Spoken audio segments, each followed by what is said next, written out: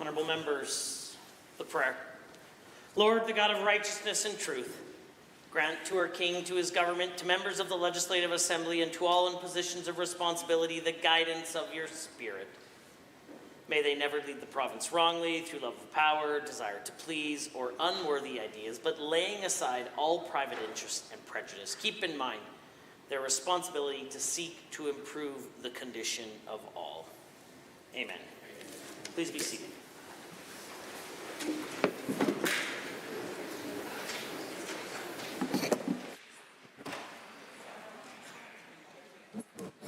Introduction of visitors. Introduction of guests. The Honourable Member for Vermilion Lloydminster Wainwright has a school to introduce. Mr. Speaker, I would like to introduce to you and through you to all members of the Legislature 35 visitors from the School of Hope that provides homeschooling services to about 1,000 students from all parts of Alberta, from Grand Prairie to Lethbridge. Please stand and receive the traditional warm welcome of the Legislature. The Honourable Member for St. Albert has a guest. Thank you, Mr. Speaker. It's my pleasure to introduce the members of the Alberta Life Lease Protection Society, Karen Dowling, Jim Carey, Cindy Farnell-Desnoyers, Richard Desnoyers, Dan Lamb, Kim Nelson, Gail Mischuk. I would have them all rise and receive the traditional warm welcome of the Assembly. The Honourable Member for Calgary Varsity.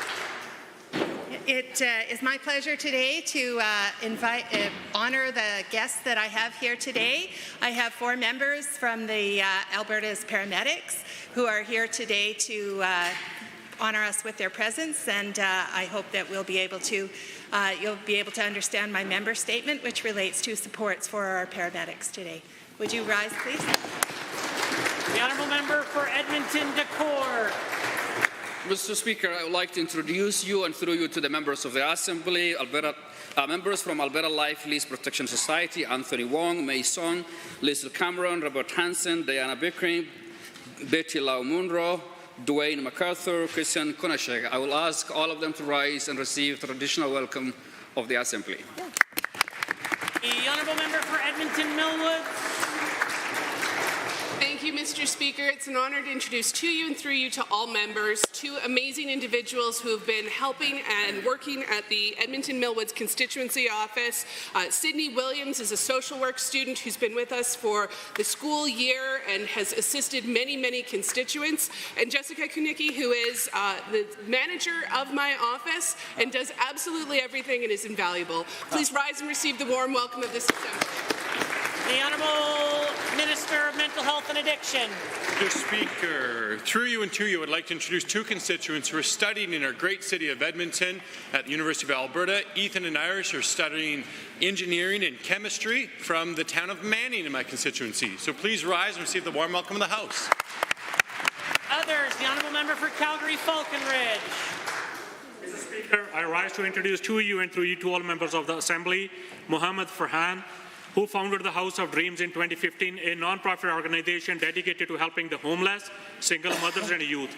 Over the years, they have grown to give back globally by caring for the most vulnerable and raise orphan kids. Please rise and receive the welcome of the Assembly. Are there others? The Honourable Member for Calgary East is rising.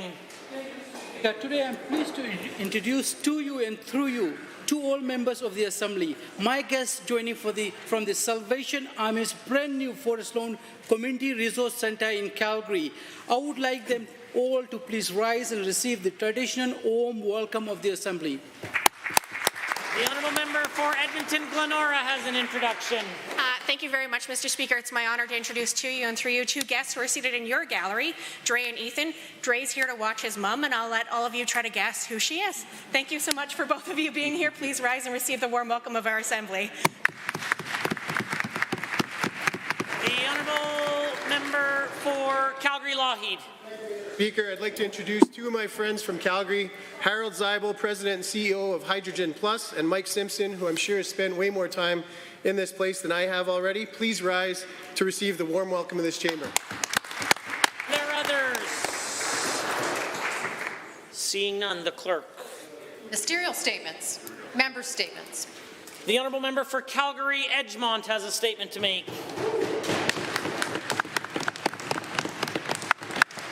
It has been 302 days since the 2023 election. As we approach the first anniversary of this election, it's important to take stock, pause, and see what the government has done since the election on May 29th. Let's start with the promises that they have kept. Okay, well now that's out of the way, let's get to all the promises that they've broken.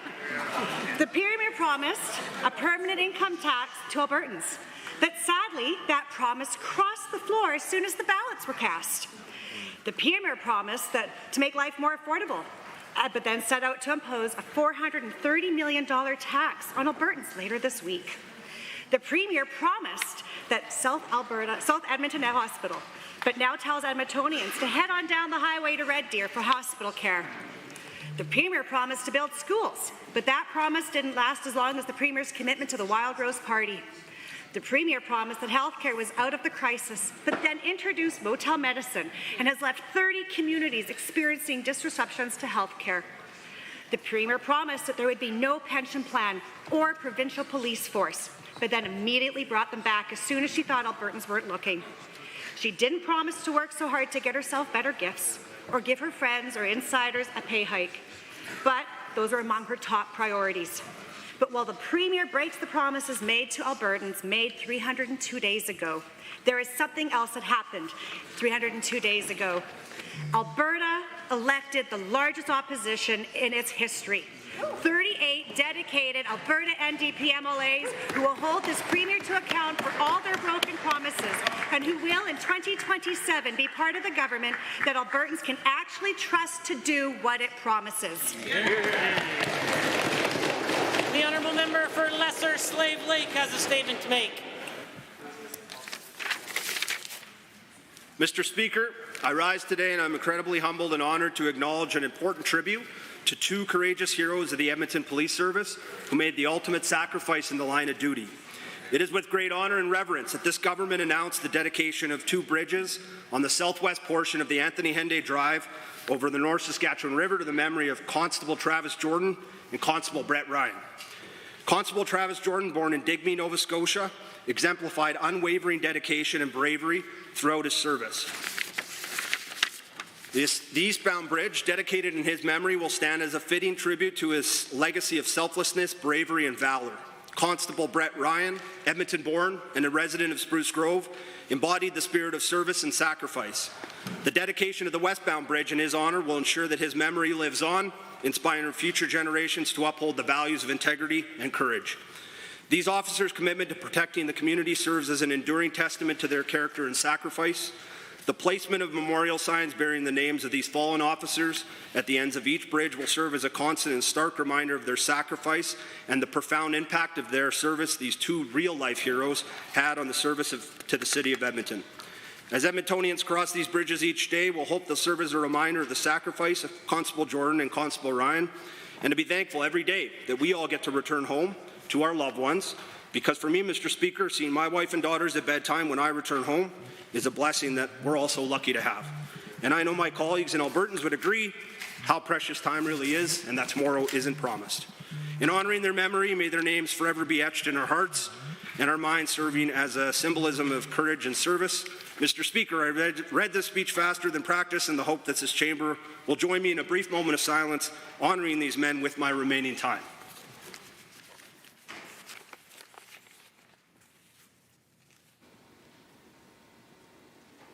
Thank you, everyone, and thank you, Mr. Speaker.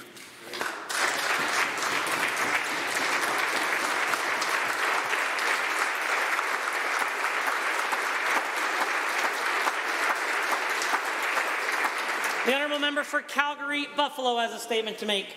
Tomorrow we will celebrate World Theatre Day. But if the UCP continues to fail our Alberta theatre community, there may soon be little to celebrate. Recently, we were contacted by Chantel Behrens from the Free Will Shakespeare Festival here in Edmonton, and she had a bleak message for the future of Alberta's theatre scene. She said the pandemic was particularly hard on theatre. Every single theatre company in Calgary, for example, is a not-for-profit, meaning a single misproduction can have a significant impact on operations. Audience participation and ticket sales are still nowhere close to pre-pandemic levels. In the meantime, under this government, the costs for production for Alberta theatres are skyrocketing, and yet they continue to consistently be ignored by the UCP. The previous UCP government's funding for the arts was abysmal. As operating expenses rose, site costs skyrocketed, staffing costs rose, utilities and insurance costs doubled and sometimes tripled. The UCP support for Alberta's theatre community diminished. Chantel's message is a mirror image of what we heard from Megan Dart from the Fringe a week ago. The Fringe may have to scale back two-thirds of its normal size, two-thirds of its normal size this year due to soaring costs in the government that simply doesn't care. It's not about funding the arts just enough to barely scrape by. It's about sustained financial support required to thrive. And Chantel says theatre is about connecting. It's about giving members of the community a place to come together, to share, and to be inspired. And I, for one, have been mightily inspired by One Yellow Rabbit Theatre, Ghost River Productions, Theatre Calgary, Grindstone Theatre, and more. And I know I'll never forget Grindstone's most recent tour de force called Jason Kenney's Hot Boy Summer. Memories from that show will stay with me forever. The Alberta NDP will always stand with Alberta's theatre community. Happy World Theatre Day, Alberta. Yeah. The honourable member for Calgary East. Thank you, Mr. Speaker. The Salvation Army is an important organization in Canada and the world. As one of the largest direct non-governmental providers of social services in Canada, I'm proud to stand in this House to show my utmost support for this wonderful organization. Their mission is to serve individuals' needs and effect positive social changes in communities around the globe. We are grateful for the generosity and appreciative of the dedication to the noble cause. The assistance offered has a significant influence on communities dealing with challenges. In 2022 alone, the Salvation Army provided 4,800 shelter, addiction, detox, and mental health beds for vulnerable men, women, and families in Canada, served 3.9 million meals and provided food, clothing, and other practical assistance to 1.5 million people.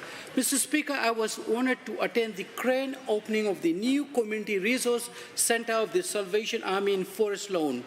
Such an amazing facility shares hope wherever there is hardship. The center can provide numerous programs to the community, including food distribution via the HEMPA program, financial literacy, English as a second language programs, youth engagement, outreach, community support, and its Christmas toy program. Mr. Speaker, many constituents of Calgary East have been utilizing such services provided by Salvation Army, and the new center in Forest Lawn will bring more support to our surrounding neighborhoods. Non-profits make a positive differences in the lives of Albertans and bring together communities to educate, shelter, heal, inspire, and nurture people of every age, race, and gender to create quality of life in our communities. Thank you, Mr. Speaker. The honourable member for Calgary Varsity is next.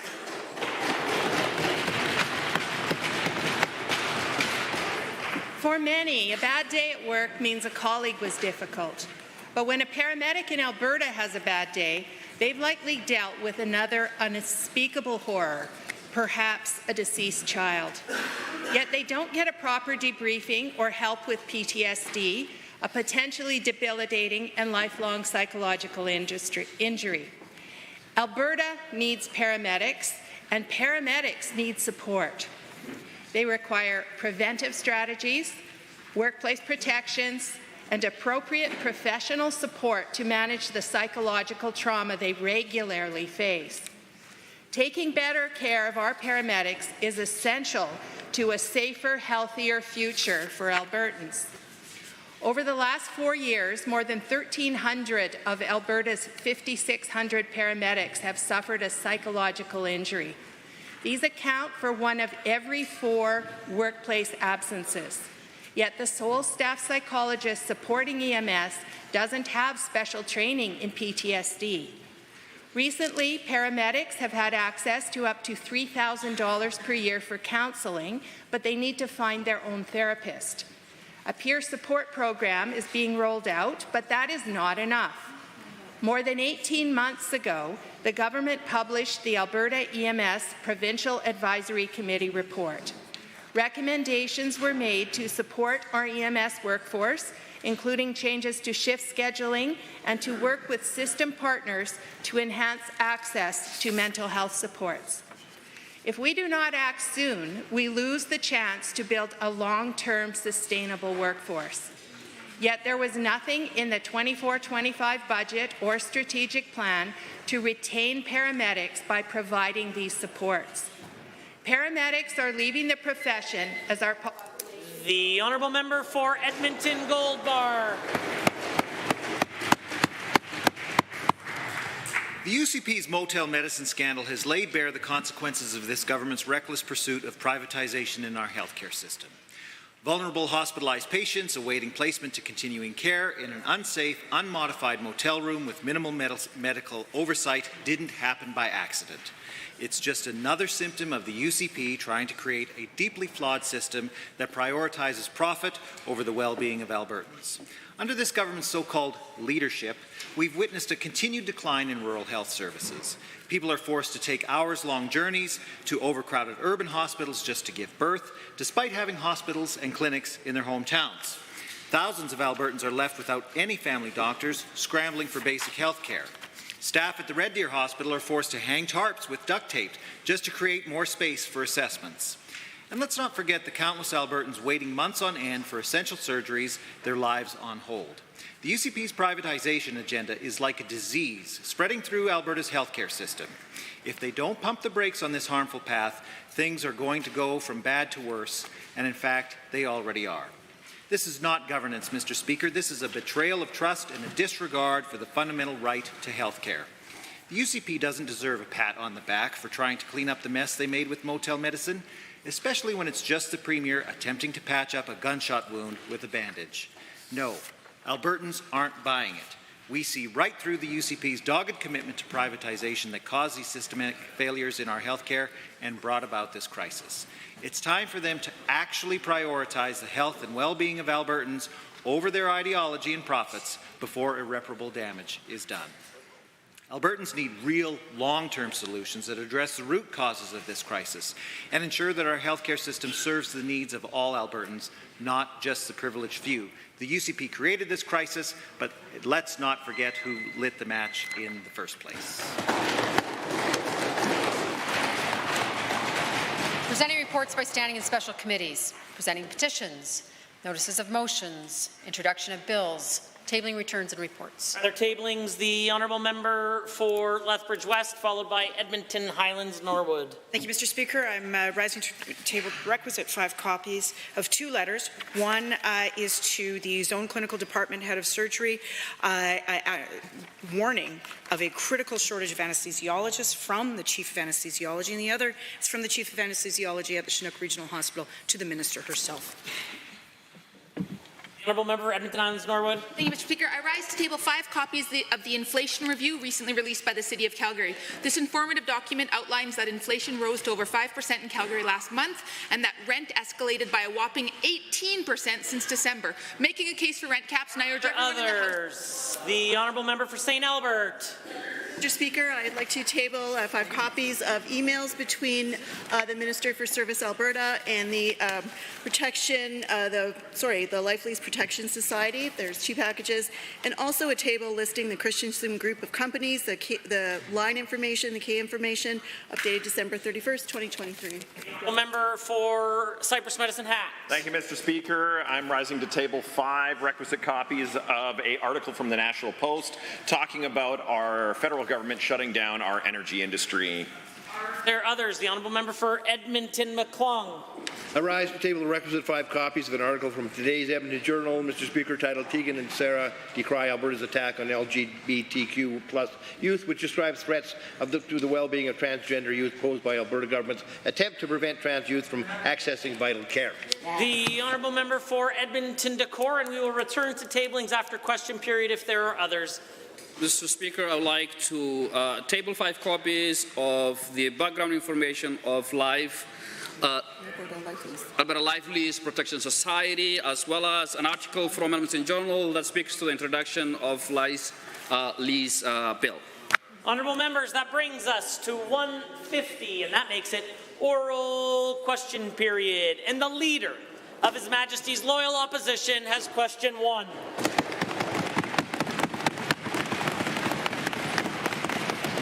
Mr. Speaker, it's been more than a week since the consequences of the UCP's motel medicine scheme came to light. Still, the Premier refuses to apologize. But the victims, their families, and all Albertans also deserve the peace of mind of knowing how this happened and that there's a firm plan in place right now to ensure it doesn't happen again. So to the Premier, will she join our call to the Health Quality Council of Alberta to have them undertake an independent public investigation into the tragic mess which is motel medicine? The Honourable the Premier. Thank you, Mr. Speaker. Actually, we'll do 3 better. We already have started 3 investigations. Right. The first is that SCSS, Income Supports Division, is investigating to make sure that income supports for things like AISH were not used inappropriately. The Office of the Public Guardian and Trustee is investigating that if these to see if these vulnerable people have been taken advantage of or abused. And Consumer Protection and Residential Tenancies through Service Alberta is making sure that they are also not being taken advantage of financially, and will investigate any fraudulent activities. Right. The Honourable Leader of the Opposition. Well, Mr. Speaker, the Premier can list all the internal reviews she wants all day long, but after all the confusion, the unpaid bills, the misinformation, the self-admitted gaps, and the general inability to describe how all of this happened, how can the Premier expect Albertans to trust her, her ministers, or anyone else conducting a review behind closed doors? This is our healthcare system. We're talking about the welfare of our fellow Albertans. So to the Premier, again, will she ensure unfiltered facts through an independent public investigation? The Honourable the Premier. Thank you, Mr. Speaker. My understanding is the Alberta Health Quality Council investigates healthcare issues. This is a social services issue. Correct. It's an agency that, whether it was being accurate or whether it was being deliberately misleading, was giving the indication that they could provide a certain level of care and certain services that quite clearly they were not providing.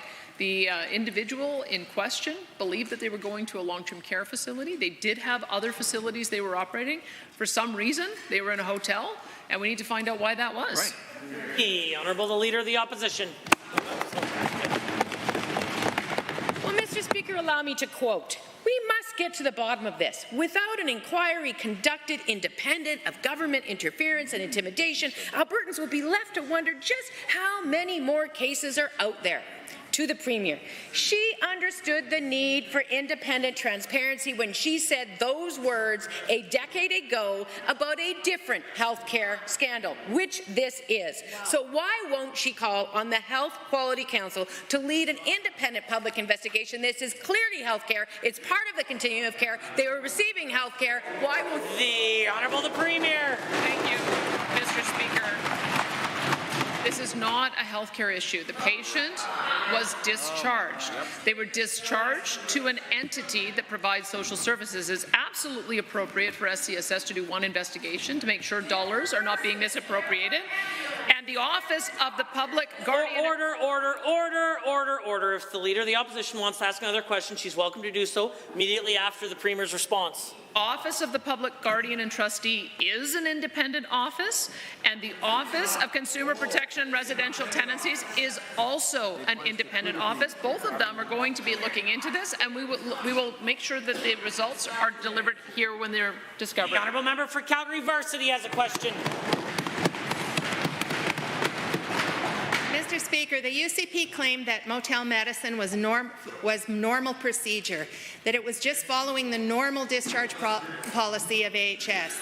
The ministers claimed that these patients chose to be sent to motel rooms, which we know is false. Instead, though, while the UCP was blaming Albertans, each other, and the victims of motel medicine, dozens of Albertans are still left in motel rooms. Albertans need answers and assurances that this will never happen again. Will the minister today table their plans for the vetting of healthcare providers in the community? The Honourable the Minister of Seniors, Community and Social Services. Mr. Speaker, again, these were not patients of the healthcare system. These are individuals living with a nonprofit organization who sold to them services that they were not adequately providing, Mr. Speaker. It is very concerning what this organization has done, which is why we have multiple investigations taking place to find out what took place with that organization, Mr. Speaker, and to hold anybody accountable, Mr. Speaker, who did not come through with the care that they promised and took money for, Mr. Speaker. But again, nobody was receiving health care in hotels, Mr. Speaker. Hear, hear. The honourable member for Calgary Varsity. The Premier refused to apologize to these Albertans for her government and ministers failing them.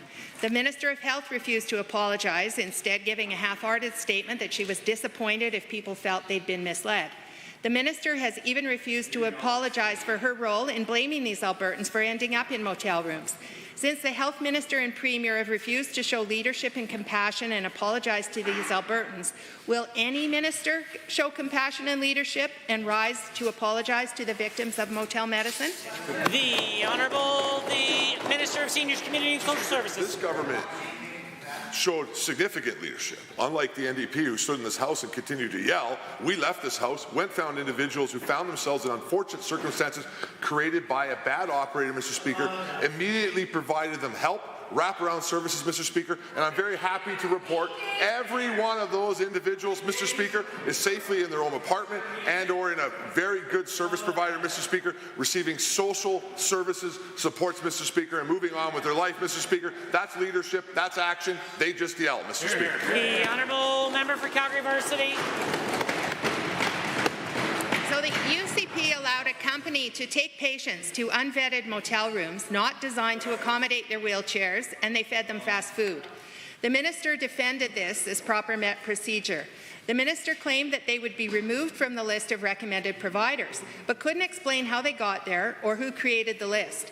Albertans are skeptical of this minister's claims, so before she or he asks to trust them again, will they table the list of providers and guarantee that every single name on it has been completely vetted? Good question. Honourable Minister of Seniors, Community and Social Services. Mr. Speaker, I think the NDP is having trouble hearing. We have done an investigation. We now know what has taken place with these individuals.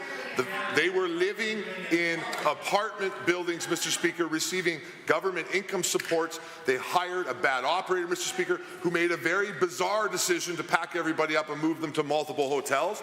This government located those individuals, brought wraparound supports around those individuals, and got them back to safety, and is investigating that operator, Mr. Speaker, to make sure that this type of stuff can't ever happen again. Hear, hear. Order. The honourable member for Calgary Falconridge. Mr. Speaker, with life leases, people hand over large sums of money to a landlord with the promise that those funds will be there when the lease ends. In exchange, they have housing stability in terms of cost and residency. But recently, that promise has been broken, and scores of Albertans and their families are owed tens of millions of dollars because the landlord is not required by law to put the funds in trust. Why is the Premier refusing to ensure current and future landlords to put these funds in trust so these Albertans can get their funds back? The Honourable the Minister of Service Alberta and Red Tape Reduction. Thank you, Mr. Speaker, and that member is right. This is an unfortunate situation these members find themselves in. You know, Mr. Speaker, we consulted with over 200 Albertans, most of them life leaseholders, many of them family members. We even met with the NDP twice, Mr. Speaker, but you know who we didn't meet with? We didn't meet with the critic for Service Alberta, the member for Calgary Falconridge. I'm not sure if he was just too busy to show up or if he didn't care to attend any of our meetings. Perhaps he can let us know. Order, order. The honourable member for Calgary Falconridge. The UCP refused to grant landlords to put these funds into trust. Surety bonds would have been a way to protect Albertans in a life lease when they loan them large sums of money. This would have gone a long way to protecting the Albertans who feel utterly failed by this UCP government and minister. Why did the minister refuse to make landlords to put these funds into surety bonds? The Honourable Minister of Service Alberta. Thank you, Mr. Speaker. Had that honourable member attended any of our consultations that he was invited to, then he would know that life leases are an affordability option in Alberta, and putting them in trust would actually kill the affordability aspect of that product. But, Mr. Speaker, we did talk about surety bonds. Unfortunately, there are no surety bonds on the market for life leases. So we wrote the legislation with enough flexibility that if a product comes on the market, we can write...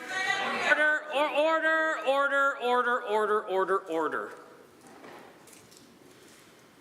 The Honourable Minister of Service Alberta has the call. Thank you, Mr. Speaker. As I was saying, we wrote the legislation with enough flexibility that if a bond becomes available on the market, we can deal with that in regulation to provide that enhanced level of protection. Order. The Honourable Member for Calgary, Falconridge. The minister promised Albertans affected by the life lease rip-off that he would listen to them on solutions. That didn't happen, and now families are feeling left out and abandoned by this government and minister. Why did the minister break that promise, refuse to consult with those who impacted real and meaningful solutions? Will he at least apologize? Honourable Minister of Service Alberta. Mr. Speaker, the only one that should be apologizing is the critic for Service Alberta, who was too busy to attend any of our consultations. But let me tell you what we did. We brought in enhanced disclosure. We brought in improved transparency. We brought in penalties, Mr. Speaker. Order.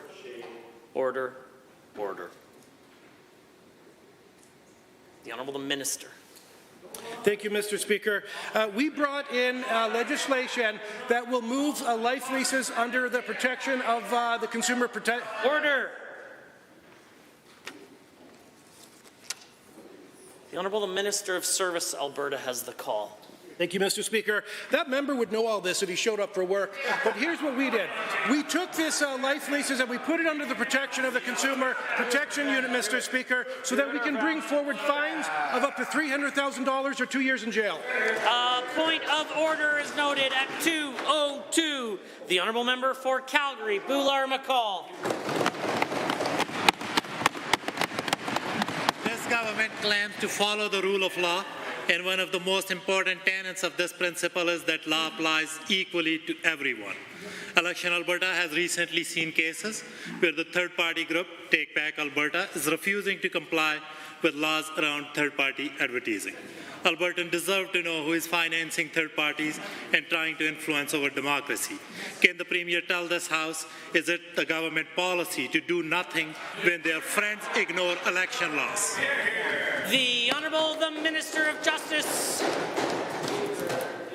Once again, we spoke about this yesterday.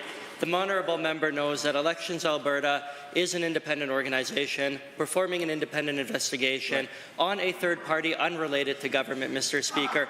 We respect the independence of that organization to conduct its investigations. We'll allow them to do their work. Unlike the members opposite, we will not interfere with that investigation. Right. Order. The Honourable Member for Calgary, Boular-McCall. Take Back Alberta held a rally outside Election Alberta last week. There are concerns that this was done to attempt to intimidate them from following through with their legal obligation to uphold Election Alberta laws. Take Back Alberta has declared that one of their intentions is to force the resignation of Election Alberta appointees, a threat against those who are enforcing election laws.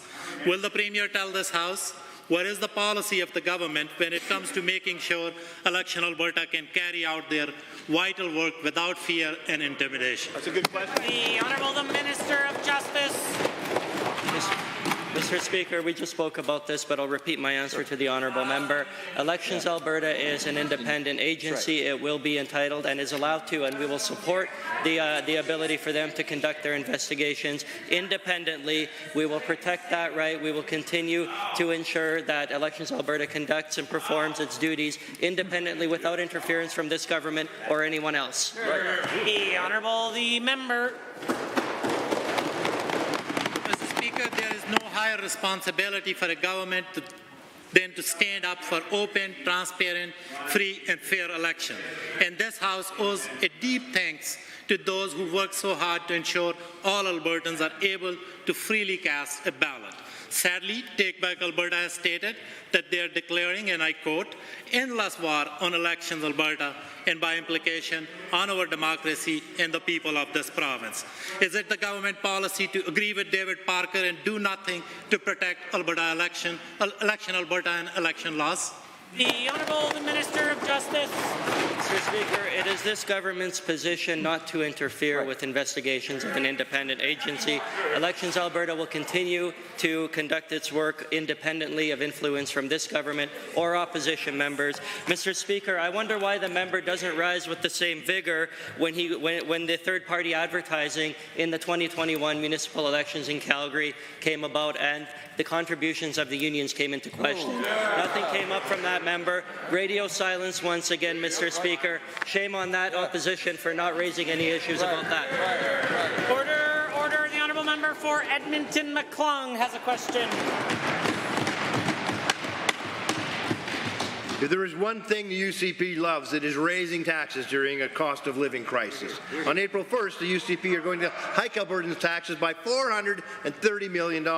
I wish I could say this was an April Fool's joke, but the only joke is how bad this government is at keeping costs low for hardworking Albertans. We stand up every day to share stories of Albertans who cannot afford life under the UCP. So to the Minister, why is the government hiking the fuel tax? Good question. The Honourable Minister of Finance, the President of Treasury Board. Mr. Speaker, I think it's important to just realize what's happening with fuel prices across this country when we think about the implications of the fuel taxes in Alberta. We have a carbon tax that's going up from $65 to $80, which is meant for you to drive less. Which is telling you this. We want this to cost more money so you can't get around the province, enjoy the province, work in the province. Whereas us, the province of Alberta, we need a reasonable fuel tax rate so we can maintain the roads and bridges and infrastructure that Albertans rely on. Honourable member for Edmonton McClung.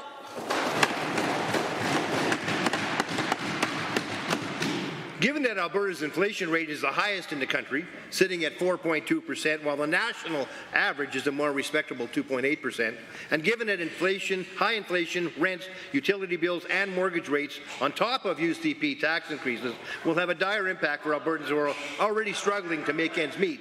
And given that every opportunity to keep costs low, this tax-loving government chooses to hike costs even higher. Order, order, order. The honourable member for Edmonton McClung is the only one with the call. Tax-loving government chooses to hike tax costs even higher. Will the minister look Albertans in the eye and admit the reason they're strapped for cash is because of this government's poor decision-making? Honourable the Minister of Finance. The opposition seems very inconsistent. They want us to increase spending. I know they don't care too much about whether the budget's balanced or not, but we have a budget that's on the floor right now that represents our linkage that we've kept to WTI price. That's a promise that we're keeping to Albertans so that when oil is high and the province is in the best position to provide that affordability that Albertans can enjoy because it's their resource, also fuel prices are the highest. When we brought in the fuel relief program, fuel prices were about 22 cents a litre higher than they are today. The program is defensible and we stand behind it. The honourable member for Edmonton McClung. Given that the government has promised Albertans time and time again that they will keep taxes low and cut taxes by $1,500 per family, and given that instead of tax cuts, the government is increasing the gas tax by 44% and took $650 million from Albertans when they de-indexed the tax code, and given that the UCP have changed Alberta from an affordable place to call home into an expensive province where Albertans pay more and get less under this government, will the minister explain to Albertans why the UCP strategy for Alberta is to price gouge the people they serve? The Honourable Minister of Finance. Mr. Speaker, always happy to explain this to Albertans, but I do think it's kind of humorous coming from that side. They want to talk about the promises we made to Albertans. I think they should focus on the little hot mess express their party has got cooking in the province right now. When you look at fuel prices across the province, the Gas Buddy report for today, the average price was $1.45 a litre in Alberta, still amongst the lowest in the country. If you look across at Ontario, $1.55 a litre. We have competitive advantage in this place. That's what we want to protect. They mentioned inflation. If you take out housing, National Bank figured our inflation rate was 1.3. People are flooding here because of the advantages. Order, order, order. The honourable member for order, order, order, order, order. The honourable member for Vermilion Lloydminster Wainwright has a question to ask. Thank you, Mr. Speaker. Alberta deserves access to healthcare services where and when they need it. Work is underway to refocus the healthcare system and ensure patient care is prioritized. But in the meantime, we need to make sure Albertans can access surgical care within clinically recommended timelines. We know that while progress has been made to improve surgical timelines, more work is needed. To the Minister of Health, what progress has been made in helping Albertans access surgeries faster? The Honourable the Minister of Health. Thank you, Mr. Speaker, and to the member. Our government is working hard to ensure every Albertan receives required surgeries within clinically recommended wait times. Steady progress has been made towards this goal, and in fact, the latest wait list data shows more Albertans are receiving surgeries within clinically recommended times than they did since 2020. Mr. Speaker, we will continue to invest in improving operating rooms across the province and further prioritizing initiatives like the Facilitated Access to Specialized Treatment, or the FAST program, and the Rapid Access Clinic pilot to reduce surgical wait times. Mr. Speaker, we're making good progress. The honourable member for Vermilion Lloydminster Wainwright. Thank you, Mr. Speaker, and to the Minister for that answer. Given that we know this government has made progress in improving access to surgeries, and given that we know there is more to do to help Albertans access surgical care, where and when they need it.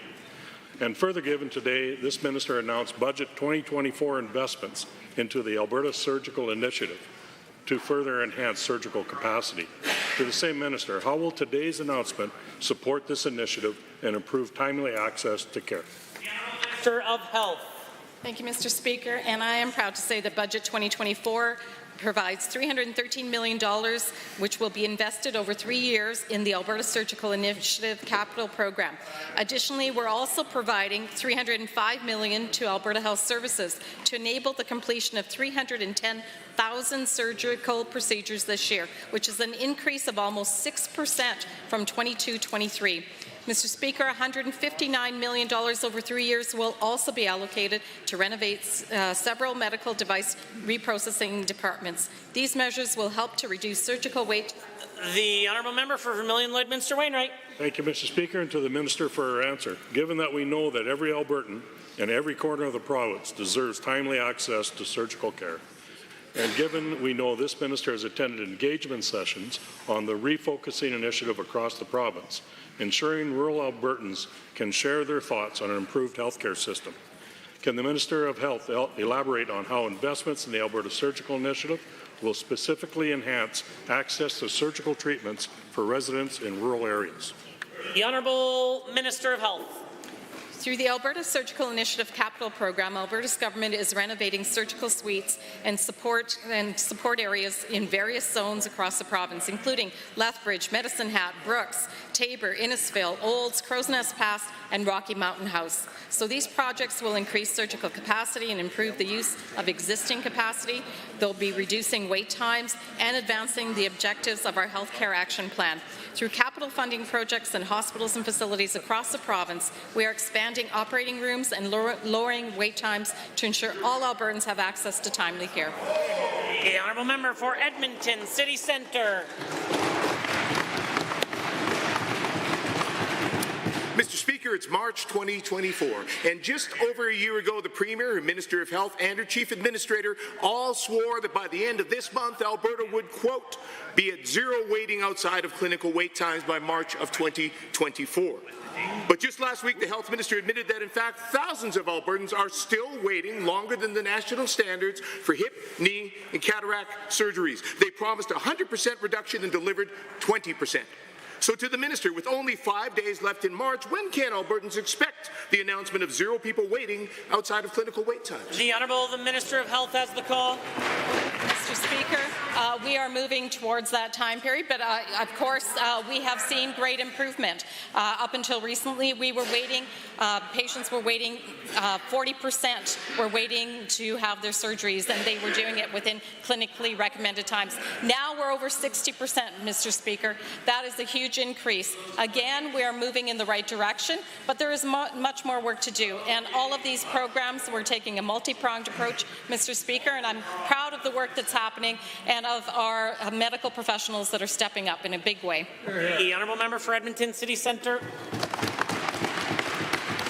Given that national standards for wait times are based on the time from when a patient and doctor agree to surgical treatment to when the surgery is actually performed, but given that the UCP recently told columnist Don Braid they're moving the goalposts, instead of measuring from when the surgeon is ready to treat. Can the minister clarify why they're abandoning the accepted national standard, why her business plan and announcement today include no performance metrics at all? Is it to try to conceal their utter failure to live up to the grand promise they made last year? The Honourable the Minister of Health. Mr. Speaker, in fact, we are seeing much improvement. Wait times for knee and hip replacements have greatly improved. As of September, about 53% of hip replacement surgeries were completed within the clinically recommended timelines, compared to 38% in September of 2022. For knee replacement surgeries, about 48% were completed within clinically recommended times in September of 2023, compared to 30% the year before. We're continuing to make good progress, Mr. Speaker. More needs to be done. I've said that, and we are committing dollars to make sure it happens. Now the honourable member has another opportunity. Lots of numbers, no metrics. But given that the Premier changes eras faster than Taylor Swift, back in May she was in her say anything to get elected era, now she's in her promises are meant to be broken era. And given that Albertans deserve a leader they can trust who follows through on commitments they make during a campaign, and not a government who instead moves the goalposts to hide their failures and misrepresent the facts, will the Minister of Health explain why this government continues to put its political interests ahead of people's needs, hiding the truth while Albertans live in pain and the healthcare system continues to be pushed further into crisis? The Honourable the Minister of Health. Mr. Speaker, while the members opposite continue to practice political theatre, we on this side of the House are making sure we're actually dealing with real problems. Real people waiting for surgeries are now, more of them are absolutely able to get their surgeries done within the clinically approved timelines. And we are using CIHI data, Mr. Speaker. We will, in fact, make sure that we continue to increase those numbers. We are seeing 310,000. We've allocated over $300 million to make sure that over 310,000 surgeries will be done in 24-25. The honourable member for St. Albert.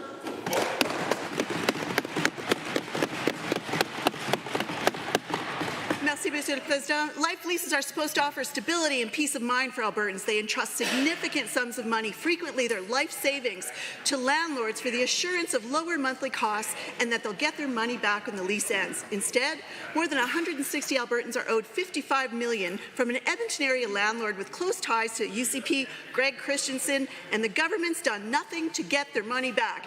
To the Minister of Service Alberta, why is the government refusing to help these folks get their money back? They're right here. They're waiting for an answer. Yep. The Honourable the Minister of Service Alberta.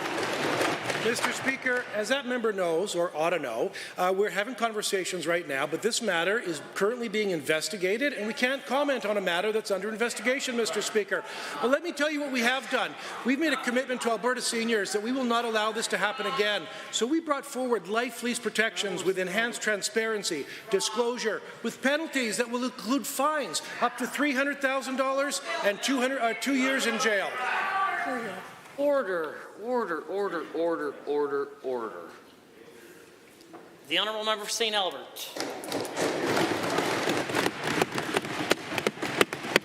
Given that during an embargoed news conference on Bill 12, the Minister of Service Alberta and Red Tape Reduction mused about offering a bailout to Greg Christensen in the life lease fiasco. Given that this is an insult while families are struggling to deal with this, can the minister confirm that if a bailout were to be offered, only the affected residents and their families would get the funds, not unscrupulous landlords? They're watching. They want an answer. The Honourable Minister Minister of Service Alberta. Mr. Speaker, I can assure the member that we are not looking to offer a bailout. But other than that, I can tell you that this matter is in front of the investigators and is being investigated, so we can't comment any further. I will tell you this, though, Mr. Speaker, we have brought forward some very practical, very pragmatic protections that are going to make sure that in the future. Order.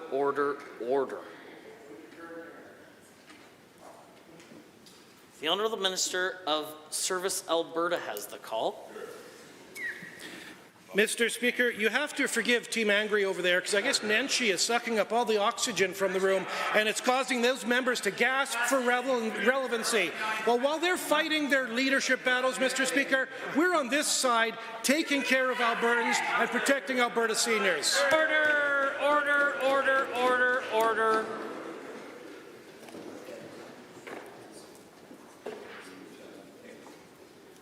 The member for St. Alberta has the call.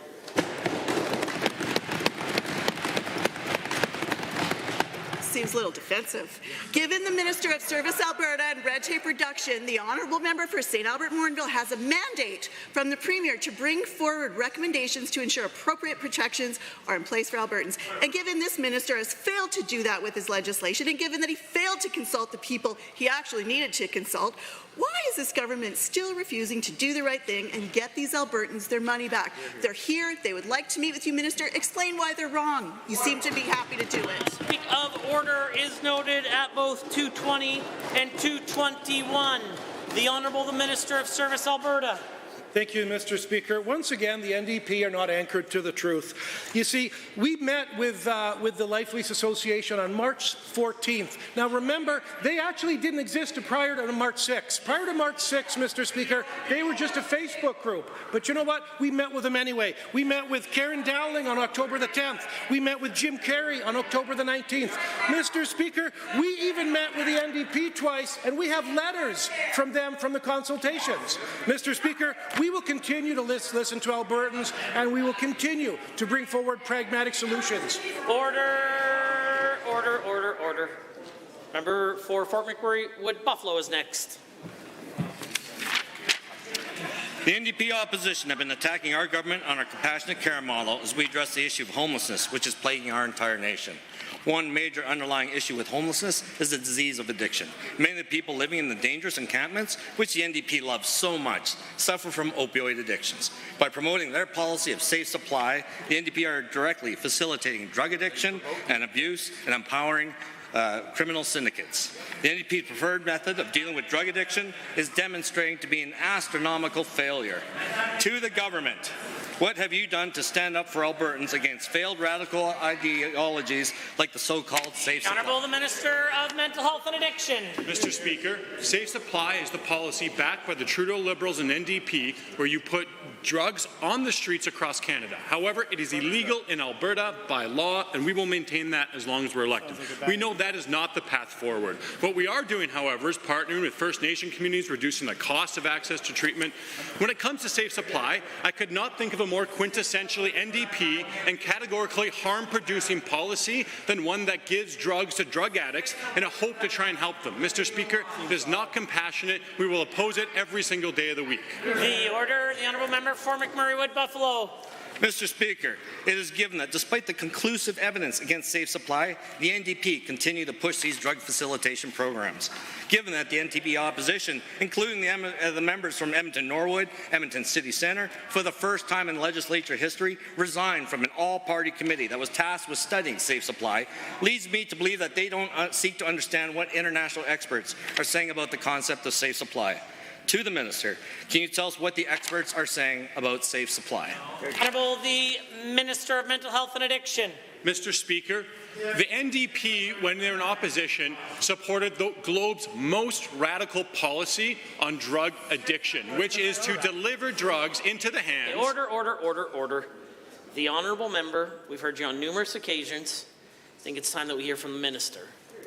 Mr. Speaker, the NDP policy on communication is to throw it at a wall and hope it sticks like a Jackson Pollock and then call it beautiful. Safe supply is a horrible policy, Mr. Speaker, and the experts agree. 72 doctors recently wrote to the minister in BC saying that they believe it is harmful. We see the BC provincial health officer admitting that diversion is commonplace. Mr. Speaker, not in Alberta. The honourable member for McMurray-Wood Buffalo. Thank you, Mr. Speaker. It is given that the RCMP have made drug busts which have yielded thousands of pills identical to the ones provided by the federally funded safe supply programs.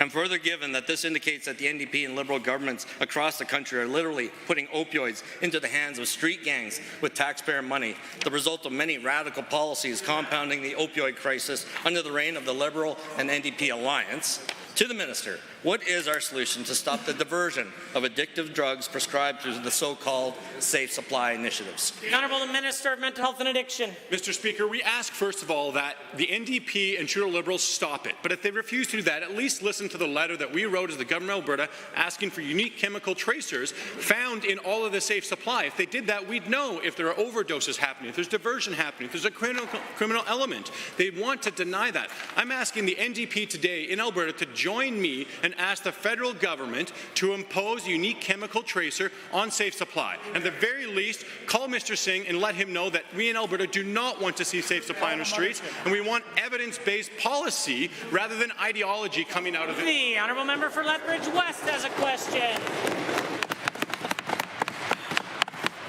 Quote, there is an impending healthcare crisis at Chinook Regional Hospital. There will be a severe shortage of anesthesiologists by the spring of 2024. Quote, we will be so short-staffed we may not be able to provide emergency call coverage, including maternity care. Those are the words of the Chief of Anesthesiology in Lethbridge to the Minister of Health. And in response, the Minister said there are 15 anesthesiologists in Lethbridge. There are only 9. This is an insult to every physician in Lethbridge who are being gaslit about the existence of 6 theoretical or imaginary colleagues. What will the Minister do to avert this looming surgical wait time and healthcare crisis in Lethbridge? The Honourable the Minister of Health. Thank you, Mr. Speaker. We are working hard, and of course Alberta Health Services is working extremely hard to make sure that we have the anesthesiologists we need right across the whole province.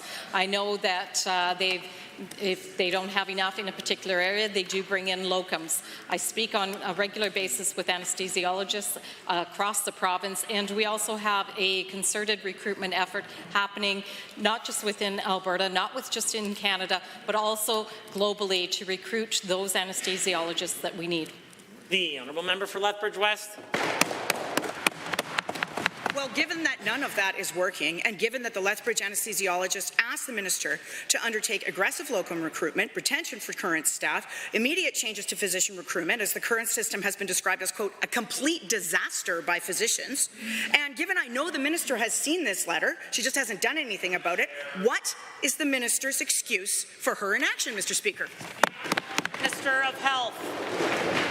Thank you, Mr. Speaker. Again, the members opposite are not being honest in this particular regard, Mr. Speaker. We are working diligently to recruit anesthesiologists as well as other healthcare professionals right across the whole province. Alberta Health Services has a workforce strategy.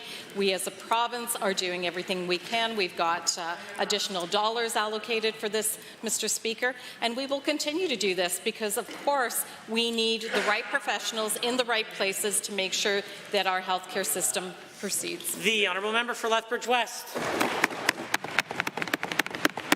Well, given, Mr. Speaker, that none of that is working and we are on the precipice of a massive healthcare crisis in Lethbridge, given that physicians from Lethbridge have asked the Minister to, quote, reallocate funds from the Alberta Surgical Initiative towards supporting physician staff, as, quote, the expansion of infrastructure is useless if there's no staff to deliver the care. And given that this Alberta Surgical Initiative is code for healthcare resources being funneled towards expensive for-profit private surgical clinics, will the Minister abandon her private healthcare fool's errand and listen to the physicians of Lethbridge and avoid this crisis?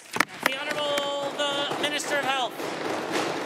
Mr. Speaker, again, a lot of political theatre on that side, but the actual facts are by the College of Physicians and Surgeons of Alberta, at the end of December, there were 11,738 physicians registered in Alberta. This reflects an increase of 331 from January of 2023 to December 31st of 2023, Mr. Speaker.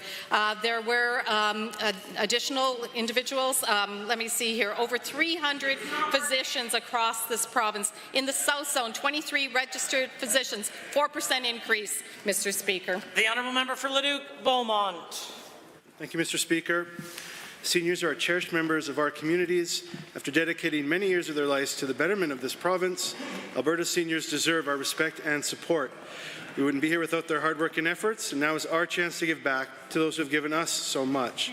However, there are many aging Albertans who feel anxious about rising costs and affordability. Could the Minister of Seniors, Communities and Social Services please share what our government is doing to help provide seniors with the support they deserve? The Honourable the Minister of Seniors, Community and Social Services. We start off with making sure that we continue to have the highest senior benefits anywhere in the country, Mr. Speaker. We've also made sure that we've taken steps to index those benefits, Mr. Speaker, to keep up with inflation. And I'm happy to report to the House that we have the lowest poverty rates among seniors anywhere in Canada, which shows that the efforts that we do here in Alberta are working. We also continue to invest in supports to be able to make sure that seniors can remain in their homes or within their communities for as long as they want to and or are able to, so they can remain in the communities that they built, including bringing forward grants for things like snow removal and landscaping to be able to make sure that we don't have to bring seniors into the healthcare system if they don't need to be. The honourable member for Leduc Beaumont. Thank you, Mr. Speaker, and through you to the Minister. Given that many seniors in my constituency of Leduc Beaumont and seniors in many communities across Alberta are struggling to find adequate, affordable housing options, and given that many seniors' housing options have high demand and long wait times, can the same Minister please share what our government is doing to support more affordable housing options for Alberta seniors?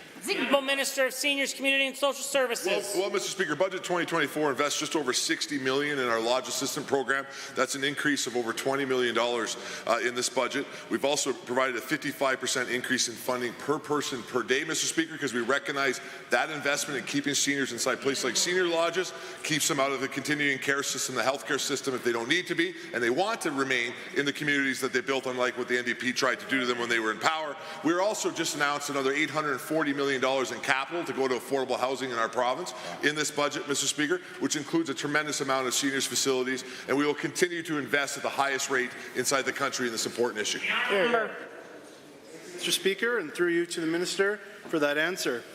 Given all the great work that this UCP government is doing to help seniors find the housing they need to retire with peace and dignity, and further given that I know this government is taking even more steps to provide housing when and where Alberta seniors need it, can the same Minister please share how these specific steps will help seniors age in their own communities?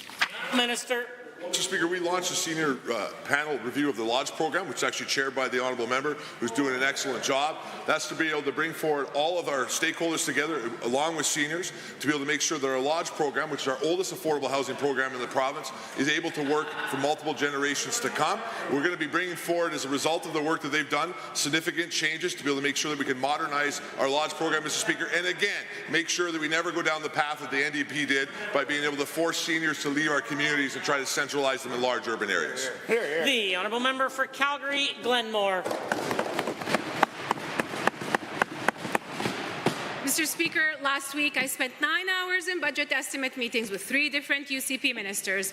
While the UCP has singled out renewables in the name of liability management, the government has no plans to address the estimated $260 billion in other energy liabilities that Albertans could be on the hook for growing under the UCP's watch. These are liabilities in oil and gas, oil sands, and pipelines. When will the Premier turn her attention to liabilities in oil and gas and protect taxpayers from this looming crisis? Good question. The Honourable the Minister of Energy.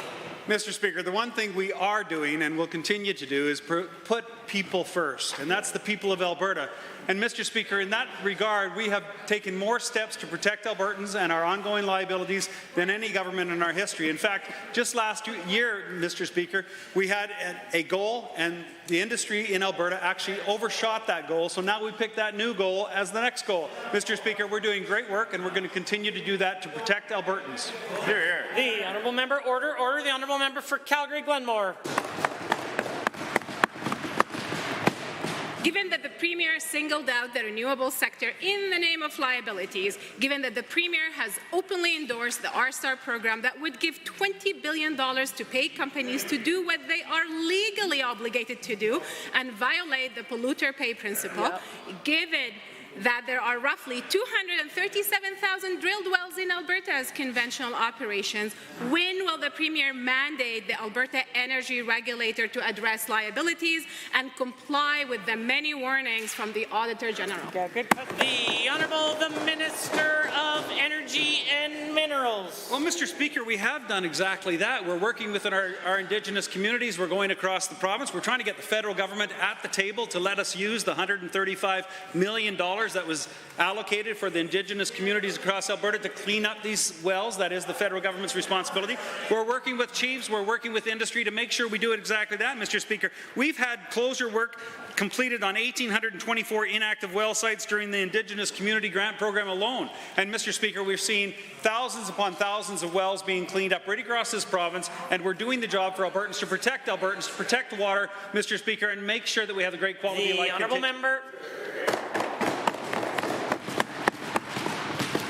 Given that we learned that oil sands liabilities increased from approximately $34 billion in 2022 to around $47 billion in 2023, given that the Auditor General has raised the alarm twice and recently said the Environment Department has not made satisfactory progress in implementing our recommendation, can the Premier explain why this isn't a priority for her government and why both her Energy and Environment Ministers cannot explain this 40% increase in liabilities? The Honourable the Minister of Environment and Protected Areas. Mr. Speaker, and as we had an opportunity to talk about in our estimates, we are taking a hard look at ways to strengthen the reclamation and liability system. My department is currently reviewing the Mine Financial Security Program and looking at whether changes are needed. We will also continue to pilot new reclamation approaches, Mr. Speaker. We remain fully committed to Alberta Polluter Pays principle, where industry fulfills its responsibility to remediate and reclaim land for future generations. And Mr. Speaker, the latest AER annual report shows more sites being reclaimed than ever, more funds being invested into cleanup work than ever, and more action being taken by industry than ever before. Wow. The Honourable Member for Edmonton Manning, the official opposition Deputy House Leader. Mr. Speaker, during estimates, the Minister of Jobs, Economy and Trade said that wildland firefighter families are eligible for the Hero Fund, which is a one-time payment of $100,000 if they die in service. This is false, Mr. Speaker. The family of the wildland firefighter pilot who died last year was apparently not eligible for the program. Since the minister believes they should be, will he change the regulation to include wildland firefighters? The Honourable the Minister of Jobs, Economy and Trade. Our government is very appreciative of our firefighters and our paramedics who put their lives on the line to provide important services to Albertans. We are constantly reviewing the supports and programs that we have in place for our firefighters. I just met with firefighters this week, actually, Mr. Speaker, and we committed to evaluate our current programs and supports and to step them up where it is appropriate. Thank you. The order the Honourable Member for Edmonton Manning. Wildland firefighters are not the same as municipal firefighters, and given that wildland firefighters and municipal firefighters fight different types of fires, and given that all firefighters deserve to be protected while facing risk that comes from the complexity of structural fires versus extremely hot wildland fires, will the minister commit to a safety assessment for PPE to ensure all firefighters have the equipment to keep them safe when they have to work in both fire settings? The Honourable the Minister of Jobs, Economy and Trade. Our government is obviously willing to look at any way that we can improve the safety of our firefighters, which includes regulations and rules regarding their equipment. So I'd look forward to any submissions from that member opposite, and also I'm happy to meet with the firefighters to continue to hear their recommendations for how we can improve their safety and their equipment. The honourable member for Edmonton Manning.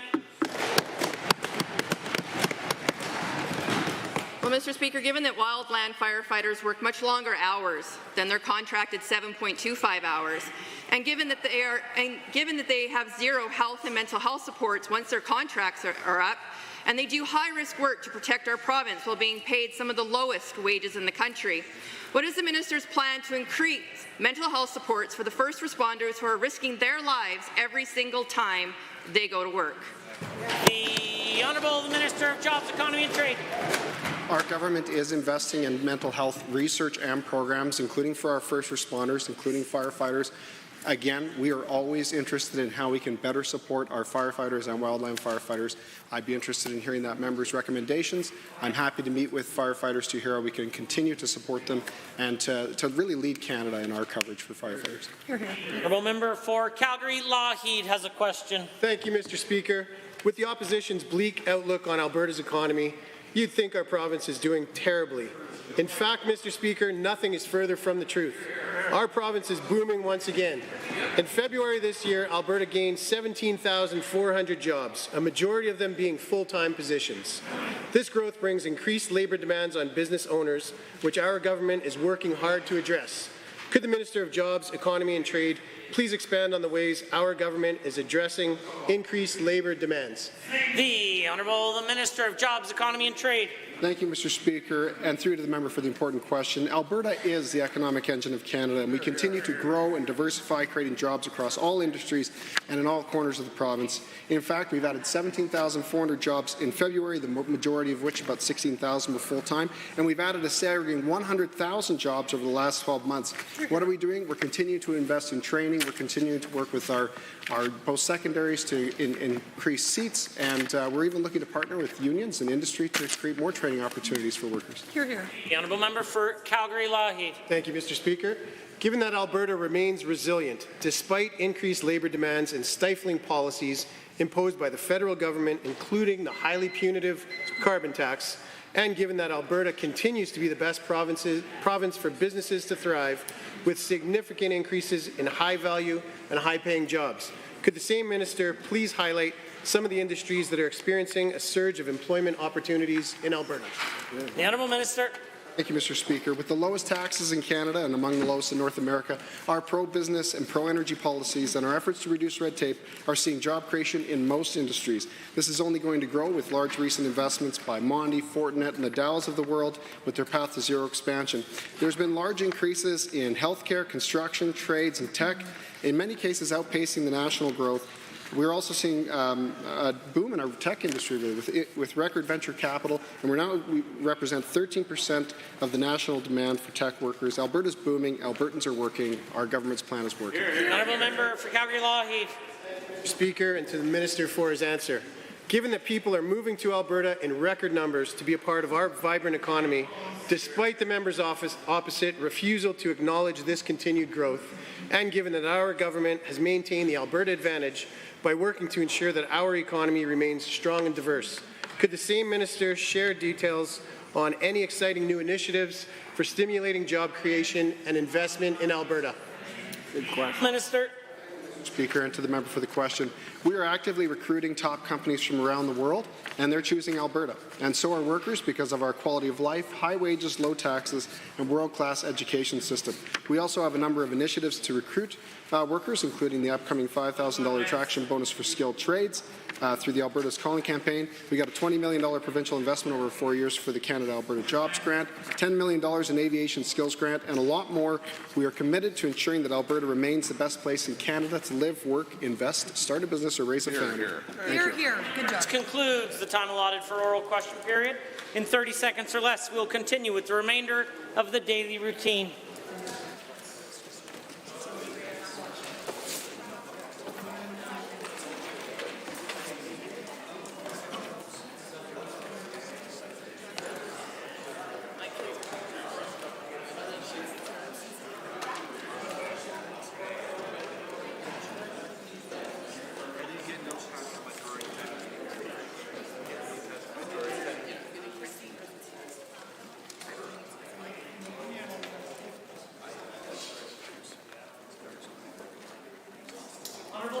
members, at the call of oral question period, we were at tablings. I am not sure that there is any others, but I am happy to double check. No one standing for tablings, just for other reasons? The clerk. Tablings to the clerk.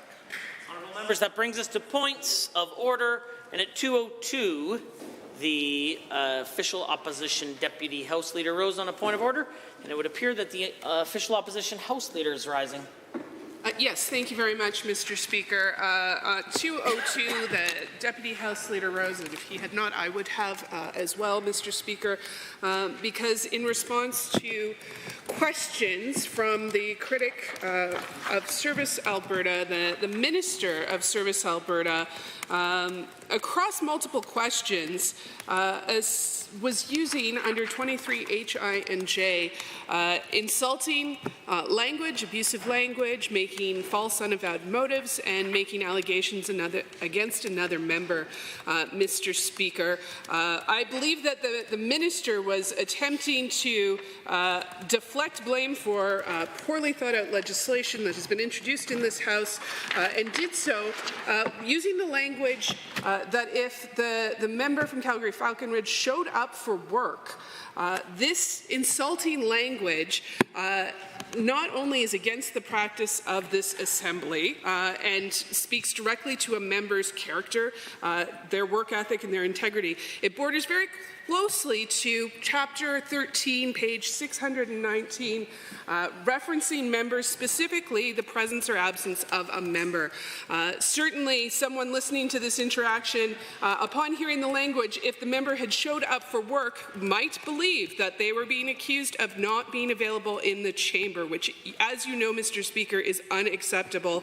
And speakers have upheld this prohibition on the grounds that there are many places that members have to be in order to carry out all the obligations that go with their office. I think that the language that the minister chose to use to defend his own lack of work on a bill that was very disappointing to many members here in this chamber and in the gallery was certainly regrettable. I believe this is a point of order. Hurling insults back and forth like this, Mr. Speaker, does not help decorum, does not help the debate in this place. I hope that this is ruled a point of order, as you have when members on the other side have said goodbye when members were leaving the chamber, or in other ways implied that our members and any member is not doing their job as a legislature.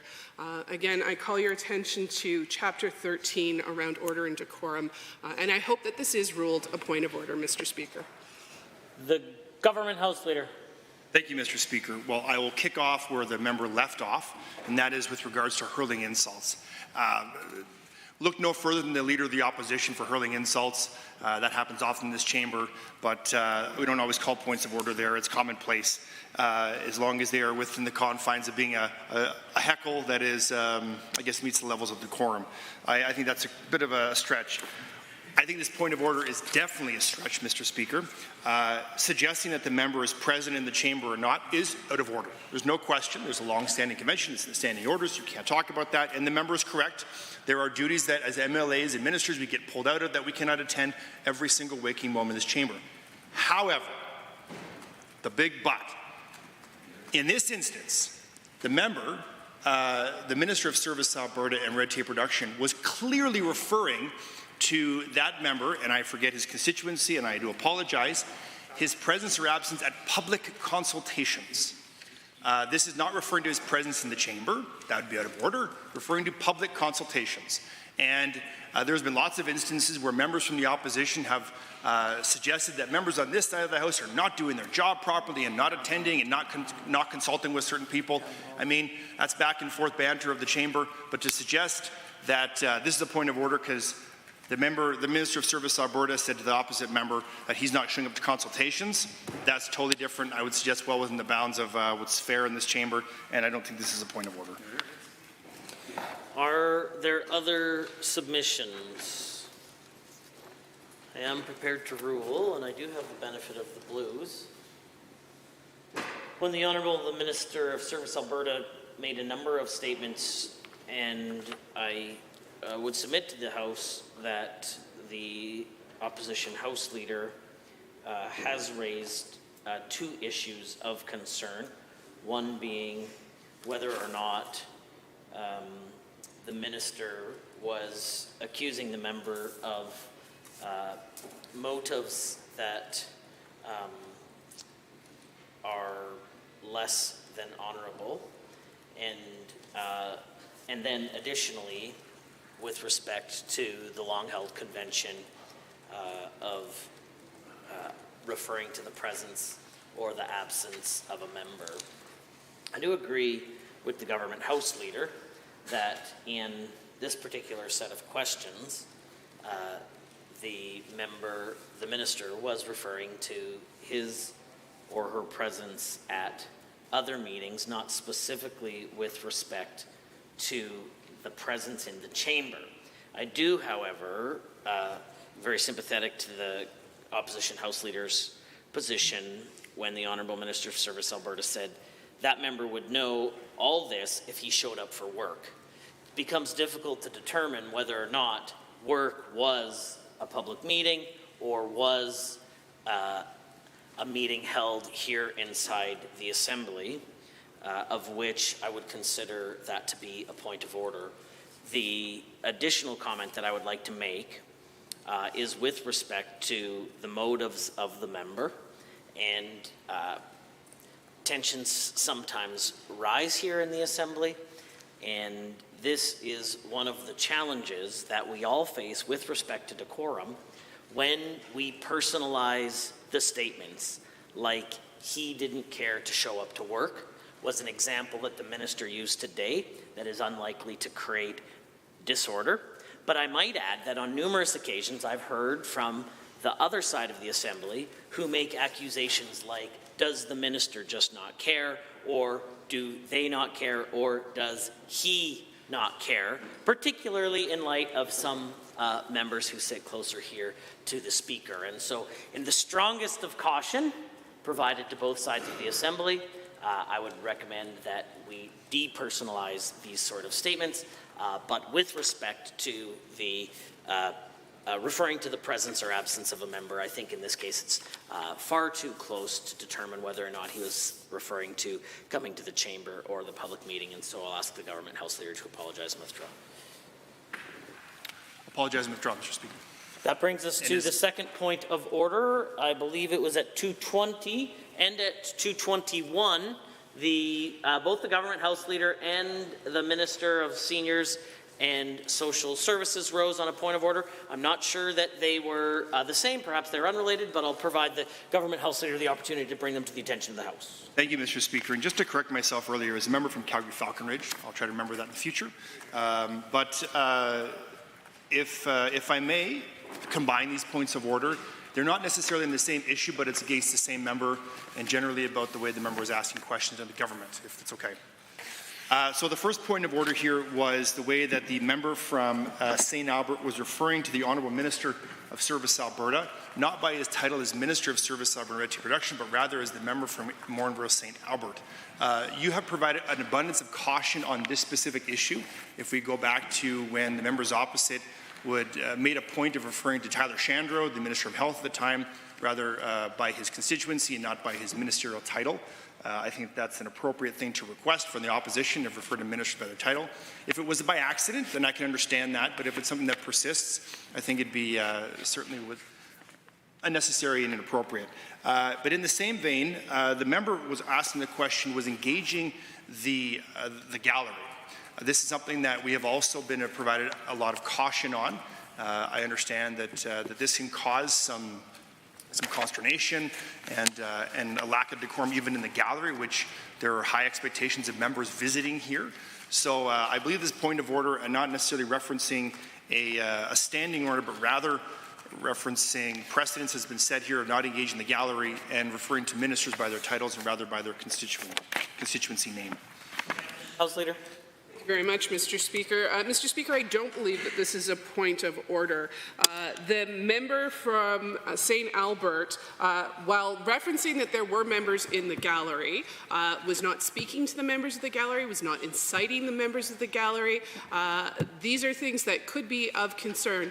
Referencing that members are here and in the gallery is entirely within order, and in fact was done just yesterday by the member for Leduc-Beaumont when doing his tablings regarding the support for Bill 204. During debate, when there are members in the gallery mentioning that they are here, their presence or absence has been a long-standing practice and certainly has happened many, many times in my 9 years in this Assembly. I do not believe that the member for St. Albert was inciting in any way, shape, or form, but merely pointing out the presence of these displeased individuals. The member also, and apologies, Mr. Speaker, because I may be misremembering, but the government House Leader referred to concerns around the appropriate use of titles. I did not, having not heard his argument, have the chance to go back and review previous speakers' rulings, which I will happily do so. I believe he's referring to when titles other than ministerial title or constituency were used in debate, more made-up names, Mr. Speaker, referring to members in this Assembly not by their names but by either their title or their constituency. I believe that is appropriate, Mr. Speaker, but I look forward to your ruling. Certainly the member for St. Albert was attempting to engage respectfully on a highly charged issue.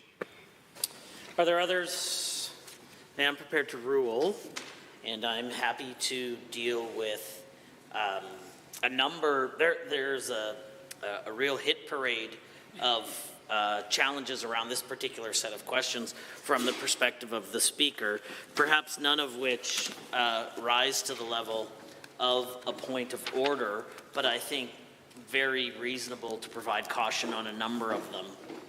First and foremost, I do agree that there is a significant difference between mentioning the presence of individuals in the gallery and engaging with those members.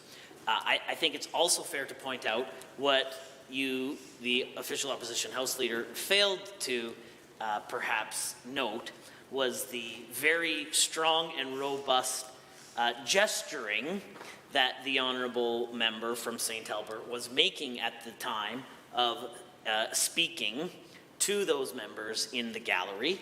And it's not just a common practice, but in fact very clearly states in House of Commons Procedures and Practice, Chapter 13, page 610, that any member participating in debate, whether during in the House or the committee, must address the chair, not the House, a particular minister or member, the galleries. It's very clear that it speaks to the galleries, and it is important that while I'm happy for people to indicate the presence of individuals in the gallery who may be interested, I don't think that it's appropriate for us to be gesturing to them, doing things that we can bring them down into the debate. They have no place here in the debate. They are merely observers, and I agree it is unhelpful, and so I would encourage members to not do that, and I've provided caution to both sides of the Assembly on this particular issue. With respect to the other point on addressing ministers or members by their name, questions are to be made to ministers in the area of their responsibility. It is certainly not in the area of responsibility of the member for Morinville St. Albert to answer a question with respect to his or hers particular area of responsibility, and so I think it could be viewed as a disrespectful position to call them merely by their constituency name. I know that I have provided caution in the past, in previous assemblies, with respect to the then Minister of Health, and while there was large spread disagreement on his performance at the time, there certainly was correction with respect to calling him the member for Calgary Acadia when expecting him to answer a question in his area of responsibility, the Minister of Health. The last thing that I might just remind all members of the Assembly, and in particular the member for St. Albert, that all questions after number 4 are to be done without a preamble. I think we saw good examples of what happens to decorum when that isn't followed. I consider all these matters dealt with and concluded. That was not a point of order, but an opportunity for correction. We are at orders of the day, orders du jour. Government bills and orders for second reading. Bill 14, Appropriation Act 2024. Honourable Mr. Horner. The Honourable Minister of Finance and the President of Treasury Board. Thank you, Mr. Speaker. I would like to move second reading of Bill 14, the Appropriation Act 2024. This act will provide funding authority to the offices of the Legislative Assembly and the Government of Alberta for the 2024-2025 fiscal year. This includes the following amounts from the General Revenue Fund: $158 million for the Legislative Assembly, $61 billion for the public service, including the government's various ministries and departments, $53.8 billion for expense, $3.7 billion for capital investments, $1.8 billion for financial transactions, and $2 billion in contingency funding to help the government to respond to disasters and emergencies, including wildfires and droughts. Altogether, this funding will ensure the government has the resources it needs to continue providing Albertans quality programs and services over the coming fiscal year, as laid out in Budget 2024. Budget 2024 is a responsible plan for a growing province. It strikes the right balance between meeting Albertans' needs today and creating a bright, sustainable economy for the next generations. Budget 2024 invests in vital public services and infrastructure for Albertans, and it maintains our commitment to fiscal responsibility, including saving for the future. Our positive fiscal trajectory continues with another balanced budget. This includes a forecasted surplus of $367 million in 2024-2025. The future is promising.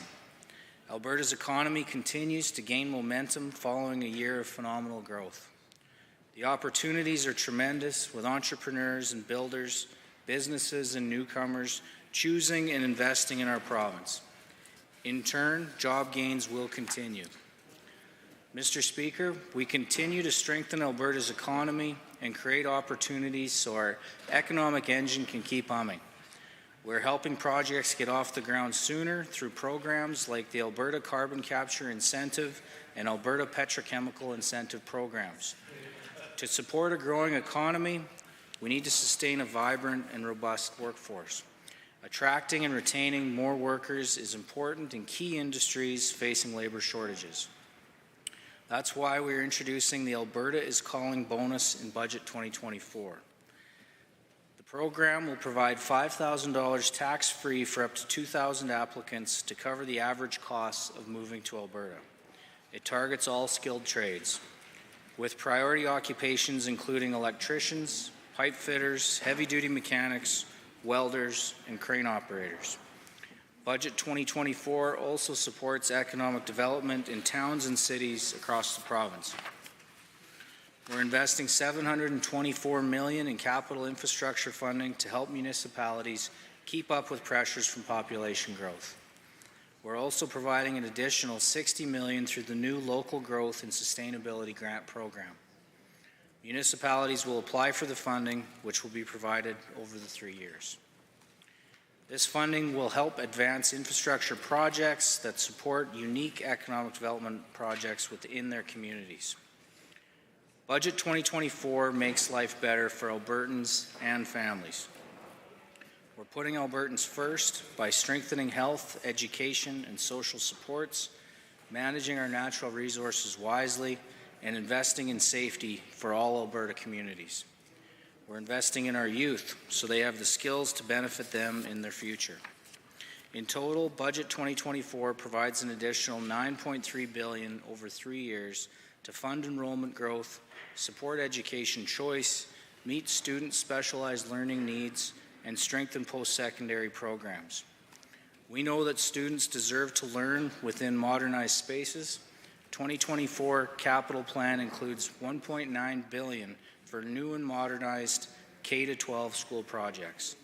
This includes funding for 43 high-priority projects, which will provide 35,000 spaces for students, create jobs, and revitalize communities across Alberta. Budget 2024 also commits $26 billion this year to strengthen healthcare, the largest healthcare budget in Alberta's history. We know access to quality healthcare is the top priority for Albertans. They deserve timely access and quality services. Funding will modernize Alberta's primary healthcare system with $475 million to help every Albertan access their own family doctor or healthcare professional. This is important with a growing population. That's why we're investing $26 million to the University of Lethbridge Rural Medical Teaching School. This program will train doctors in smaller communities with the intention they remain in those communities where practitioners are needed the most. Albertans also deserve safe communities and a fair and efficient justice system. Budget 2024 invests $553 million to support public safety and emergency services. We're also protecting Albertans, communities, and businesses from natural disasters. $206 million over the next 3 years will improve our wildfire management strategy. This money will enhance the province's ability to fight wildfire with more personnel and equipment on the front lines. Investments will support wildfire response readiness, air tanker and night operations, as well as volunteer and community wildfire response programs. Our government is taking action on several water projects to protect our province from drought. The budget invests more than $250 million for irrigation projects across Alberta. This money will be a relief to farmers and agricultural producers who work tirelessly to get food onto Albertans' tables. We're also investing $539 million over 3 years in municipal and regional water and wastewater projects across Alberta. All communities deserve reliable water services. It's why we're taking strategic action now. Further investments include $251 million for flood and drought mitigation projects over the next 3 years. These investments will promote sustainable growth, protect the natural environment, and ensure uninterrupted access for water for Albertans and Alberta businesses. We must prepare Albertans and communities for the upcoming summer season this year and beyond. Our commitment to responsible fiscal management remains essential to keep our finances on track. We are targeting spending to address key priorities and relieve pressures. We're maintaining fiscal balance and encouraging sustainable economic growth and prosperity. Our robust fiscal framework ensures the government continues to control spending, save for the future, and pay down debt. We're using the good fortunes of today to make sure future generations won't be on the hook for costly decisions. Budget 2024 is a responsible, balanced budget that reflects the results of our government's commitment to fiscal responsibility while ensuring Albertans continue to have access to the programs and services they rely on. It builds upon our economy's strength and keeps that momentum going. Our province is growing, and Budget 2024 responsibly funds programs and services for Albertans now and into the future. We're putting families first. We're investing in stronger health care and education, safe communities, and social supports for Albertans. And we're planning now for a better future. We're spending responsibly today and saving for tomorrow. Colleagues, I ask you to support this bill today and help us deliver on our responsibilities to support Albertans and a promising future for our province. Thank you. There are others that wish to join the debate on second reading of Bill 14. Seeing the honourable member for Calgary, Glenmore. Thank you, Madam Speaker. I rise today to speak about Bill 14, the Appropriation Act. There has been a lot of budget pomp and circumstance, but the job of the official opposition is to mute this noise and focus on what story the numbers actually tell us. I want to start by saying that this budget missed the opportunity to signal investments in a low-carbon future. and to future-proof our province. And this is why. We are in a race to attract low-carbon investments to Alberta. The Inflation Reduction Act, or the IRA in the U.S., is transforming the energy industry's outlook and the energy investment space. Capital is flowing in places where there is policy certainty and where jurisdictions signal that they understand we live in a carbon-constrained future. Neither Alberta nor Canada will be able to match the deep pockets of the IRA that subsidizes low-carbon tech through taxpayer money. But Alberta has the Technology Innovation and Emissions Reduction System, TIER, and TIER manages emissions from industry and provides revenue, which is then invested in emission-reducing technologies. We learned through budget estimates that some of the TIER revenue goes to the energy war room, the same war room that spent $22 million on a media campaign last year. A reminder to the members opposite, TIER fund is an industry levy that should never be invested in the war room. Why isn't the government investing 100% of TIER funds in emerging tech to incentivize new investments in Alberta? Thanks to the Minister of Finance, yesterday we also learned in the supplementary supply debate that the Energy Ministry also funds the war room. This money should be de-risking tech and attracting investments in low-carbon tech that will lower emissions and fund rebates for Albertans, not funding the UCP war room. Mr. Speaker, I cannot help but wonder, where are the so-called fiscally responsible conservatives in this UCP caucus? This budget also lacked carbon contracts for difference, or CCFDs. CCFDs are a financial measure signaling to companies a price guarantee backed by government. It gives companies certainty to invest in emerging technologies. The beauty of CCFDs is that it drives investments to almost no cost to taxpayers. Why didn't the government bring carbon contracts for difference? This is a tailored, made in Alberta approach to ensure we're positioned to attract and compete for low carbon investments like storage, hydrogen, and renewable energy. Madam Speaker, we have $12.5 billion in revenue from bitumen royalty. While this is impressive, it also underscores Alberta's dependency on resource revenue. A reminder that we need to invest in new sectors to diversify our revenue. Alberta has a revenue diversity problem. I asked the Energy Minister about his plans to support emerging industries like geothermal energy. I did not get an answer. For starters, how does the minister square boasting about geothermal energy when this government banned geothermal energy development under its self-defeating moratorium? My biggest question is, how are the rules developed by the Alberta Energy Regulator under the Energy Ministry being impacted by the new rules around renewable energy development? The uncertainty around the new renewable energy rules are immense, and we don't even know what they mean at the moment. And I'm afraid this mismanagement in renewable development will also impact geothermal energy development.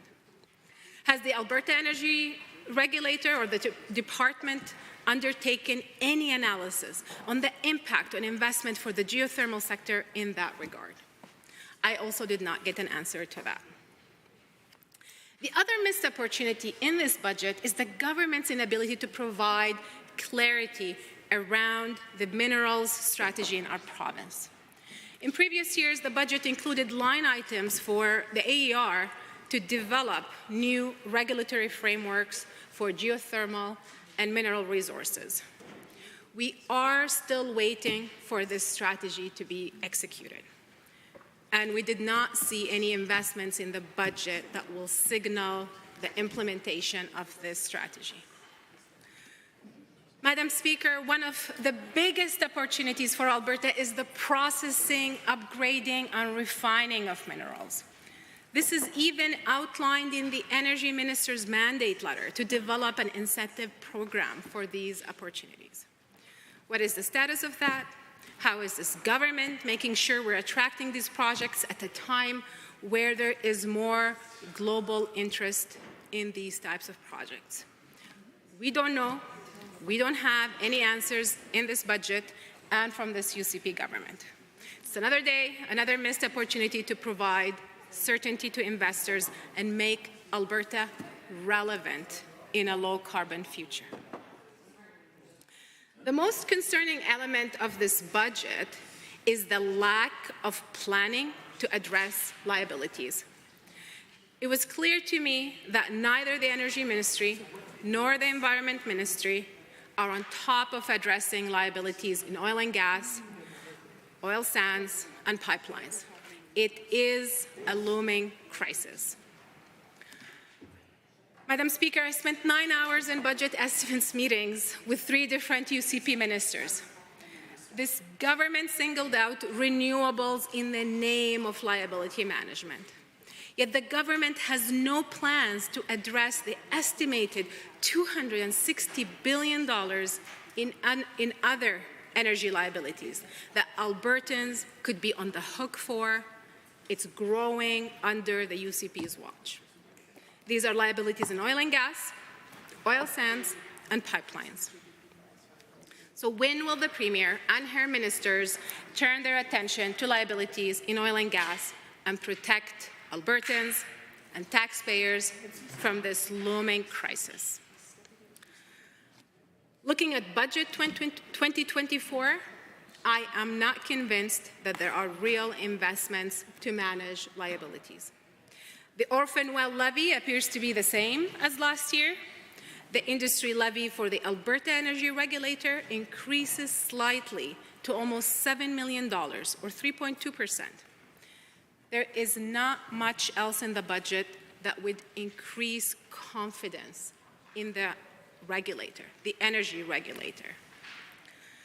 Madam Speaker, the AER has lost the confidence of Albertans because the government has failed to clearly mandate this energy regulator to address liabilities.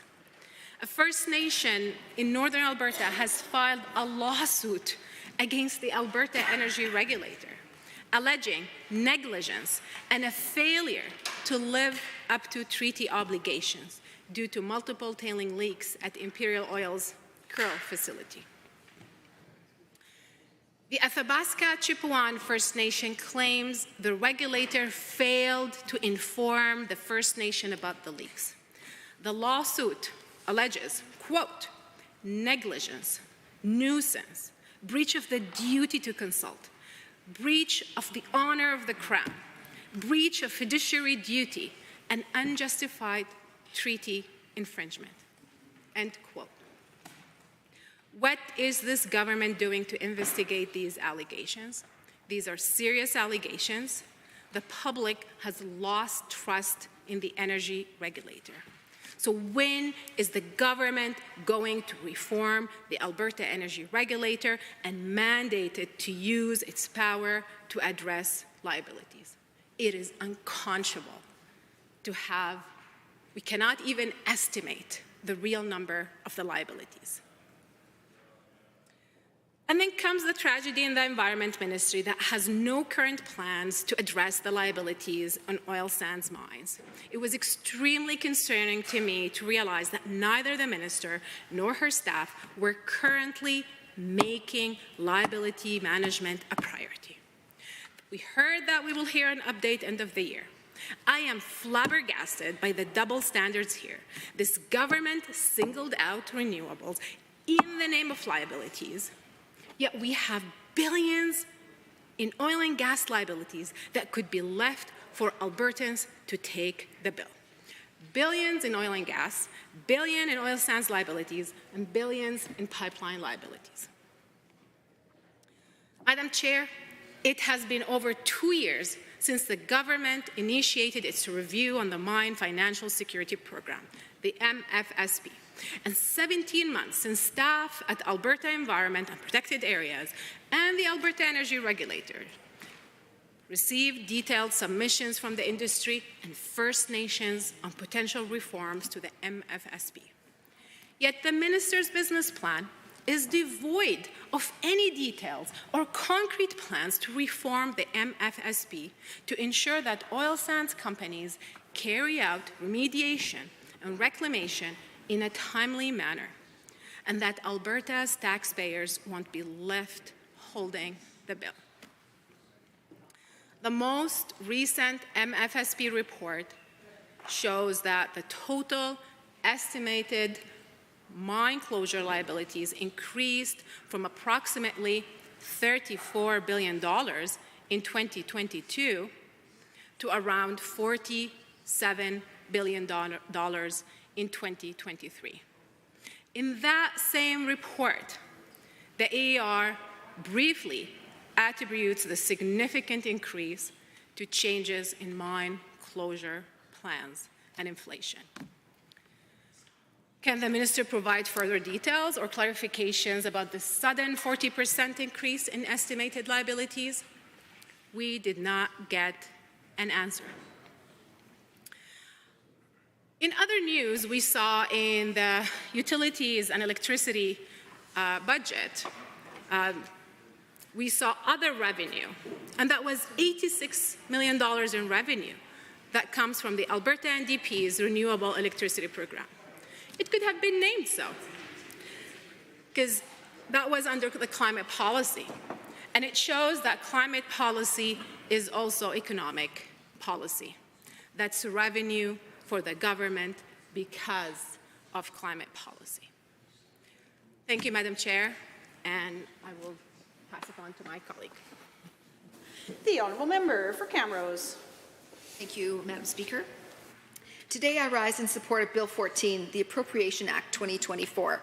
Before I delve into the specifics of Bill 14, I'd like to first express my appreciation to the Minister of Finance and President of Treasury for the tireless work he has invested in crafting Budget 2024. The Minister of Finance has taken the time to listen to Albertans from across the province on what matters to them, and this government has worked hard to ensure that this budget continues to strengthen healthcare and education, build safe communities, and manage resources wisely to support a growing province responsibly. The challenges the minister faces in delivering this budget were no small hurdle. Somehow, in the face of these challenges, the minister has crafted a budget which manages to remain fiscally responsive without jeopardizing the services which Albertans value. The fiscal responsibility portion stands as uniquely important to me as an elected official. When I first decided to run for public office, it was the thought of saddling future generations with debt they didn't earn that motivated me. It is truly unthinkable to burden our children with the consequences of our reckless spending. Now, perhaps the members opposite and their friends in Ottawa don't see this as a burden and as a big deal, but that view could not be further from reality for me. The 2024-25 budget will spend over $3 billion on servicing the debt alone.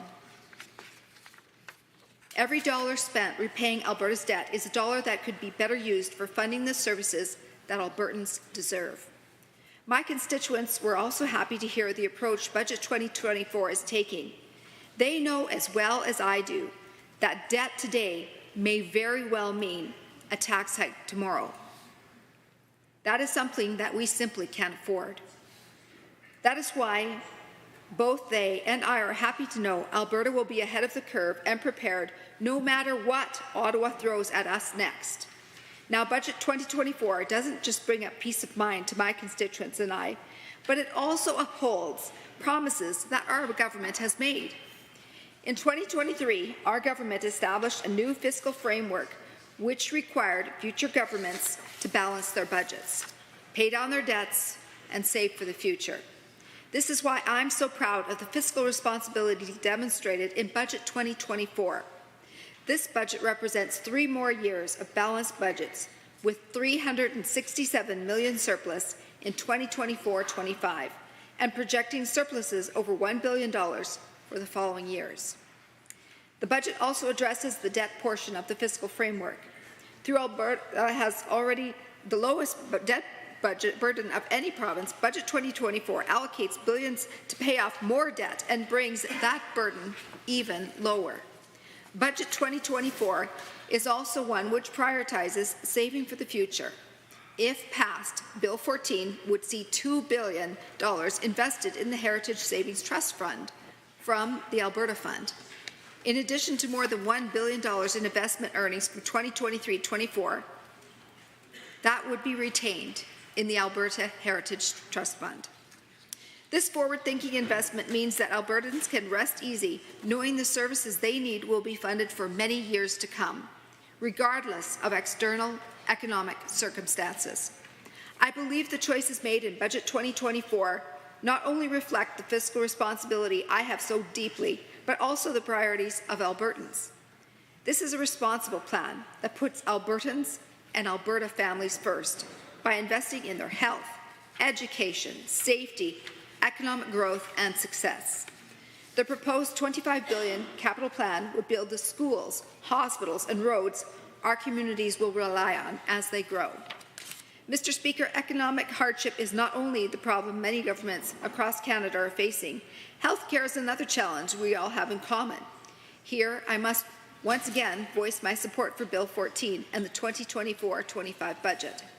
If passed, Budget 2024 would also invest $475 million to continue modernizing Alberta's healthcare system with prudent investments and initiatives to improve access to family doctors, improve primary health care for Indigenous communities, and develop a compensation model for nurse practitioners.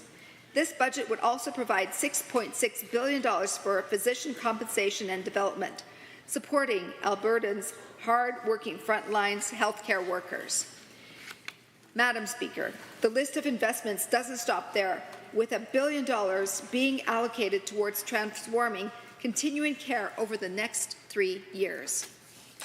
Through Budget 2024, if passed, Alberta's government will also ensure that anyone suffering from the deadly disease of addiction or facing mental health challenges has an opportunity to pursue recovery, with $1.5 billion invested to continue building the Alberta recovery model.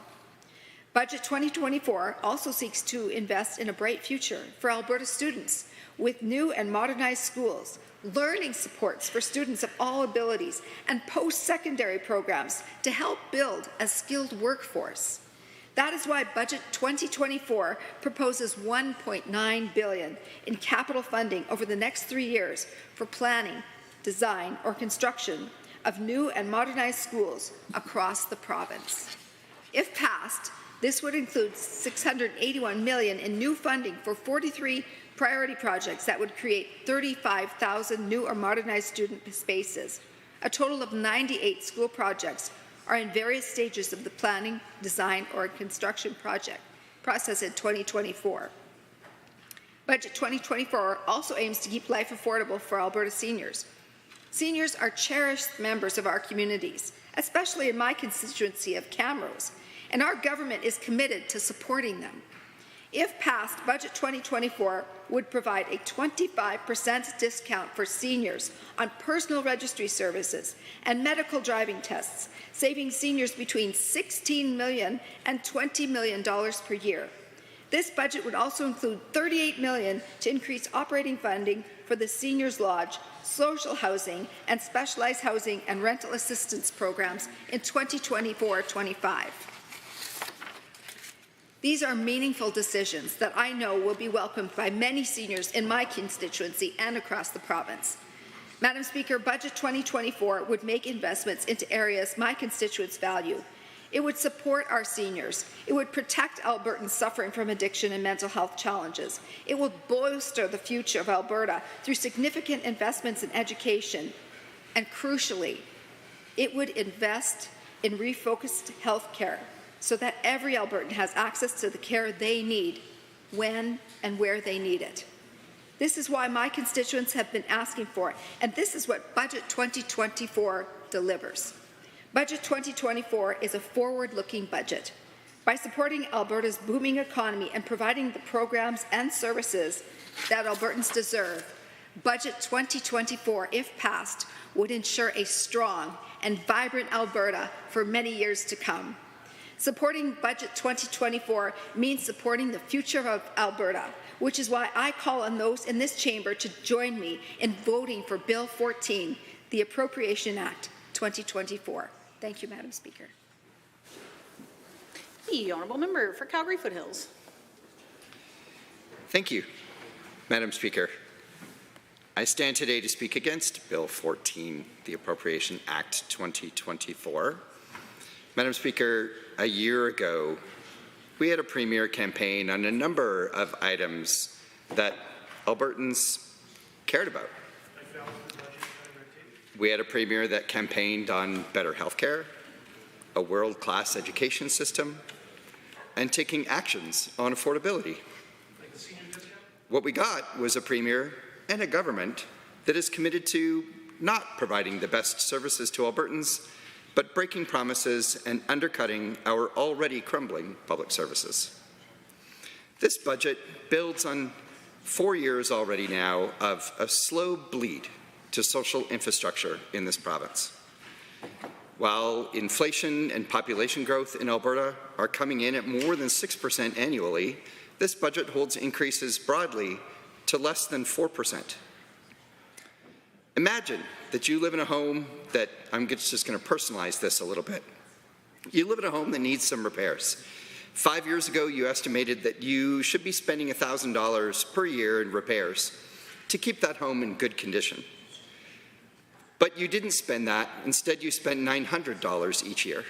Now here we are, 5 years later, with a deficit of $500 on top of the $1,000 in repairs that you thought that you needed.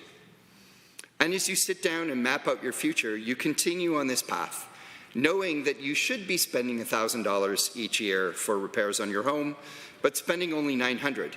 And in 5 years' time, you'll find that you still need to be spending that, what you should be spending $1,000, but now you have a deficit in spending on taking care of that home of $1,000.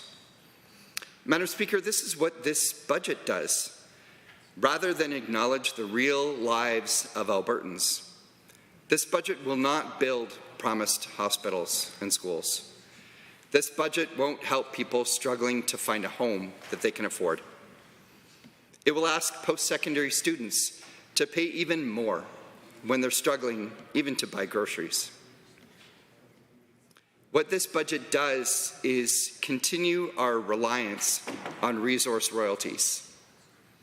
Comprising about 20% of the revenue in this budget, this government is banking on higher prices to balance the books.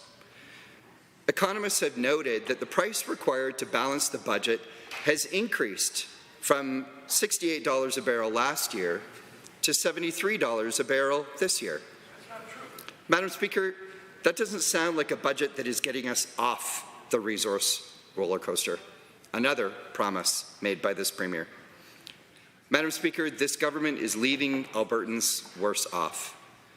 Alberta has the lowest recorded wage growth in the country, and with wages increasing slower than inflation, many Albertans are struggling financially, and this government isn't helping. This government promised lower taxes and addressing affordability for Albertans, but rather than deliver that, what they have delivered is increases to land title registration levy, where Albertans will now pay $550 on average for mortgage registrations. They've decided that they are decidedly against reducing carbon emissions, and they will now levy a $200 a year flat tax on electric vehicles. Fees are increasing for international qualification assessment services and the Alberta Advantage Immigration Program, while this budget is cutting funding available to newcomer and multicultural support. While this government had promised an attraction bonus for healthcare workers, this will now apply only to trades workers. This budget doesn't address utility costs and auto insurance rates that are now the highest in the country.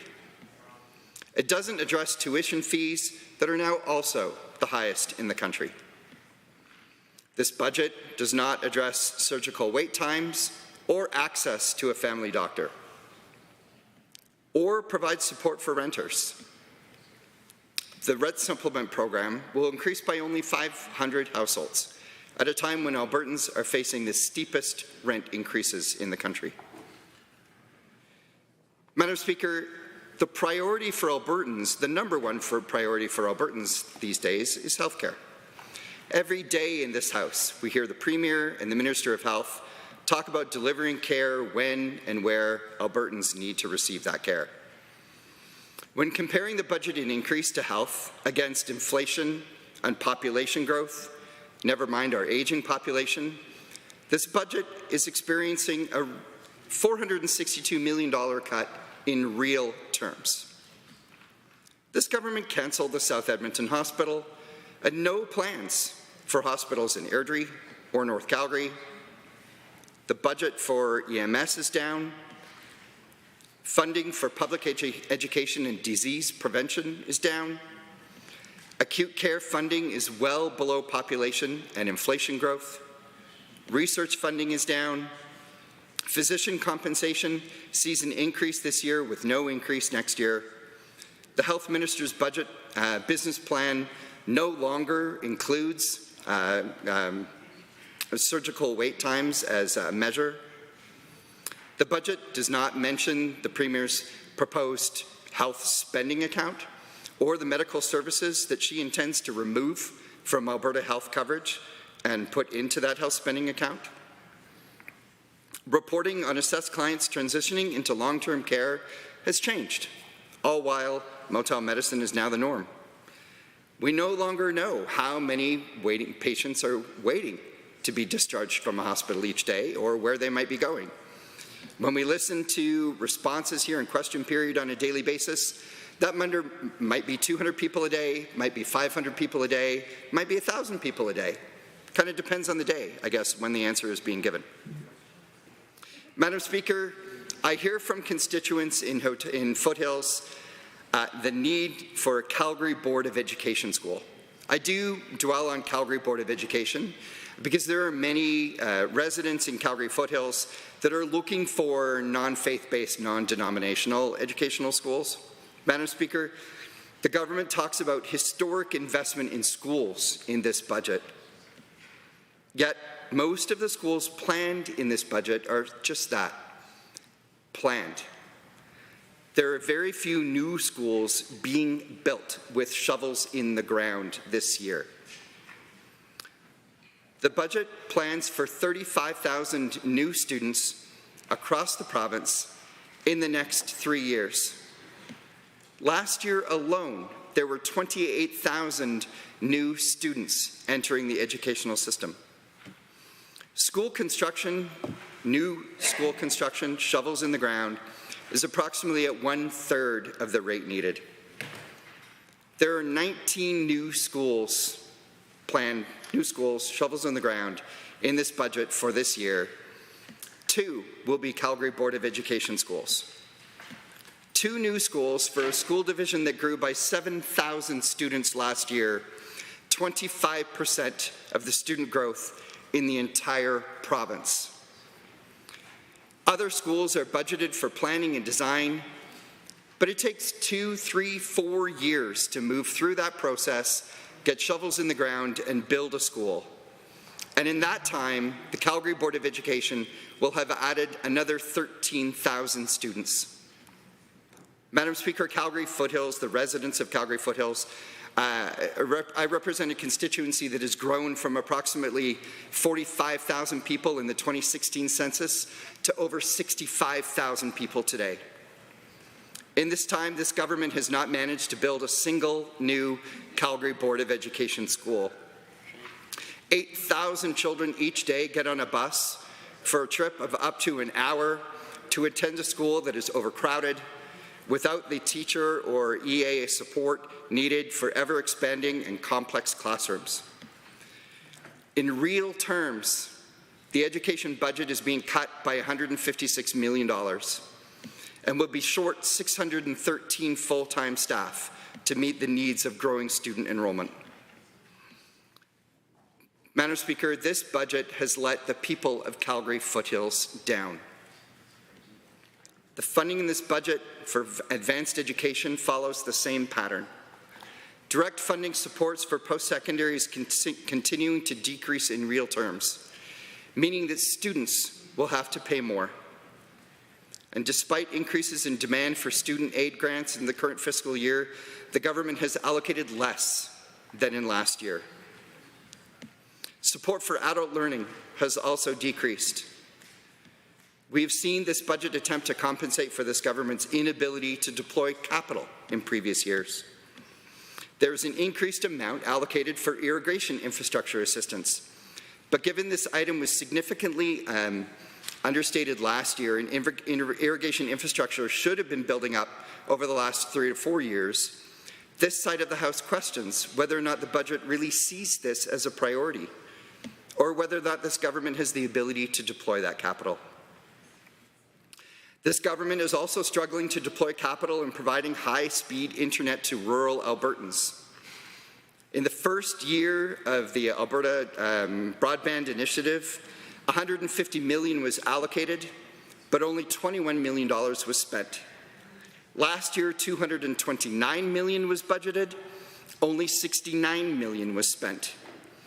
Even if the budgeted $98.3 million is spent this year, the Rural Broadband Fund will still have not yet deployed 50% of the capital allocated, leaving it unlikely that we will reach the target of 100% coverage by 2027. Madam Speaker, as the opposition critic for technology and innovation, I cannot help but notice there are no new or innovative programs here to continue the growth and development of our technology sector. I cannot help but notice that there is no mention of a digital media tax credit, even though the exploration of a digital media tax credit was included in the minister's mandate letter. While venture capital into Alberta is waning, flatlining last year after years of growth, this budget does not recapitalize Alberta Enterprise Corporation, a corporation that plays a critical role in attracting venture capital into Alberta. We aren't seeing real movement on funding for arts and culture. While there is an increase to the Alberta Foundation for the Arts, funding is still lower than it was in the last year of the NDP government. There are no changes to the Alberta Media Fund, flatlined now for years. Children and Family Services is languishing under this government. The number of FTEs in this area is not planned to increase. Childcare investment, while increasing, is largely due to funding from the federal government. Early intervention remains lower than the amount budgeted in 2020. Inflation relief payments have been removed from this budget. When it comes to ensuring the future of our energy sector and reducing carbon emissions, we see that not all tier funding is directed towards reducing carbon emissions, and we don't see clear plans for the Alberta Carbon Capture Incentive Program. The budget includes $167 million from tier into this program. While it should be expected to be in excess of $3 billion, it is unclear where the remainder of these funds will come from. It is also clear from this government isn't prioritizing Indigenous relations. Operation costs for Indigenous relations are down, while the Minister's office itself is receiving more money. There is no increase to the Alberta Indigenous Opportunity Corporation.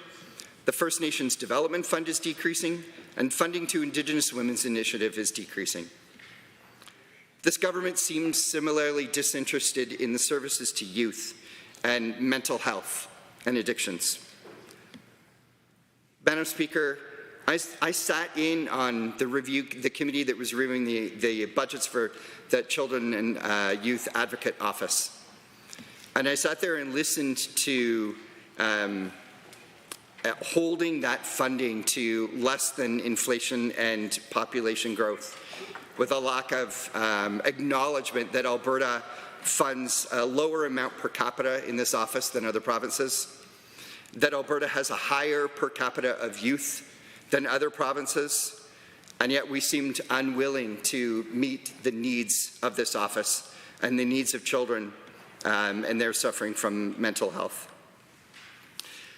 Madam Speaker, on this side of the House, we are deeply concerned about what these funding and this budgeted amounts mean. We're deeply concerned that year over year under the UCP government, we're less than meeting population growth and inflation. Each year, we suffer an infrastructure deficit in this province. And I shudder to think where we may be sitting 3 or 4 years from now in taking this approach. Madam Speaker, this budget is not addressing the needs of Albertans. And for that reason, I cannot support this bill. Thank you. Are there others to join in on the debate? The Honourable Member for Calgary-Klein. Thank you, Madam Speaker. So as we've established already on the side of the House, this is a budget that is full of broken promises. And even on top of broken promises, what I'm seeing here is a budget that really has us set to fail. So we're looking to have population growth of 6.2%, and our services are stalled at 3.9%. How is this not aiming to fail? So that means that everyday Albertans will see that the services that they need just aren't going to be there when they need them. The UCP's plan was already setting Alberta down a path with a failing healthcare system, classrooms that are crowded. As mom, I can attest to that. Skyrocketing insurance, I can also attest to that. Utility costs, and zero relief for people who are begging for relief from this government. So what I've heard from the other side is a lot of really wonderful words about putting people first, and frankly, that's not what I'm seeing in terms of putting our money where our mouths are. So at a time when this government has gone on and on about Alberta calling, when I look at specific areas where I'm responsible in terms of my critic file, in terms of newcomers, we saw an overall decrease of $3 million to newcomer support services. And let's not forget that over time, this side of the House has made calls, even through budget estimates, which we were doing just last week, and asked for answers as to why settlement services are consistently underfunded.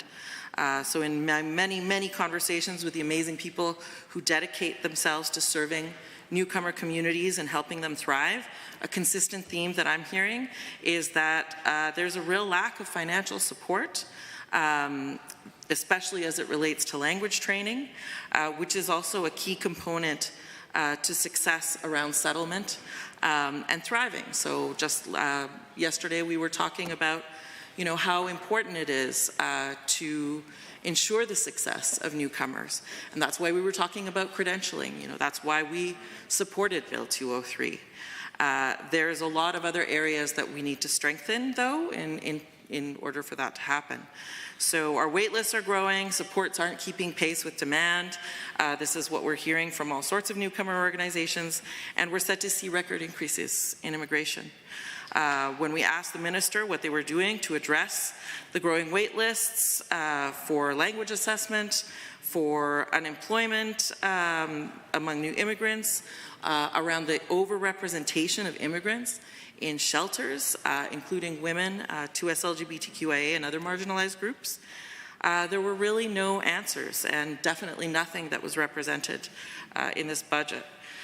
So what I do see in terms of numbers that we were specifically able to pinpoint was an increase to come here. So just on top of having to pay more for housing, for insurance, for groceries, Alberta is calling, but newcomers will just have to pay about $340 more to be part of that. So one of the things that we heard over and over again was that newcomers are often the first to be impacted by the housing crisis. Support for renters through the rent supplement program will only increase by 500 households. So we know that we're seeing an increased growth in population, in immigration, and this is all happening at a time when Albertans are seeing the biggest increases in their rent, anywhere from 30 to 40% is what I'm hearing from my stakeholders. This government has also committed to providing funding for ethnocultural communities and making inclusive communities. And yet what we saw was stagnant targets for the average amount of funding in terms of the grant programs over the next 3 years.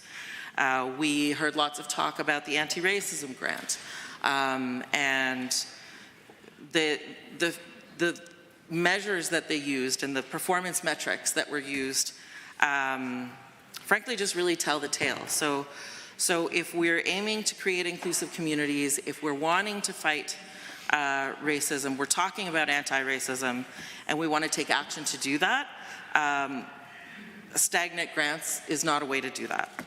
The amounts that were slated as part of the metric were around $7,000, which frankly doesn't do anything around systems change, and a lot of our organizations are asking for more predictable funding so that they can actually do that work out in their communities.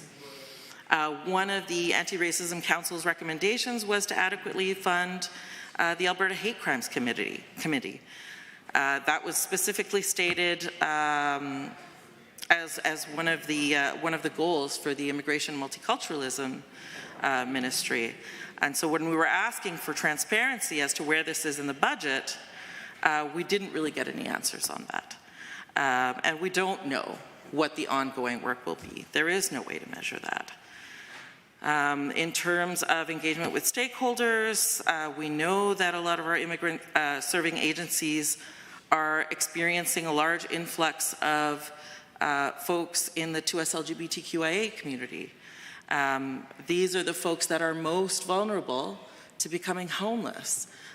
We're seeing overrepresentation of this specific community in our homeless shelters, and yet no support for rent control increases, which is something that we've called for. No meaningful increases to rent support.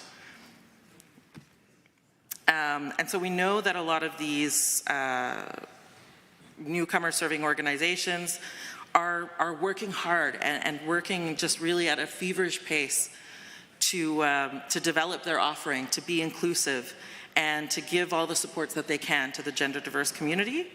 We're seeing a rise in hate crimes against these vulnerable folks, and we were looking even just at the business plan in terms of indicators when it comes to referencing complaints based on race, color, ancestry, origin, and religious beliefs.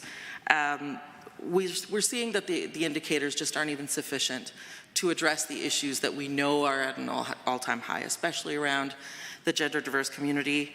We don't know how to measure those hate crimes. We don't know how to address them. And there were no real answers in terms of the plan to end gender-based violence as to how that specific community would be protected. We talk about gender-based violence, and yet when I'm looking at the business plan under which this community resides, which would be status of women, we're seeing that the performance indicators don't mention them. That the goals in the business plan have now removed them from the gender-based violence program.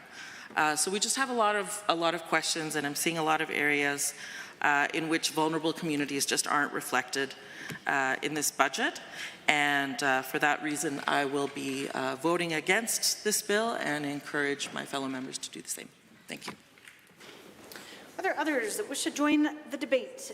The Honourable Member for Lethbridge West. Oh, thank you, Madam Speaker. And I rise to speak to Bill 14, one of the bills that brings the budget to life. And a budget, of course, brings values to life.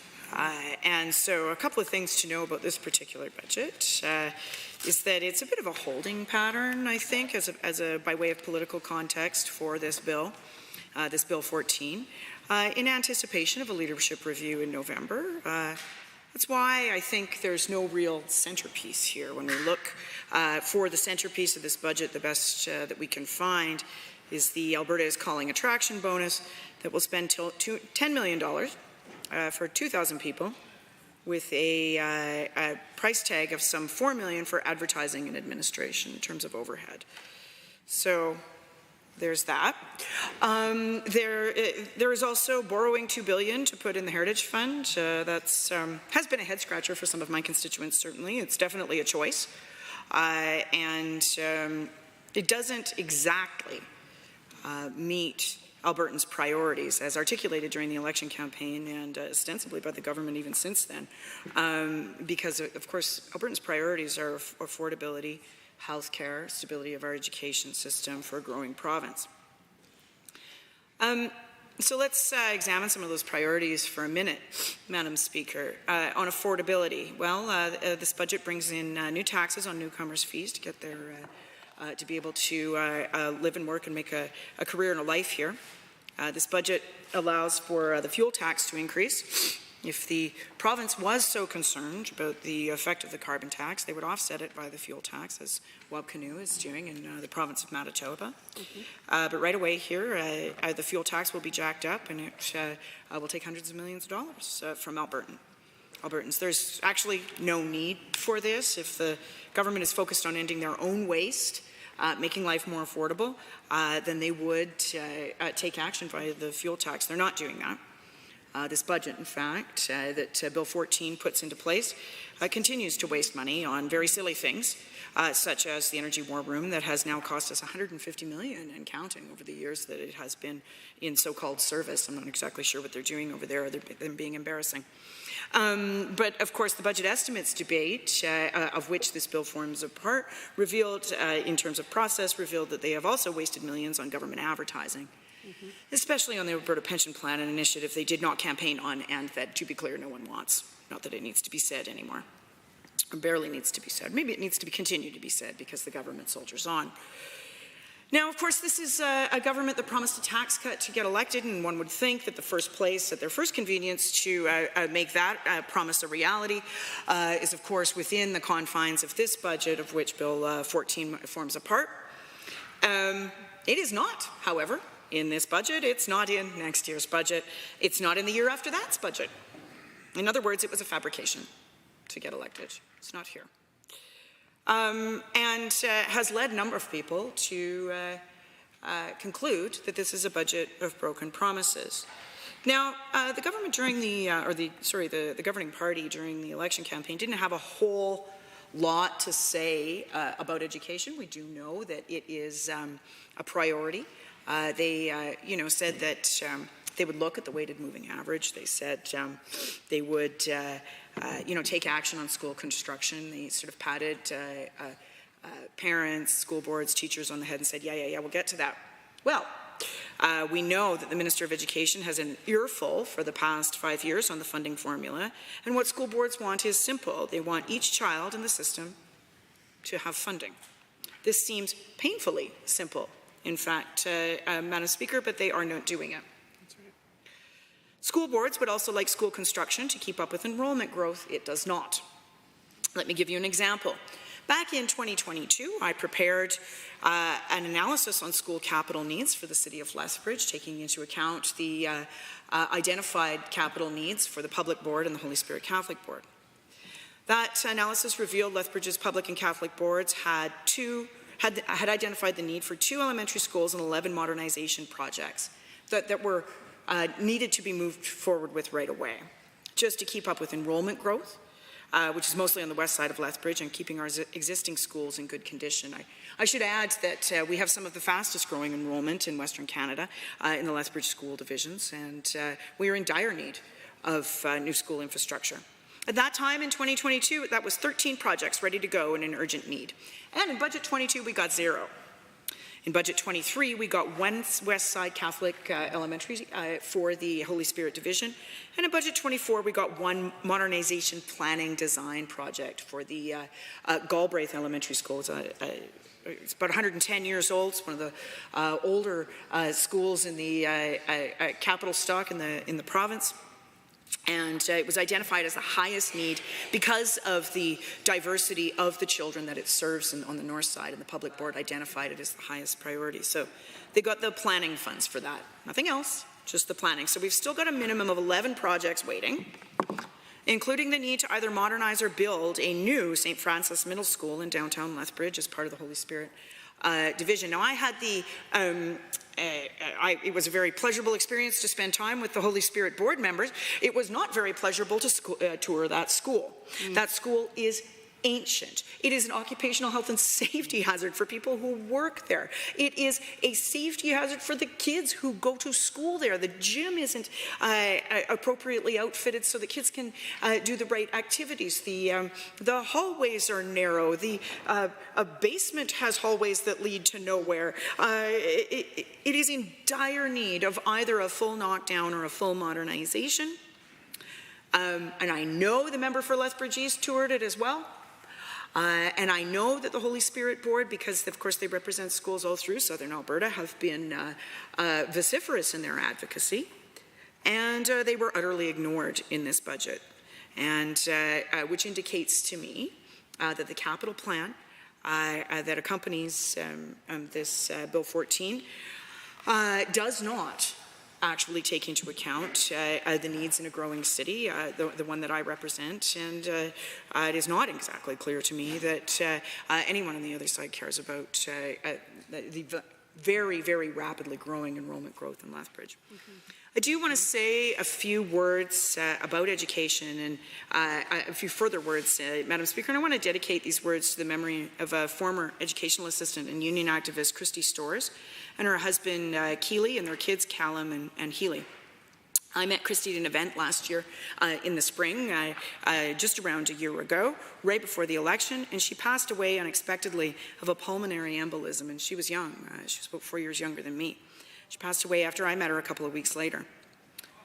And I recently attended a large rally around Mayor McGrath, along Mayor McGrath Drive that I know Christy would have been at, had she still been here, in support of the very education workers that Christy Storrs spent all of her extra energy advocating for and organizing for and with the Canadian Union of Public Employees. At that rally, there were hundreds of educational assistants, administrative assistants, custodians and bus drivers, folks who keep our kids safe and our schools functioning. And along with hundreds of those workers, those essential workers, what we used to call during the pandemic essential workers until we fired 20,000, the one with the tweet, along with teachers and administrators and parents and other unions, and of course they had at least their Lethbridge West MLA along to express solidarity with them. Now, for these folks, life has gotten more expensive, as it has for everyone, but their wages haven't gone up for some years now. And this is, in my view, a moral outrage. These are people who work to make sure that kids with disabilities get what they need in already overcrowded classrooms.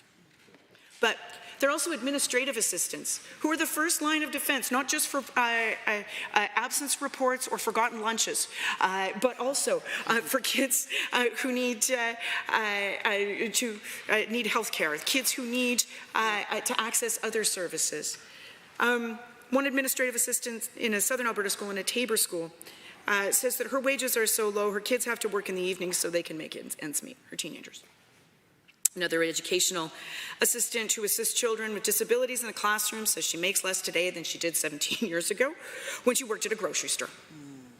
Another woman who works as a school bus driver says her 18-year-old who works at Subway makes more than she does. She said in a recent CUPE advocacy video that she literally drives the future, and her kid who works at a sandwich shop makes more than she does. The UCP must increase wages for these workers. They must negotiate fair settlements with these workers, and there is nothing in Budget 2024 or in Bill 14, the Appropriations Act, to make that happen. It is very clear to me why there were hundreds of people at that Lethbridge rally supporting these workers.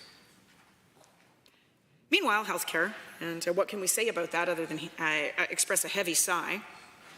Lethbridge was promised a cardiac care expansion at the Chinook Regional Hospital. It was a haphazard sort of slapdash promise, and right on the eve of the election, they tossed a couple of million out the door. Wasn't really ever clear if those funds were actually spent on this issue, okay, whatever, but if those design and planning funds were actually spent, we would see the beginnings of cardiac service expansion in the capital plan. It is not, it's nowhere in there. The government can say whatever it wants, tell itself whatever kind of stories it likes. The numbers tell the real story, and there are no numbers for this investment in this budget. The biggest challenge, I think, to the continued resilience and state sustainability of our public services in Lethbridge or anywhere else is that this budget does not account for the incredible amount of inflation present in everyone's lives, which includes the cost pressures to deliver our public services. It seems to me that every Albertan understands acutely the pressures of inflation. There is only one that doesn't, and it is the Premier. Their own budget numbers say inflation and population are set to grow by 6.2%, which I think is probably low, but services are stalled at 3.9%. And when you adjust for population growth and inflation, for example, this year's budget alone cuts $80 million from the operating support to post-secondary institutions, which of course, once again, hits the city of Lethbridge and our economy. The University of Lethbridge alone had to take $5 million worth of cuts 4 years in a row. That's $20 million pulled out of a city of 100,000 when the University of Lethbridge is a major economic driver, not only for the people who work there and go to school there, but for all of the procurement and the other services that they do and the private sector connections they have throughout the city. And when we convert these budget numbers into per capita spending and also adjust for inflation, use the government's own projections, the net effect 3 years out is an 11% reduction across social services ministries, 5.8% reduction to health spending, 7.3% reduction to K-12 and post-secondary, and 14% increase to funding for private schools. So that's what tells the story. Bill 14 brings the budget to life. The budget brings values to life. And that is where we see the government's values, that we will, over time, just allow our public services to erode the things that bring us together as a community, for sure, but also the great equalizers, so that a kid like me can end up here. Because with a working class background like mine, I probably, had no business being here, and yet here we are. Great public education, and a great university education, and a whole bunch of really great opportunities that accrued from that basis brought me here. One last thing, we were promised a new bridge over Highway 3 in Lethbridge in 2019 by Jason Kenney himself. It's 60 years old. The New Democrats had also indicated in late 2018 or early 19 that it was in the capital plan. That vaporized, it disappeared, and somehow that promise has dropped completely off the radar. Lethbridge just does not rate in this government's capital investment priorities. We are forgotten. The extent to which we get any attention at all for our healthcare system, our education system, our infrastructure, or otherwise, is the extent to which we have the efforts of citizens, physicians, healthcare workers, education workers, civil society speaking out. We're seeing that again through the looming drought, where we see civil society, environmental groups, Indigenous people raising the alarm as well. So those are the folks that I represent. Those are the folks that I look for in any budget. I did not find them in this year's budget. I barely found them in last year's. In a rare moment of agreement, agreed with the Mayor of Lethbridge, who thought there was a page missing out of Budget 23. That page remains missing in Budget 24.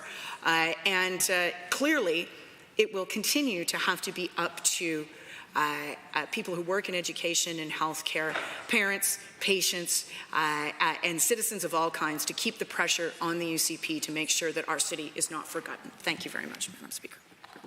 Are there others that wish to join the debate? The Honourable Minister of Justice. Thank you very much, Madam Speaker. Lots of strong deliberations here this afternoon.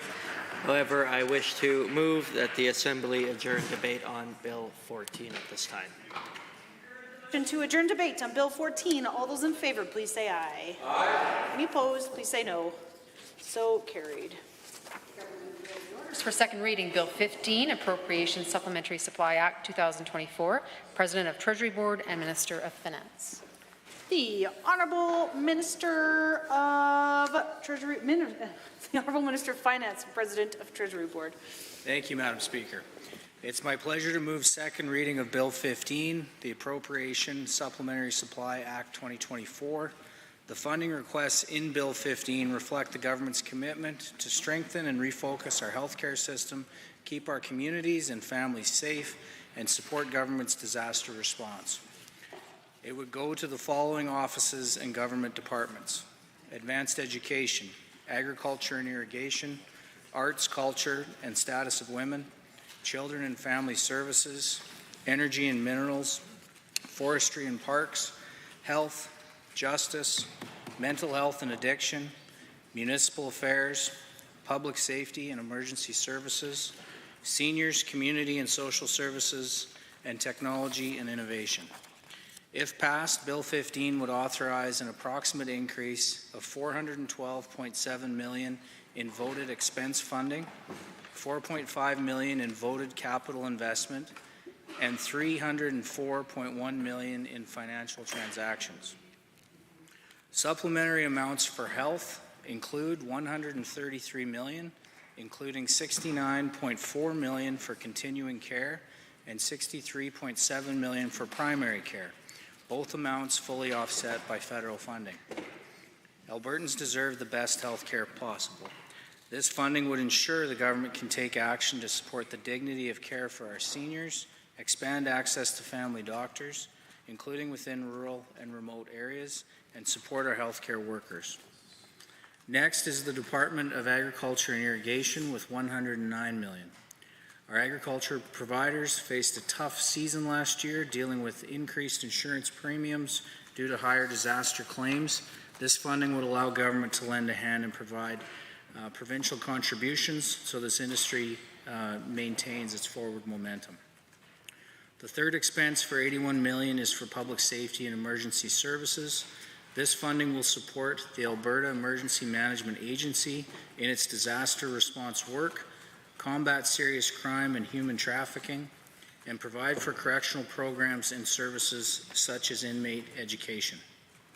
The fourth expense is $46 million for mental health and addiction. This funding will expand mental health and addiction programs for children and youth and provide operational and capital funding to support treatment and recovery programs. These programs and support centers are important for the Albertans who need these services. Other funding is requested across ministry departments to provide for various services and initiatives that support opportunities for Albertans to learn, top-up funding for wildfire response, keep our communities safe, and support economic growth. This includes $278.8 million for increased student loans to cover rising costs of living and education costs, $22.7 million in supplementary funding to top up contingency supply vote funding, and $839 million for wildfire pre-suppression and response to address expenses related to last year's unprecedented wildfire season. $2.3 million for initiatives under the National Action Plan to end gender-based violence for 3 ministries, $1.2 million for assessment services, legal services costs associated with a rise in assessment complaints, $9.9 million for community justice and integrated services for the drug treatment court and the impact of race and culture assessments, also offset by federal funding, $25 million to fulfill a government commitment to the Alberta Enterprise Corporation for its recapitalization, and $7 million for the cost of selling oil due to higher prices.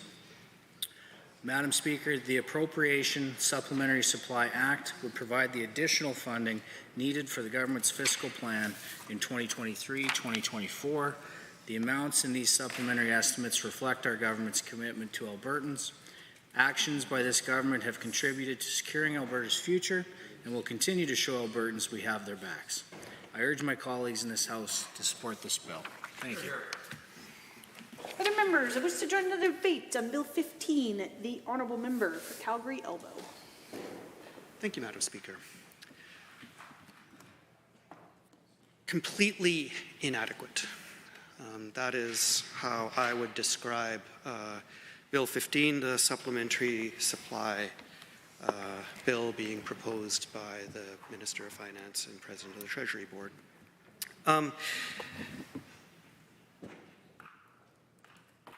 I was born in Fort McMurray. My dad worked in the mine.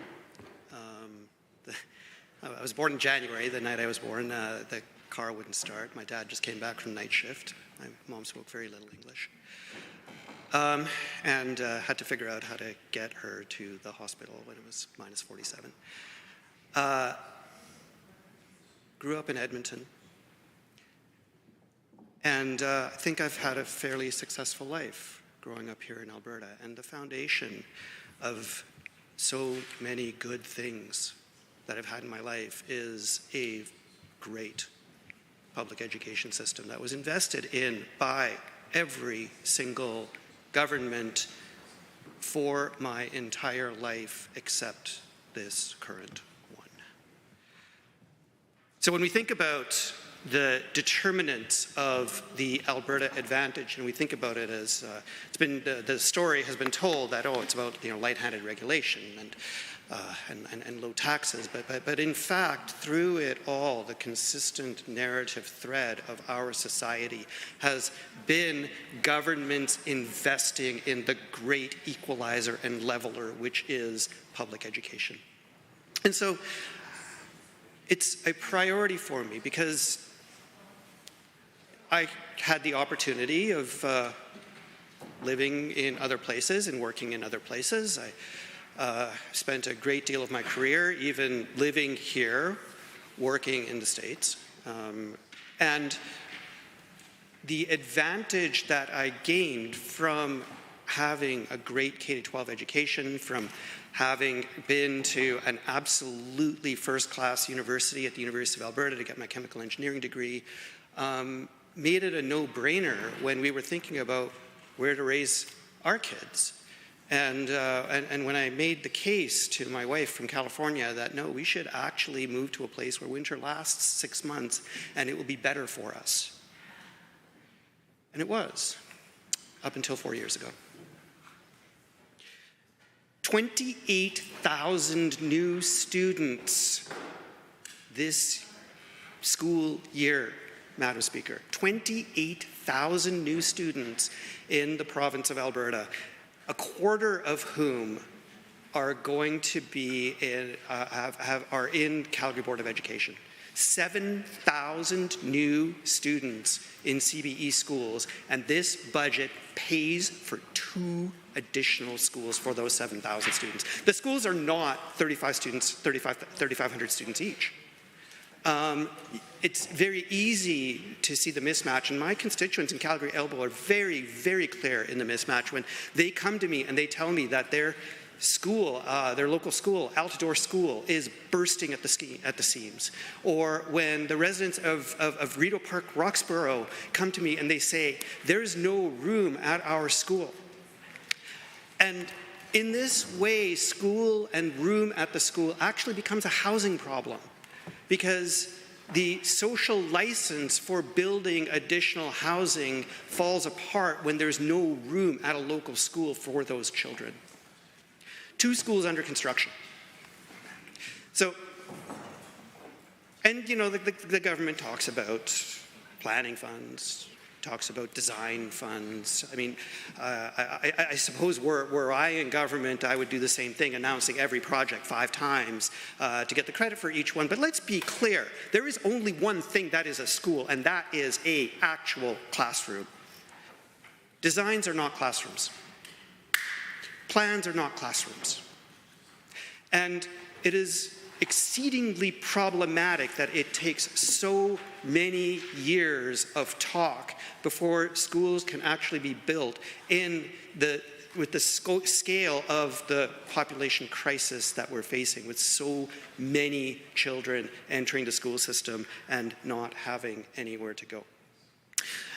So this is something that could be handled in this supplementary supply, and yet it is not, because as my learned colleague, the member from Lethbridge West, pointed out, budgets are where values live. The budget is the document where we say what we value as a society, and sadly, the reading of this budget is that this government doesn't seem to value, unfortunately, the lives of and the educational potential of Alberta's children. And I know that that's not true. And so therefore I would wish that there was additional funding allocated to our children to make sure that they could have the same quality of life growing up here in Alberta as I had.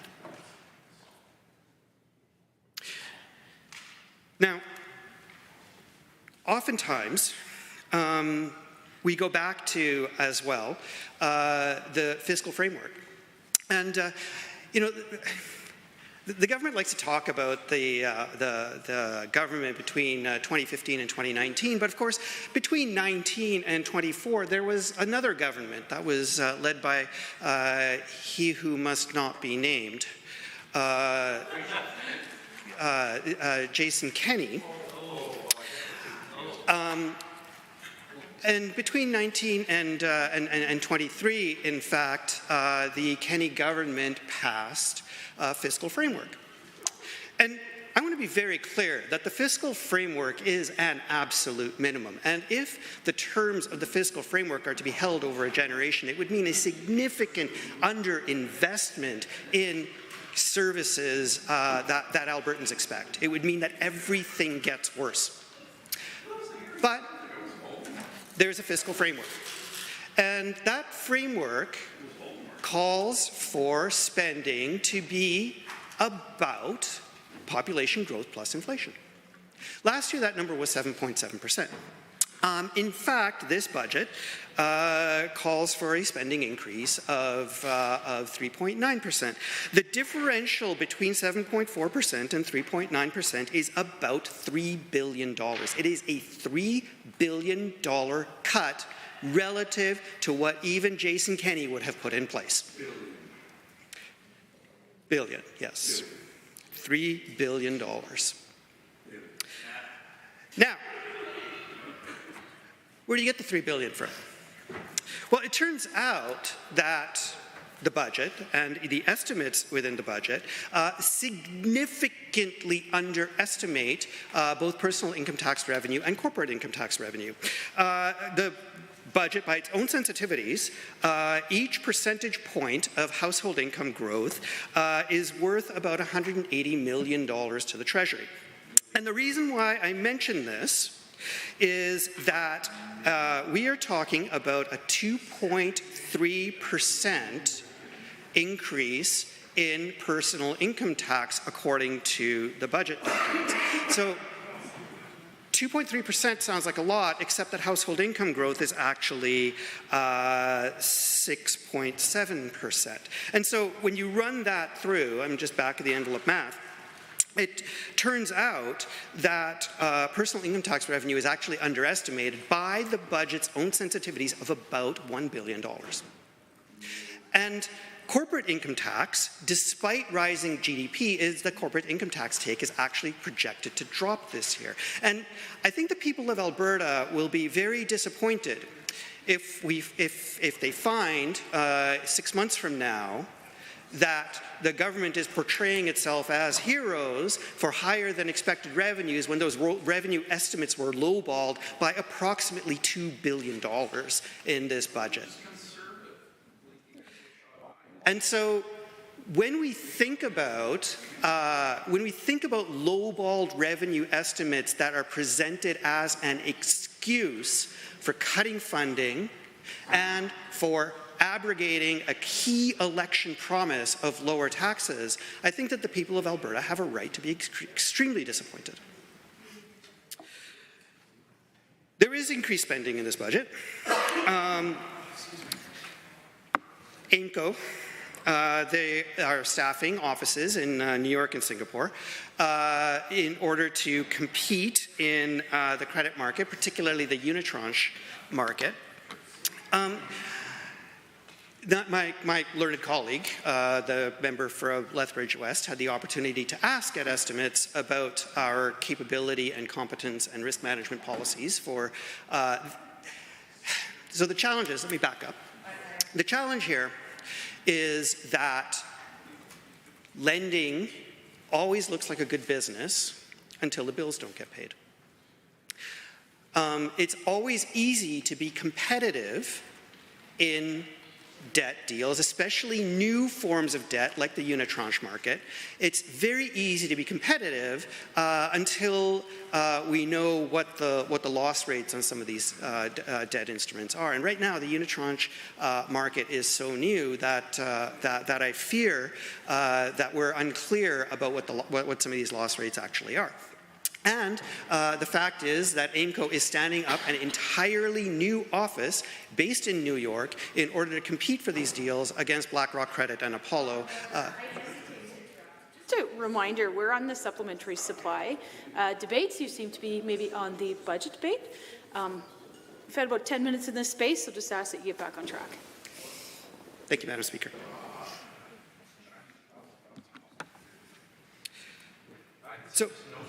So when it comes to the supplementary supply debate, and when it comes to a supplemental supply bill, the challenge around health care in addition to education is extremely acute. And I wish that the government had taken more of an opportunity to address waiting room and surgical wait times, had taken the opportunity to address emergency room wait times, and especially address the family physician crisis. It's very unfortunate. I have myself a child with a chronic medical condition who lost her family doctor. And when we think about the scramble that it takes when somebody who has a medical condition loses their doctor, and what it takes and the amount of stress that it causes to try and backfill that, even if it's possible, it's not something I would wish on anyone. And the supplementary supply, unfortunately, did not do anything, did not adequately fund family medicine to the extent that it would need to in order to ensure that doctors wish to practice here. It's like it fails in so many respects to match up with population growth. It fails to match up with inflation, and it makes very clear that, my constituents understand the impact of inflation on their lives very, very clearly. They can point to everything that is more expensive this year than it was last year, including some of my some senior citizens in my constituency who had events in front of the media when their rent was going up by 54%. And there is nothing in the supplementary supply that can address their concerns with ensuring that their rents are managed and that they are under control. And it's just really a shame when senior citizens are getting kicked out of their homes and are, especially when they're on fixed incomes, are losing tenancy. And having to go to the media in order to make the case that no, their lives have dignity, that their lives have meaning, and that they don't deserve to lose the roof over their head. And there could be something in this supplemental supply that actually helps people who are struggling with housing and are struggling with that kind of uncertainty. And sadly, there is nothing here. And so really, the theme is one of broken promises. Promises are broken, especially in regards to the tax cut. Now, the government, in order to get elected, the Premier promised that there would be a new tax bracket and that ordinary middle-class Albertans would enjoy a tax cut. That should have been in the supplemental supply, because that tax cut was actually in the platform. It was priced out, it was costed, it was in there. And it is not in this supplemental supply bill. And so this is the bill where that broken promise can be unbroken. It could happen today. And yet, it's not. Now, the fact is that Albertans had a choice in May 2023. They had a choice between going forward with a plan that would fully fund education, that would fully fund healthcare, that would credibly that would credibly reduce the deficit and create a small surplus, and versus the plan they actually voted for, which is a middle-class broad-based tax cut. Right now, the people of Alberta have neither plan. They don't have a plan for addressing their affordability issues, and they don't have a plan that actually funds education. And I want to be very, very clear that education is an affordability issue. That when education is underfunded, and I talk to so many of my constituents who are paying additional for tutoring, who are one of the biggest private schools in Calgary is located in my riding. And when they find that they're not getting the quality of education that they have come to expect in the public school system, they find it very easy to go private. And I can't blame them. And in fact, I don't. It's a choice that they want, that they make. That if they want to spend that kind of tuition and they have the resources for it, and it means, though, that tuition and that tutoring comes out of their pockets rather than out of the public system that should be adequately supporting their school children the way that it supported me as I was growing up myself. So it's very unfortunate. This supplementary supply bill is, in fact, nothing more than the next phase of the broken promises of that this government made in order to get elected. It is. I think it's a shame. I think, frankly, I'm a little old school here. That governments should keep their promises. And so I don't support this bill, and I encourage this House to vote against it. Others to join the debate on Bill 15, the Honourable Member for Edmonton Riverview. Well, thank you very much, Madam Speaker. And I'm pleased to join the debate on Bill 15, the Appropriation Act, sometimes known as Supplementary Supply 2024. And so we know that this is one of the purposes of this act, of course, is to defray further charges and expenses of the public service classed as expense for the fiscal year ending March 31st, 2024. So this is additional funds that the government believes it needs because it has some level of interest or value in making sure that those programs go ahead. And so I'm going to talk about a couple programs. One is looking at the Seniors and Community Social Services Program, and the other is in health. So the supplementary amount of $525 million is requested to support the National Action Plan to End Gender-Based Violence. Is what is requested, and that's all that's requested by this ministry. And certainly one of the things that, last evening when the minister was answering the questions about his ministry, I asked what specific funding is going to gender-based violence in the seniors population. And the minister, unfortunately, wasn't able to answer that. He just spoke in general about elder abuse. And of course, elder abuse is a significant issue in our province, and we know about 10% of seniors experience elder abuse.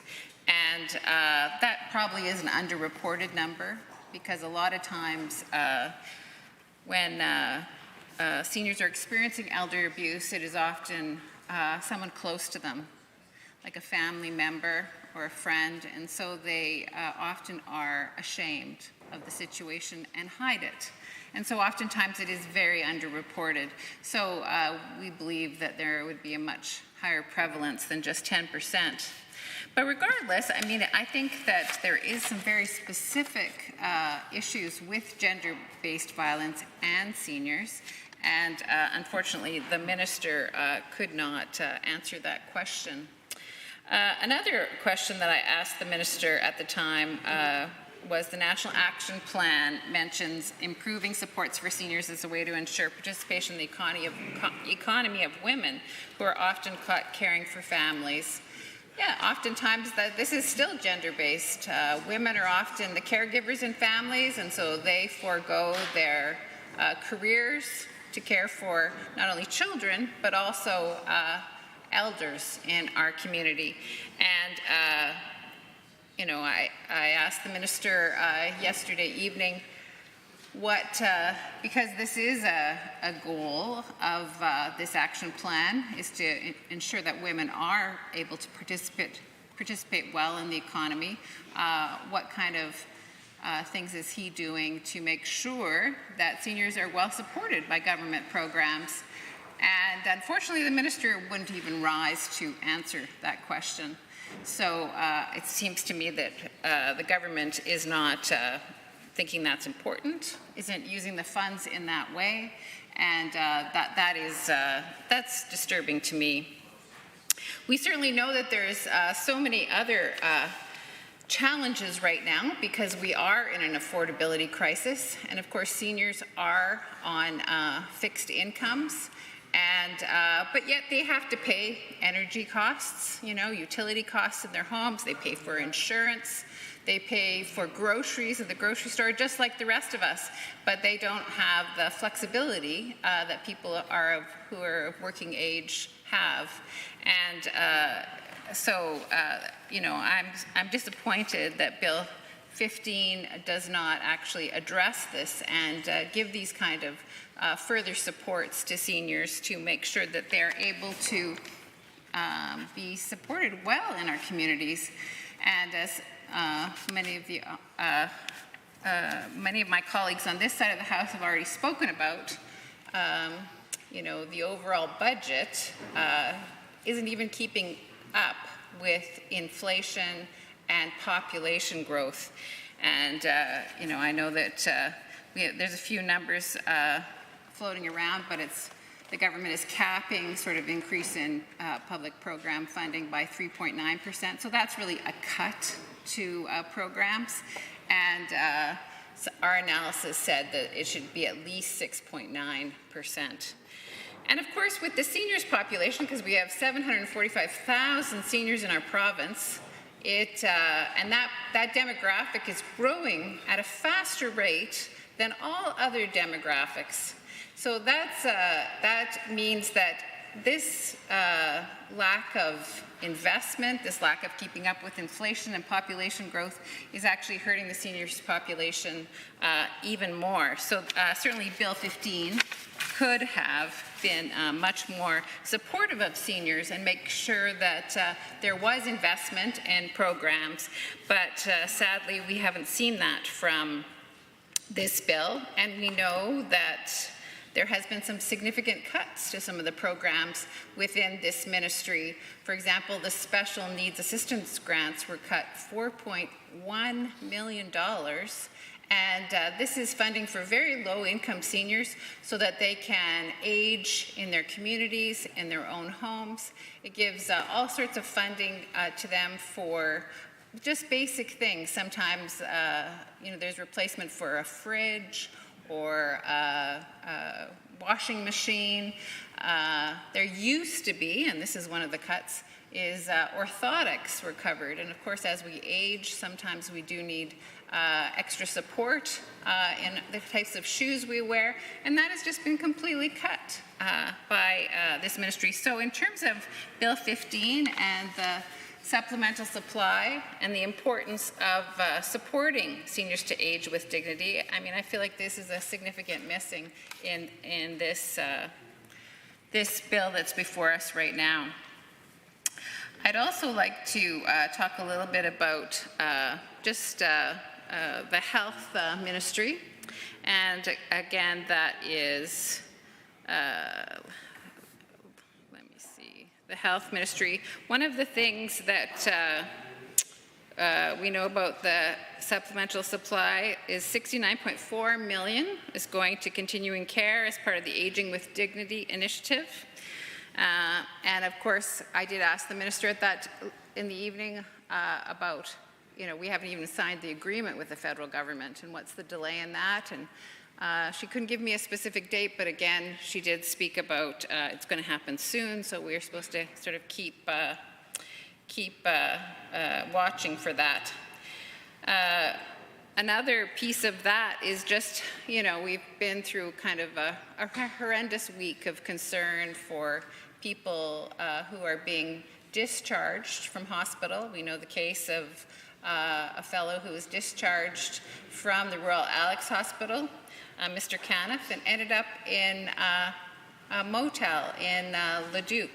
And he had been in hospital for 6 months. He had had a stroke, and he was obviously not doing that well, but he was thinking he was going to a long-term care facility, and he ended up in a motel and didn't even have access with his wheelchair. He couldn't, it was very difficult for him to get into the washroom, to put his wheelchair beside his bed so he could get into it. He wasn't properly cared for at all. And so, of course, what's really important is that are these funds that are in the supplemental supply actually, with the working together agreement, will they go to making sure that providers of continuing care for people who need them, for seniors in our province, will they be properly vetted, licensed, tracked and approved, and will they provide the necessary care to ensure that seniors, all Albertans, can live in dignity. So obviously this was missing in this case. It was really an embarrassment of the government, but it was even worse than that because people were not properly treated, and we know there was about 40 individuals, and perhaps there's more, but that's all we know about now. And certainly we have asked the Health Quality Council of Alberta to do an independent review of this situation, because it seems like there is so much confusion on the part of the government regarding this motel medicine.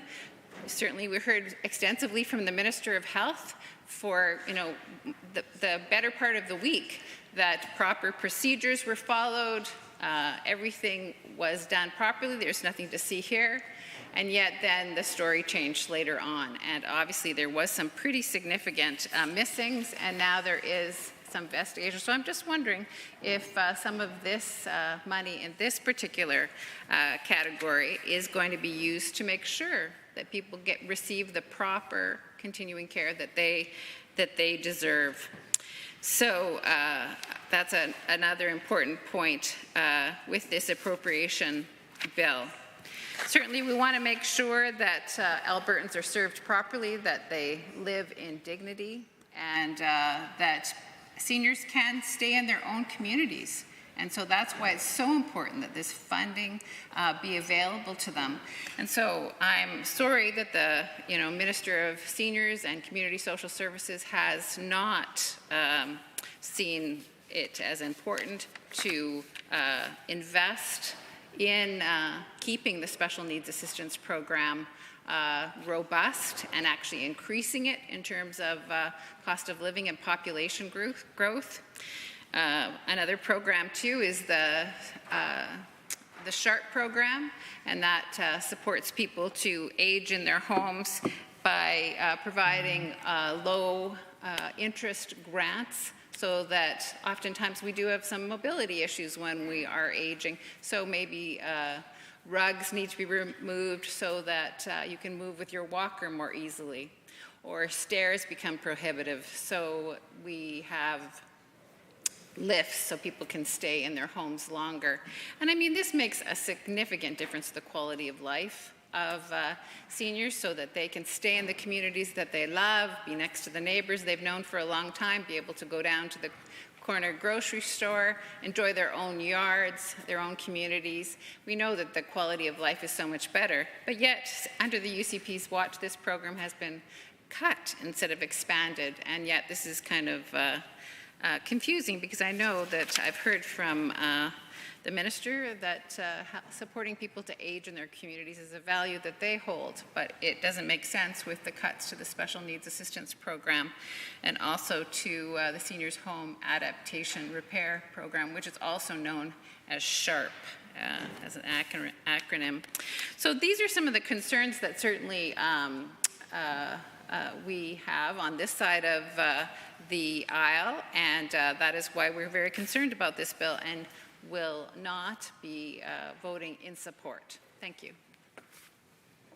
Are there others to join the debates? The Honourable Member for Calgary, Edgemont.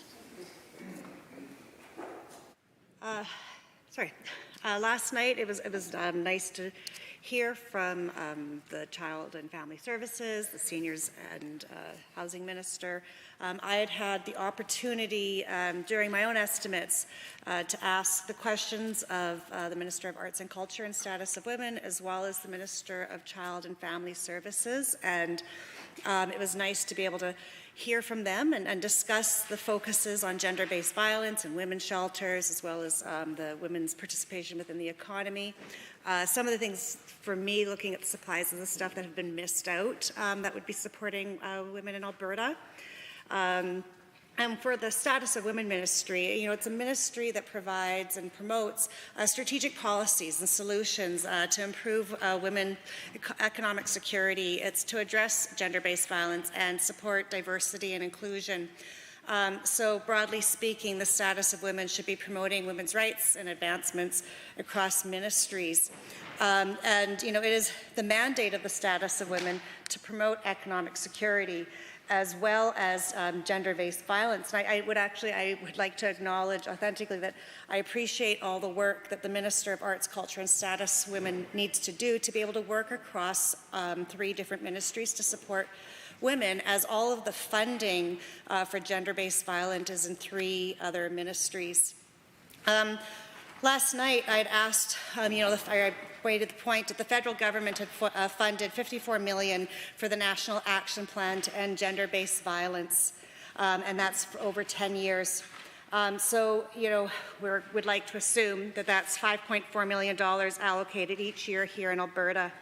But when we were adding up the funds over all of the ministries of Justice, Children, Family and Services, Seniors, Community Social Services, we came to $4.6 million. So we are concerned on this side of the House that we're leaving $600,000 on the table.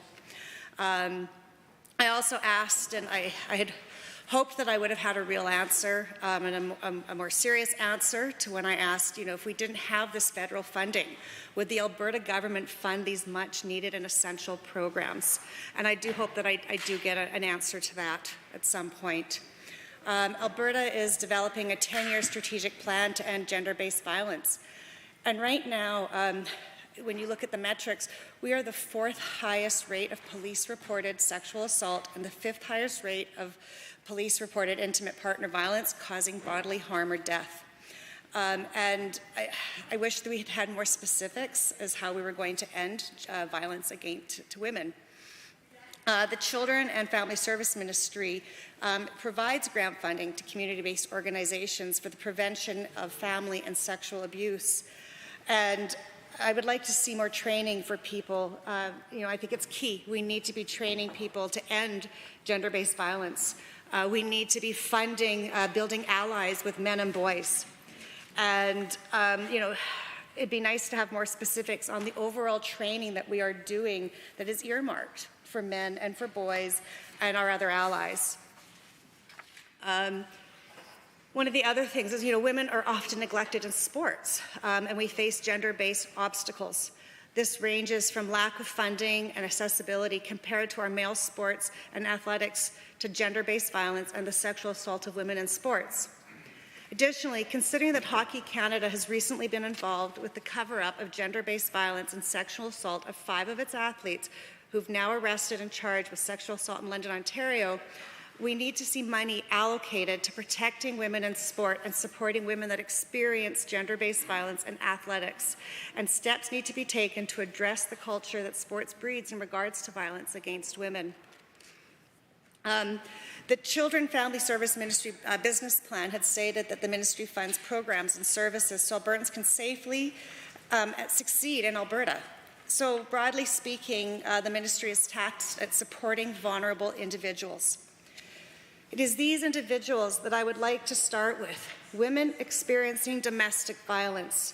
We do not have enough shelters or the proper resources to support women. When survivors have access to support and resources they need, there is no end to what they can actually achieve. Their value in this province is infinite, and it is up to us as electeds to speak up and ensure that they have everything that they need so that they can shine. The Alberta Council of Women's Shelters has been actively calling on this government to be better funded women's shelters, and they've stated that they need an additional $10 million a year. Your government did announce that it would provide $10 million over 4 years, which is the largest amount coming in this current fiscal year, but it's decreasing going forward. However, as the critic for status of women, I am concerned about the priorities of the government looking at the funding from the supplementary supplies. I have asked this government repeatedly to increase investment into women's shelters, gender-based violence training, and providing resources for women in dangerous situations. Yet the money has never been available. I am wondering why this government can find an extra $11 million annually for sports, but it continues to dole out pennies when it comes to protecting women. This government is well aware of the fact that when women are trapped in dangerous situations, whether it be in an unsafe home or in a relationship with a violent partner, they can die as a result. And I wonder, when we're looking at the budgets and the supplies, why if the government could explain to us why funding stadiums and athletes is a priority over that of the safety of the women in our province. For the past number of years, the industry has been clear that the need far exceeds the availability. And I know that the minister recently announced funding, but it falls short of what the sector needs, which is permanent increase of $10 million per year to ensure availability and proper staffing and compensation. The minister announced $10 million over 4 years, which is the largest amount in the current year, and only $1.5 million increase in the budget of 2024, which will actually be $3 million less than the current fiscal this announcement. Over the tenure of your government, funding for women's shelters has gone from $51.3 million to $55.8, accounting now for population and inflation. That should be closer to $69 million. I think Albertans deserve to see the metrics the minister used to determining that women's shelters don't require the funding that they're asking for. Operating costs keep going up with inflation, but also the population growth and need. Shelters' food and budgets have been taken a cut because of inflation, and we know, as of yesterday, shelters and heating alone are up to 12% and 22% respectively, and Alberta's inflation is now outpacing other jurisdictions in terms of rising costs. Basic needs are not being met, and funding has not adjusted with inflation. I would like to see how the government is, with all things, not just gender-based violence, women's shelters, but education. How are we keeping up with inflation? What is the plan? I would love to hear how decisions were being made for women's shelters in our province to receive the funding. How are we choosing which shelters receive the funding and how many beds are receiving? Perfect. We know that there are many unfunded beds throughout the province. How many remain unfunded, and where are they located? We know all too well that when women cannot access support to leave dangerous situations, the results can be deadly. We don't see it in this budget funding or the supports to ensure that every woman in Alberta has a place to go with her children. There are no metrics or statistics on how many women and families are turned away every month. And I was hoping to see metrics about how many callers seeking admission are turned away due to the lack of space and capacity within shelters. or even positive metrics to show how many women are being supported and successfully stay and transition into affordable housing from their shelters. We talk about the workers in the shelters. I'd like to take a moment to thank the workers who work in the shelters that support the families in a time of trauma and the emotional burden that they must carry. I appreciate how much compassion and love you put into your daily workday. As you know, women's shelters are essential spaces to preventing the re-victimization of women and stopping domestic violence in its tracks. These shelters need staff to run, yet staff who are predominantly women are not making the wages that allow them to live in Alberta. Most women's shelters are staffed by women, and those women are receiving wages that are below a living wage. When I meet with shelters, I've heard the phrases wife wages, meaning that you need to have a shared house with a partner, making a higher wage to survive or work a second job. There's a high turnover in staffing from burnout. It's turnover because of emotional burnout. It's emotional. Does ensuring women's shelters are adequately staffed play into supporting Alberta women? How does providing less ensure adequate staffing? Ensuring women's shelters are adequately staffed should play into this budget. Women's shelters are essential spaces to preventing the re-victimization of women and stopping domestic violence in its tracks. These shelters need staff to run, yet staff who are predominantly women are not making wages that allow them to live in Alberta. Alberta has seen an influx of newcomers and immigrants, and I would appreciate knowing how we will be supporting immigrants and how much budget is there. Like, we need to be funding shelters for them and education for newcomers. It should be a priority. Women are part of the economy, and the government estimates say that the status of women in ministry promotes strategic policies and solutions to improve women's economic security. I've been calling on this government to provide universal access to free prescription contraception in Alberta to ensure that women are in control of their lives and their economic future. This policy not only helps the health of our children and mothers, but it strengthens Albertans' families, and it makes life more affordable for everyday Albertans, and it saves our government money. The cost of universal access to free prescription contraception in Alberta is estimated to cost less at $3.5 million in the first year. We would expect cost neutrality at year 2, $4.5 million cost savings at the year 3, and $24 million cost savings in year 4 onwards. Studies have shown every dollar invested in universal access to free prescription contraception can result in $4 to $7 saved in direct health costs, and up to 9 to 90 times savings in the public sector overall.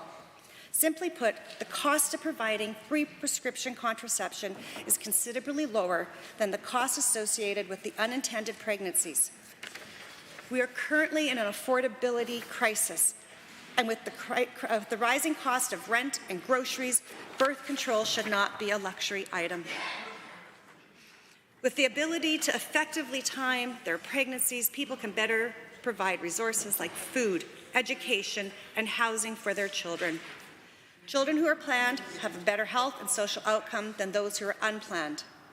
This contributes to the better overall health and economic outcomes for individuals. The time has come for the Government of Alberta to invest in women's participation in the economy and make universal access to free prescription contraception a reality. Birth control is not a partisan issue. It's a human one. I'd like to know what this government is doing to advocate to assist women with this call. My fear with the UCP budget is women are getting left behind with their decisions with our economy, that the funding is not there to support women leaving dangerous situations, and I really feel that this budget should have done better for Alberta women. Honourable members, are there others? The Honourable Minister of Mental Health and Addiction. Thank you, Mr. Speaker. On this very productive debate, I move that we adjourn debate. Honourable members, having heard the motion as proposed by the Minister of Mental Health and Addiction, all those in favour, please say aye. Aye. Any opposed, please say no. In my opinion, the ayes have it. The motion is carried and so ordered. Orders for second reading, Bill 10, Financial Statutes Amendment Act 2024. Debate adjourned. Dr. Metz speaking. The honourable member has a few minutes remaining. Should she choose to use it? Seeing none, the honourable member for Edmonton South. Thank you, Mr. Speaker. As I rise here to speak to Bill 10, the Financial Statutes Amendment Act. This bill contains an array of changes, but they all seem to amount to the same thing. More broken promises from this government. Bill 10 lays out exceptions from the framework put forward alongside Budget 2023 by this UCP government. Originally, a key component of that framework was placing limits on in-year expense increases. But this bill exempts the Alberta Fund from this rule. It also puts into action the $5,000 attraction bonus through a tax credit given to skilled tradespeople who moved to Alberta this year. And while we know that Alberta is not exempt from the skilled labour shortage affecting the entire country, this attraction bonus won't include childcare workers or health professionals like they promised. It's a completely different plan than what this government pitched when they said they would provide $1,200 cash payments to an estimated 14,000 people who work in a variety of fields, including trades, healthcare, and childcare. Alberta desperately needs healthcare workers to ensure that all Albertans get the surgeries and care they need. Shortages of these crucial healthcare staff limit how many surgeries can be performed in our public hospitals. And childcare operators are struggling to recruit early learning and childcare workers every day. So why, Mr. Speaker, is this government no longer keeping its promise? Moreover, the program is budgeted for $10 million, which is $7 million less than the UCP pledged. And $4 million is going to administration and promotion, a hefty amount for a $10 million program. Perhaps these funds would have been better spent on reducing something like tuition costs, for example, or helping put a rate cap for utilities in place as Albertans are paying $600, $700, even $1,000 to keep lights on. Mr. Speaker, all Albertans get from this UCP government is broken promise after broken promise after broken promise. And quite frankly, I'm exhausted, and I know my constituents in Edmonton South are exhausted too. The minister stated, quote, "What was proposed was a party platform, and what has been put forward has been informed by consultation with stakeholders." So who were the stakeholders from healthcare and childcare that were considered? 1 year ago, the Premier declared Alberta's healthcare system, quote, "is not in crisis," end quote. Not only is this crisis real, but under the watch of this health minister, it is getting much worse. Emergency rooms were closed for more than 38,000 hours last year. And 60% of family doctors are considering leaving Alberta, even though about 800,000 Albertans already don't have access to a family doctor. Burned out doctors have either closed their clinics or moved out of Alberta or retired. We are facing a critical shortage of healthcare workers. We are in dire need of professionals who can help alleviate the ongoing crisis in our healthcare system. Albertans were promised that this government would be recruiting healthcare workers. And we are now losing people to other provinces because this government isn't bringing in the needed recruitment initiatives that make us competitive in wages or opportunities. Albertans deserve to know that they can find a family doctor for them and their loved ones, that they can be seen at a hospital in an emergency, and that motel medicine isn't becoming the norm in our province. Even today, patients are still waiting at a motel to find out where they will live. This is days after government officials finally showed up to the motel to find at least 39 patients abandoned without proper care on the verge of being evicted into the shelter system. If this government can't hold its promises under such dire circumstances, how can Albertans expect them to ever stick to what they say they will do? Quite frankly, Mr. Speaker, I don't trust this UCP government to handle the skilled labour shortage in our province any better than they're handling the fact that our healthcare system is literally crumbling. They're missing the mark to build a better economy that works for everyday Albertans with Bill 10. There's no denying that we are seeing a shortage of skilled labour across this country. The Canadian manufacturers and exporters estimated $13 billion was lost across Canada last year in the manufacturing sector alone due to labour shortages. In 2023, trades-related postings accounted for nearly 19% of all postings in Alberta, higher than any other large labour market nationally. According to a Build Force Canada report, the province will need 20,000 skilled workers to support $22 billion worth of resource value-added projects between now and 2030. So the proposed $5,000 credit for only 2,000 skilled trade workers isn't nearly enough to meet the demand in our province. This government has yet to provide clarity on which occupations this credit will be provided to, as the minister has only said it will be available to those deemed to be in shortage. And for skilled trade workers who come to Alberta, I have no doubt that the $5,000 tax credit will be appreciated initially. But what will those workers find when they come here? Rapidly rising rents, sky-high utility bills, and wages that don't keep up with inflation. Mr. Speaker, $5,000 doesn't even cover 1 month's rent, food, utilities, and necessities for a family in many parts of Alberta anymore.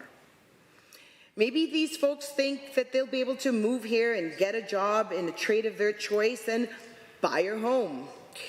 Well, I'm sure they would be elated to learn that the UCP also promised that they wouldn't raise taxes, but Bill 10 raises taxes on buying or selling a new home with changes to the fees charged for land titles. In fact, their tax hike will add more than $550 to the transaction cost of buying an average home in Alberta. And maybe this government doesn't seem to think that that's much. But to hard-working Albertans who are doing all they can to simply get by each day, that's a significant cost. I think this government is missing the huge elephant in the room with this bill, as one of the best ways we could be filling the skilled labour shortage is by recruiting and training people right here in Alberta. Why is this government not providing scholarships to high school students to enter trades programs? And why are they not working with industry professionals to train more skilled workers, especially when the infrastructure resources are already available? Across the country, governments utilize union training centres to support apprenticeship training. These training centres in Alberta are already training and supporting apprentices, both union members and non-union members, yet they're fully funded by the union members. In fact, Ontario's budget in 2023 has $224 million for training centre support, including capital to train 1 million workers. If Alberta utilized them, we could double apprenticeship output by accessing state-of-the-art infrastructure that already exists. This would be an incredible savings to the taxpayer and provide the workers that the employers need. We hear a lot in this chamber about how this government claims to be making life more affordable for Albertans, but Bill 10 is the perfect example that this government is looking to hide financial information from Albertans. So they're missing the mark in building a strong economy, and they're missing the mark on taking the much-needed steps to attract healthcare professionals here. Just earlier this month, healthcare workers gathered at the BMO Centre in Calgary for a job fair, and plenty of companies were trying to get them to move out of Alberta. Recruiters were there from other provinces and even from around the world, looking for all sorts of healthcare workers, from home care aides to doctors and nurses. Especially when seeing patients forced to choose motel medicine because our healthcare system is bursting at the seams. Stats Canada found that in January 2023, there were 121,900 people employed in Calgary's healthcare and social assistant fields. And by December, that number plummeted to 101,200. We need healthcare professionals right now. The Business Council of Alberta recently released a report showing that posting for jobs in healthcare have increased broadly. Over the last 5 years, 5 occupational subcategories in healthcare have seen posting increase by 50% or more.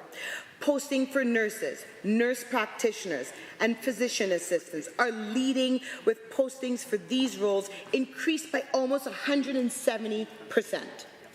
But of course, we know that this government is more interested in cutting costs than properly funding our healthcare system and getting Albertans the services they need.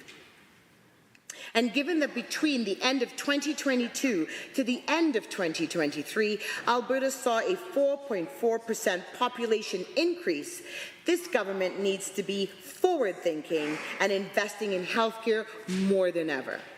And despite that we're seeing more people moving to Alberta, there is zero comprehensive workforce planning. There is no retention plan. And we know this because hundreds of doctors and nurses are feeling burnt out, and they're saying they're considering leaving our province. And there's no aggressive recruitment.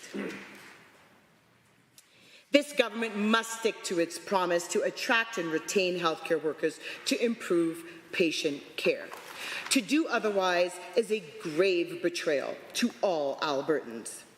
I'd like to quickly share an email that my constituent Russell sent me, expressing his deep anger with the fact that this government continues to pick fights with healthcare workers. He told me, quote, "It has become evident that our government no longer values our well-being and no longer has our interest in mind. It is clear that their only motivations are profit and greed, and this is wholly unacceptable.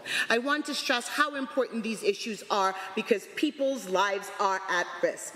Until our government proves that they do value human life more than profit, I will continue to make it my mission to show as many people as I can that this government doesn't care."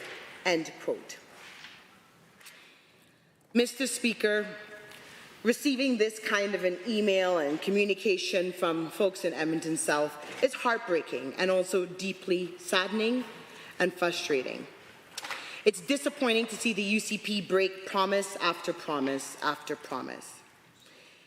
So I will say I cannot, in good conscience support Bill 10 as it stands. Thank you. Honourable members, are there others? The Honourable Minister of Jobs, Economy and Trade. Mr. Speaker, a lot of discussion there on the Alberta's calling skilled trades attraction bonus that I wanted to respond to. But I couldn't get over the negativity that the members opposite have for Alberta. Alberta, the economic engine of Canada, leading in job creation, leading in economic growth, record GDP, record population growth. The member in the same remarks really painted the most bleak, dark future for Alberta, and then highlighted that record numbers of Canadians are relocating to Alberta. Sorry, I hesitate to interrupt. Unfortunately, on March 14th at 3:41, between 3:41 and 3:45, you provided some remarks to second reading of Bill 10, of which prevents you from doing so again. The Honourable Member for Taber-Warner. Mr. Speaker, thank you very much for recognizing me. Yeah, I'll do an intervention. Minister of Jobs, Economy and Trade. Thank you, Mr. Speaker. In Alberta, we are entrepreneurial and we are innovative, and you've seen that here in the chamber today, because I want to tell you why Alberta is such an attractive place. We have the highest wages. We have the lowest taxes. We have unparalleled quality of life. That's why, and relative cost of living advantages. Are there challenges in Alberta? Absolutely. Are Albertans ready to rise to that with the support of Alberta's government? Absolutely. Hear, hear. And that's why you continue to see Canadians vote with their feet and move to Alberta. Now let's compare our approach to the record of the NDP. You see, the NDP, they said Alberta is behind the times. If you want a job, you should look at BC. It's a little embarrassing here. We're trying to shut down our primary industry. And to be fair, they have quite a record in job creation and investment attraction for all of our competitors. You see, they attracted jobs that were coming to Alberta to competing jurisdictions, and they took tens of billions of dollars of investment, and they successfully moved it. Member for Taber-Warner. I've actually really enjoyed the debate here today, but I wanted to just really quickly talk about a couple of things. First of all, I am in favor of this bill, Mr. Speaker, in that there is, with the Alberta Personal Income Tax Act, there's amendments that would implement and establish some of the criteria needed to qualify for the Alberta is calling attraction bonus, a one-time $5,000 refundable tax credit aimed at attracting out-of-province workers to Alberta to work in the skilled trades. And it was interesting as I listened to the honourable member from Edmonton South. She said that we are doing nothing meaningful. I would say that $5,000 refundable tax credit is certainly meaningful. I know that there are people that I've talked to that have said that this is going to be helpful for them being able to find those skilled trades in order to be able to get the work done that they need to. It was interesting as I was listening to the debate, Mr. Speaker, and I was thinking about all of the items that the honourable members opposite had asked for. And it's interesting, I heard the argument from most of the past NDP speakers that they're against Bill 15, Bill 14, Bill 10, and as you know, each of those bills actually are going to add spending to help Alberta. But it's interesting because we aren't, they said that we aren't keeping up. The argument was always that we aren't keeping with population plus inflation. Now, if we had followed their advice, that would put us at about a $2 billion deficit. And we would be in a situation where $2 billion would be added to our children. Now, it's interesting because we also have comments by the members opposite about what they say we're not spending enough on. And one of the comments was made by one of the members said that we need to spend another $3.8 billion in health. And we need to spend another $3.3 billion in transportation, fix the roads. Now, what do you think Albertans would say if the NDP finished their sentences? Think of this as a media release, Mr. Speaker. We think the government should spend $3.8 billion more on health, $3.3 billion more of fixing the roads, and in order to do that, we are going to mortgage Alberta's children to the hilt.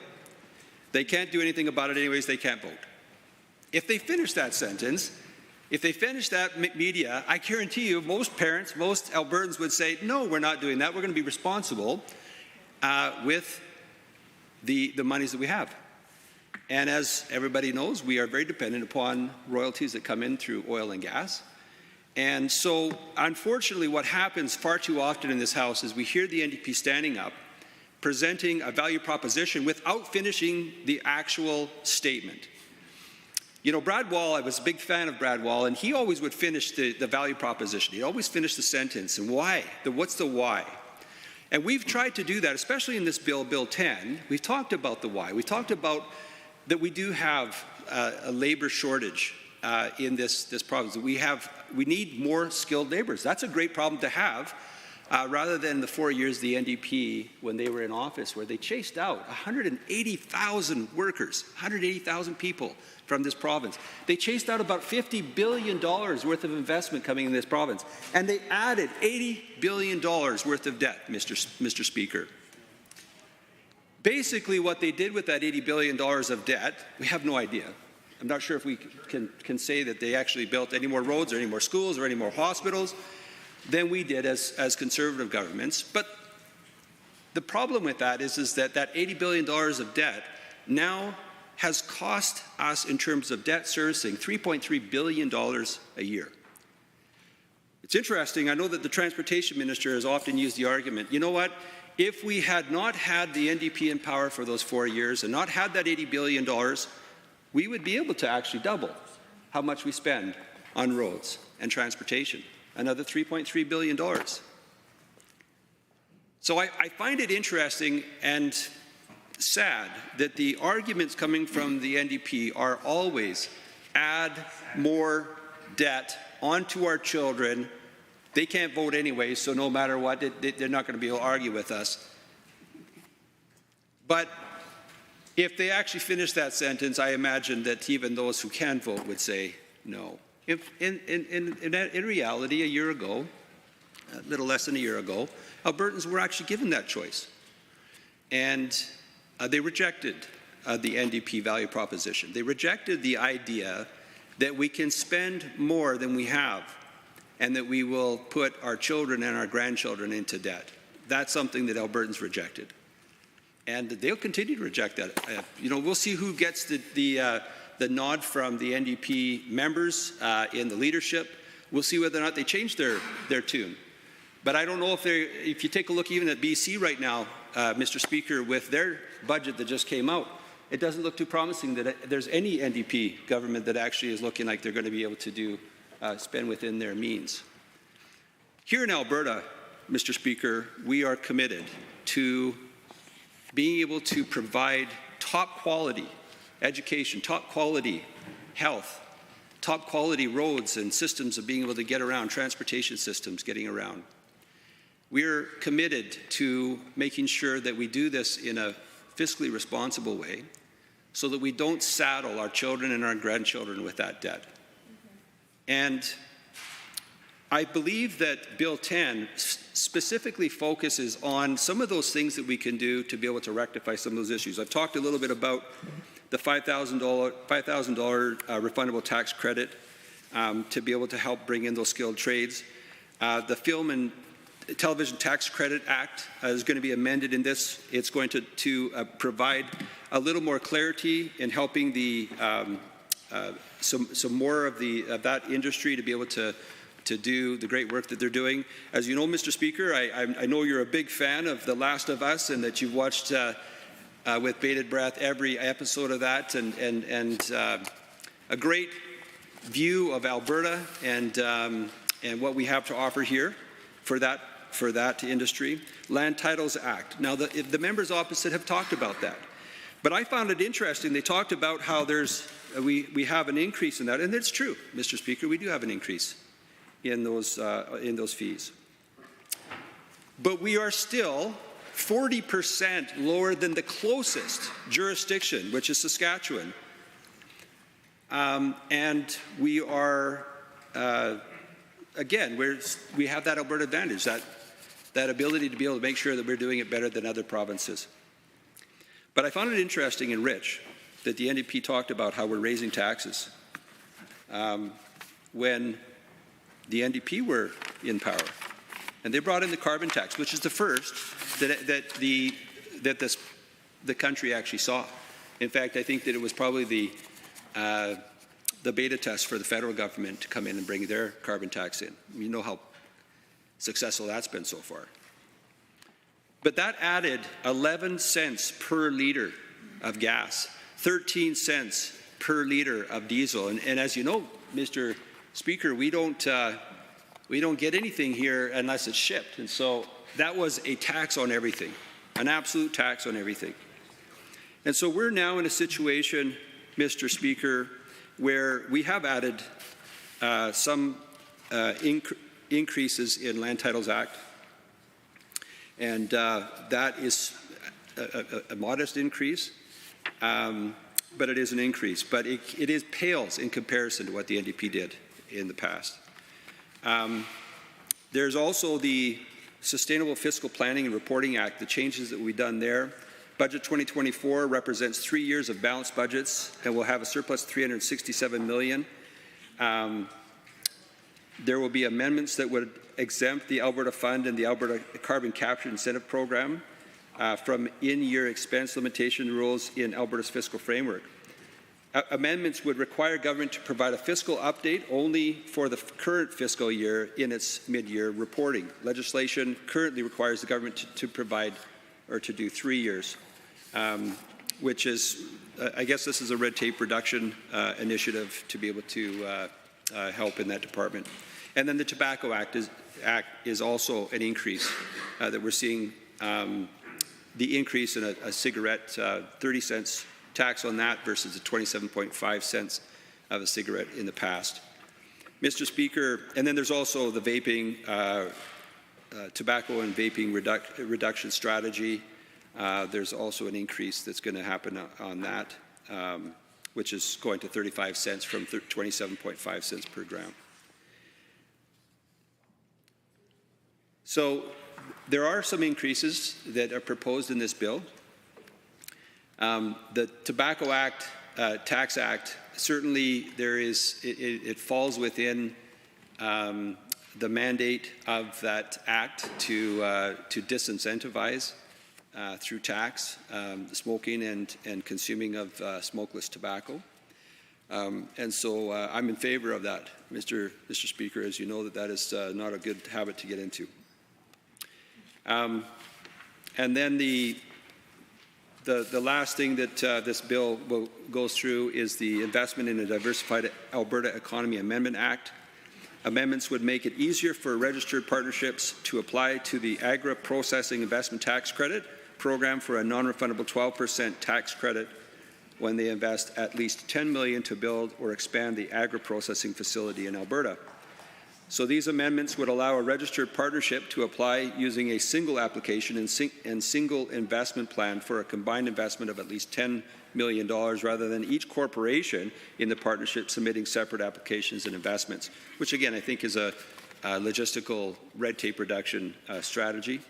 These proposed changes would signal to investors that Alberta is a friendly, competitive place to do business and create new jobs in food and ag processing. And I can tell you, Mr. Speaker, in the work that I've been working on with the agri-food processing corridor between Lethbridge and Medicine Hat, that this was great news for many businesses and many companies throughout the world that I've talked to. They're very interested in this non-refundable 12% tax credit. In reality, Mr. Speaker, this is an accelerated capital write-down from 3 to 10 years. And if you remember correctly, down in the States, that was what they applied down in the States in order to be able to jumpstart their economy. I think that that's a really prudent approach. Just recently, we saw a Little Potato Company, which is close here. They actually implemented, took advantage of this. with a $39.5 million project in Nisku and doubling their processing capacity. And we were excited about seeing that, Mr. Speaker. So I will just finish with, I'm very much in favor of this bill. I think that this is addressing some important parts to making sure we're fiscally responsible and taking care of Albertans the best that we can. I'm proud to be an Albertan. I'm proud to continue to try to build on the great forefathers and foremothers in this province that actually did something right, that has allowed us to be able to get to 4.8 million people, 200,000 people moving in last year. This is evidence that we're still doing it right, that we are still providing that Alberta advantage. People just want to be able to come, start a family, maybe start a business, get a good paying job, and have some life that's meaningful. And we seem to do that pretty well here in Alberta, and it's a great privilege and honor to be able to sit in this House and to work towards that end goal of being able to help families and make this a great place for Alberta and Albertans. Thank you, Mr. Speaker. Honourable members, are there others on second reading of Bill 10? The honourable member for Edmonton Decore has risen. Thank you, Mr. Speaker. I do agree with the member from the opposite side that we are all proud Albertans. We want this province to be the best it can. It has a lot of potentials, and we believe that that is a possibility. Mr. Speaker, Bill 10 is an interpretation of another broken promise. It's not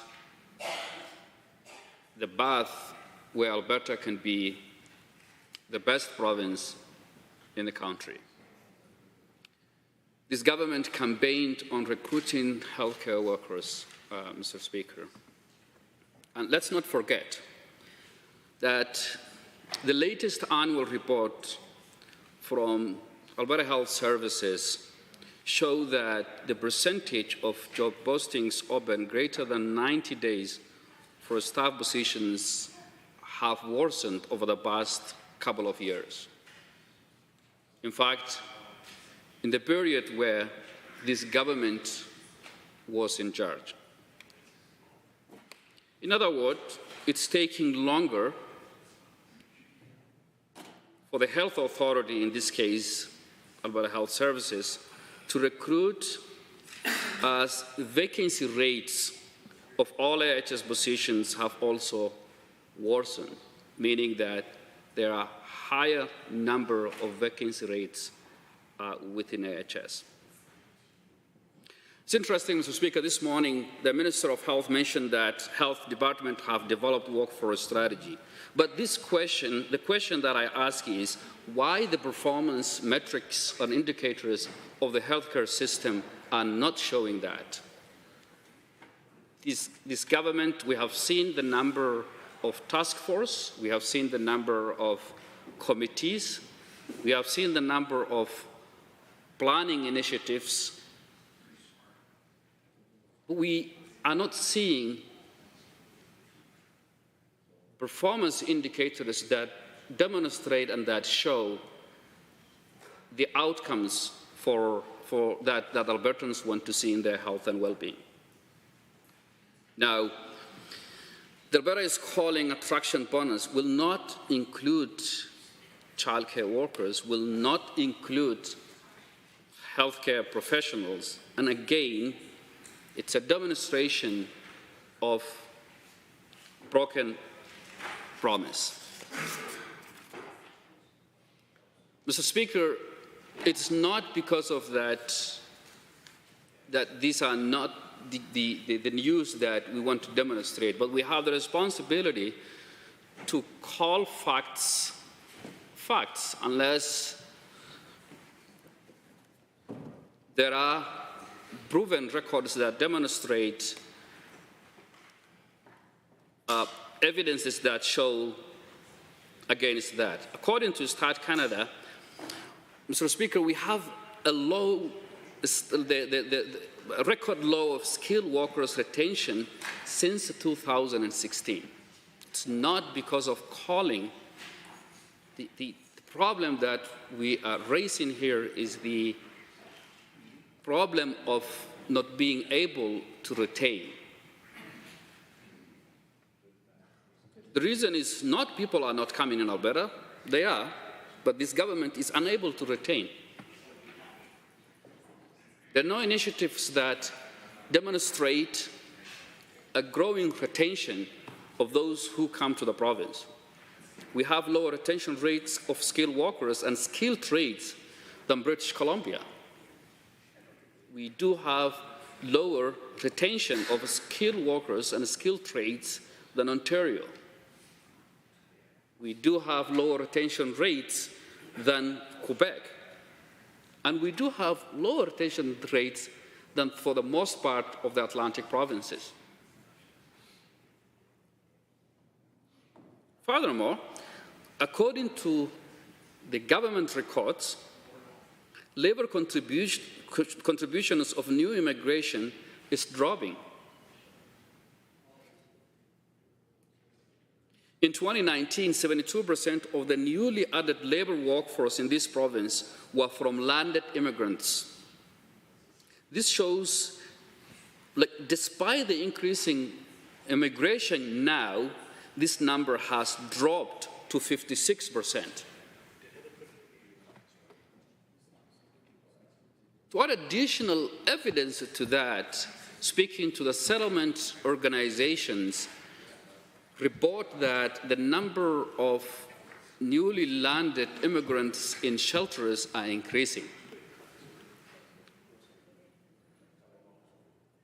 Another scathing example on the healthcare front when it comes to the workforce is that 61% of family physicians are considering leaving the Alberta healthcare system, either through early retirement or by looking for work in another province.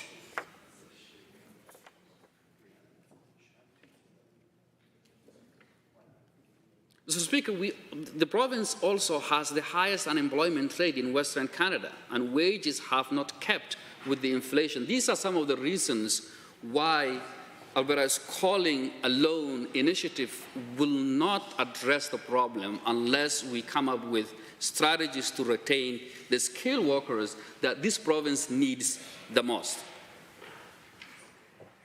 We simply can't retain much needed workforce that will help our economy and build the vibrancy of this province. Why? We have fundamental issues that the government is not addressing.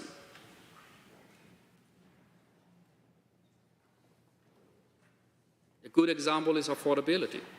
1 in 3 of those who call my constituency office speak to the fact that they are experiencing shrinking purchasing power.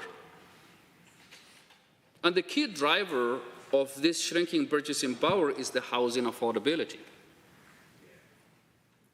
Unless you address some of those fundamental pieces, you cannot call people. When you call people, they will show up, but you cannot retain. And when you can't retain, you can't build a stronger economy. In 2021,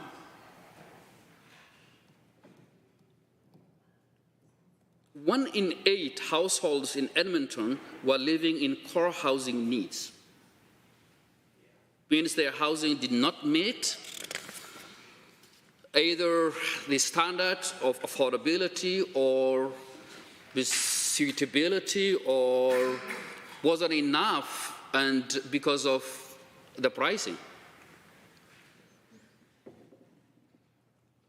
Furthermore, 23% of all rental households in the capital region were in core housing need. Renter households in Edmonton are 4 times as likely as homeowners to be in core housing need, Mr. Speaker.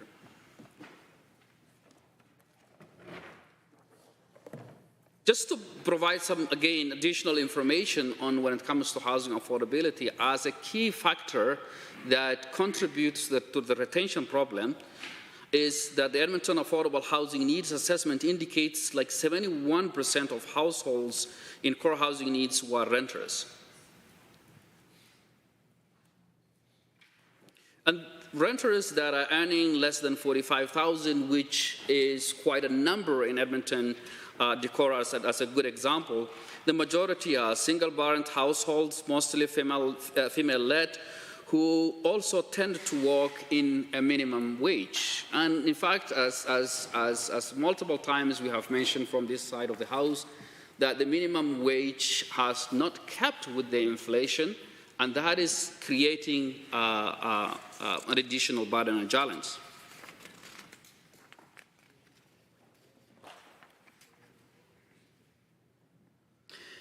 In the 2023-2024 fiscal plan shows that Alberta is calling attraction bonus. This is one of the government's strategy to address the problem. So I just want to speak to it. In 2023-2024 fiscal plan shows that Alberta is calling attraction bonus costing $1 million in 2024-25 and $12 million in 2025-26 and $1 million in 2027-26. So that is a total of $14 million. So cost of the tax credit is only $10 million for 2,000 workers. However, the Minister of Finance and President of Treasury Board stated that $10 million is a tax credit amount and the other $4 million is for administration and promotion. Well, $4 million in administration and promotion is a large amount for $10 million program from an efficiency perspective and return on investment. In fact, these funds would have been better spent on reducing tuition costs or other affordability challenges that we continue to face. Hence, I will say that the Alberta is Calling program is expensive and does not have the good return on investment, will not help us to retain skilled workers that we are losing to other provinces. And it doesn't provide a solution to the workforce crisis that our healthcare system is experiencing. Another program that is this government tried to use is to addressing the healthcare workforce is through Alberta Advantage Immigration Program, or known as AAIP. Like for the 10,000 certificates that were issued through this program, there were only 75 certificates that were issued to healthcare workers. Basically, it is less than 2%. So it's not addressing the crisis that we continue to face. This morning, I was listening to the minister speak to respond to a question around hip replacements, around knee replacement, in terms of the performance of our province, which is a key indicator of healthcare performance through CIHI. Compared to all provinces lagged behind during the pandemic, but compared to Ontario and Quebec and British Columbia, Alberta is still way far behind in terms of catching up to be the level where the province was on the wait time for hip and knee replacement and cataract surgeries. So these are some good examples that demonstrate that the inability to retain skilled workers, particularly in a very critical industries like the healthcare workforce, these programs are not addressing. And this is why this government is either unable to address or come up with initiatives and solutions that will address this challenge. Therefore, Mr. Speaker, I will encourage members in the Assembly to vote against Bill 10. Thank you. Honourable members, are there others wishing to join in the debate? The honourable member for Calgary North East. Thank you, Mr. Speaker. Mr. Speaker, Albertans elected the UCP based on the promises that they made, and what we have seen since then is that this government has delivered the recent budget, which is the budget full of broken promises about delivering tax breaks to Albertans, fixing healthcare, which they broke, recruiting healthcare workers, childcare workers, building more schools, reducing cost of living, and the list goes on. Albertans are facing high rents, high utility rates, skyrocketing insurances, fewer schools that Albertans need, and fewer teachers and EAs in classroom than the pre-pandemic levels. Alberta has the lowest per-student funding in the entire country. These are all the facts, Mr. Speaker, and Albertans are really frustrated, and Albertans really need this government to step up and fix these issues as soon as possible. Alberta currently has the highest unemployment rate in Western Canada. Alberta also has the lowest wage growth in the country. The UCP promised to lower income taxes by $1.3 billion per year, in the year of 2024, which they broke as soon as they got elected. Now, the usual conservative promises. This UCP government is promising to give the tax break in 2027, and that is election year. Who knows how many false promises they will make to get the votes of Albertans. UCP also promised to not raise taxes. They are breaking this promise too. Housing is another big issue that Albertans are facing. Buying a home is already a challenge for Albertans, and instead of making it cheaper, instead of making it affordable to buy a home, instead of reducing the rents in this province, this government voted against the private member's bill that my colleague has put forward that would have capped the rents. This government has also made it more expensive to buy homes by introducing this Bill 10, which will increase the fees for mortgages and land titles as well. They want Albertans to pay taxes, but they don't want to tell Albertans what they want to do with those taxes. This bill is a prime example of that. This bill will allow the UCP to hide the information from Albertans. Albertans will see less financial information in quarterly reports if this bill goes ahead. This bill will also make it more hard to transfer land titles and mortgages. Average price of a home in Calgary is $654,300, which is increasing by more than 70% every year. And that is not affordable, Mr. Speaker. That is a challenge for many Calgarians. I represent riding of Calgary Northeast, and I get to hear this thing every single day from many newcomers who are coming to Alberta and choosing this province as their new home. This bill will increase the cost of transferring land titles and mortgages from $50 plus $2 per $5,000 for property value for property transfers, and 1.5% $1.5 per $5,000 of mortgage value for mortgage registrations, to $50 plus $5 for each $5,000 of value of both property transfers and mortgage registration.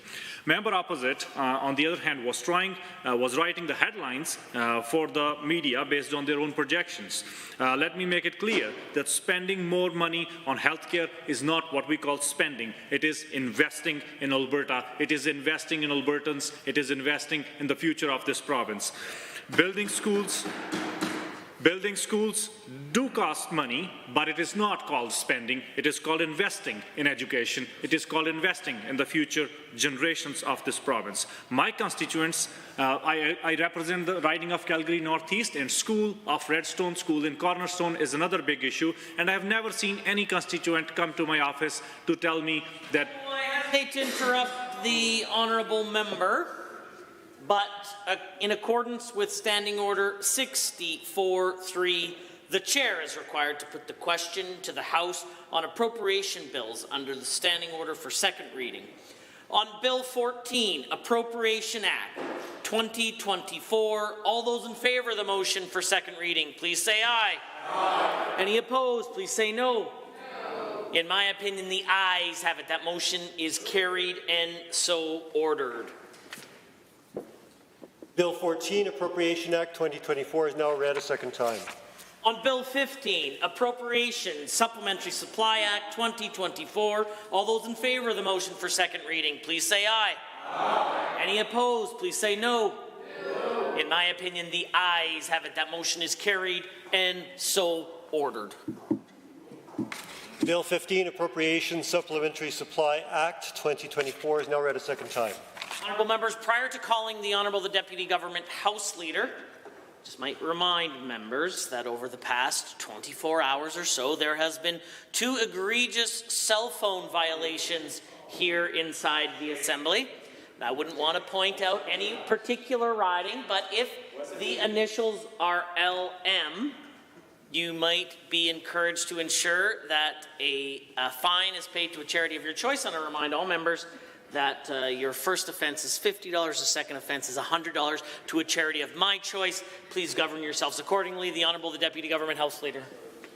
Mr. Speaker, thank you. Consider us duly warned. And with that wonderful threat at the end, I move that we adjourn the Assembly until 1:30 tomorrow. Encouragement, not threats. Honourable members, having heard the motion as proposed by the Honourable the Deputy Government House Leader, all those in favour, please say aye. Aye. Any opposed, please say no. In my opinion, the ayes have it. That motion is carried and so ordered, and the House stands adjourned until tomorrow at 1:30 p.m. Order.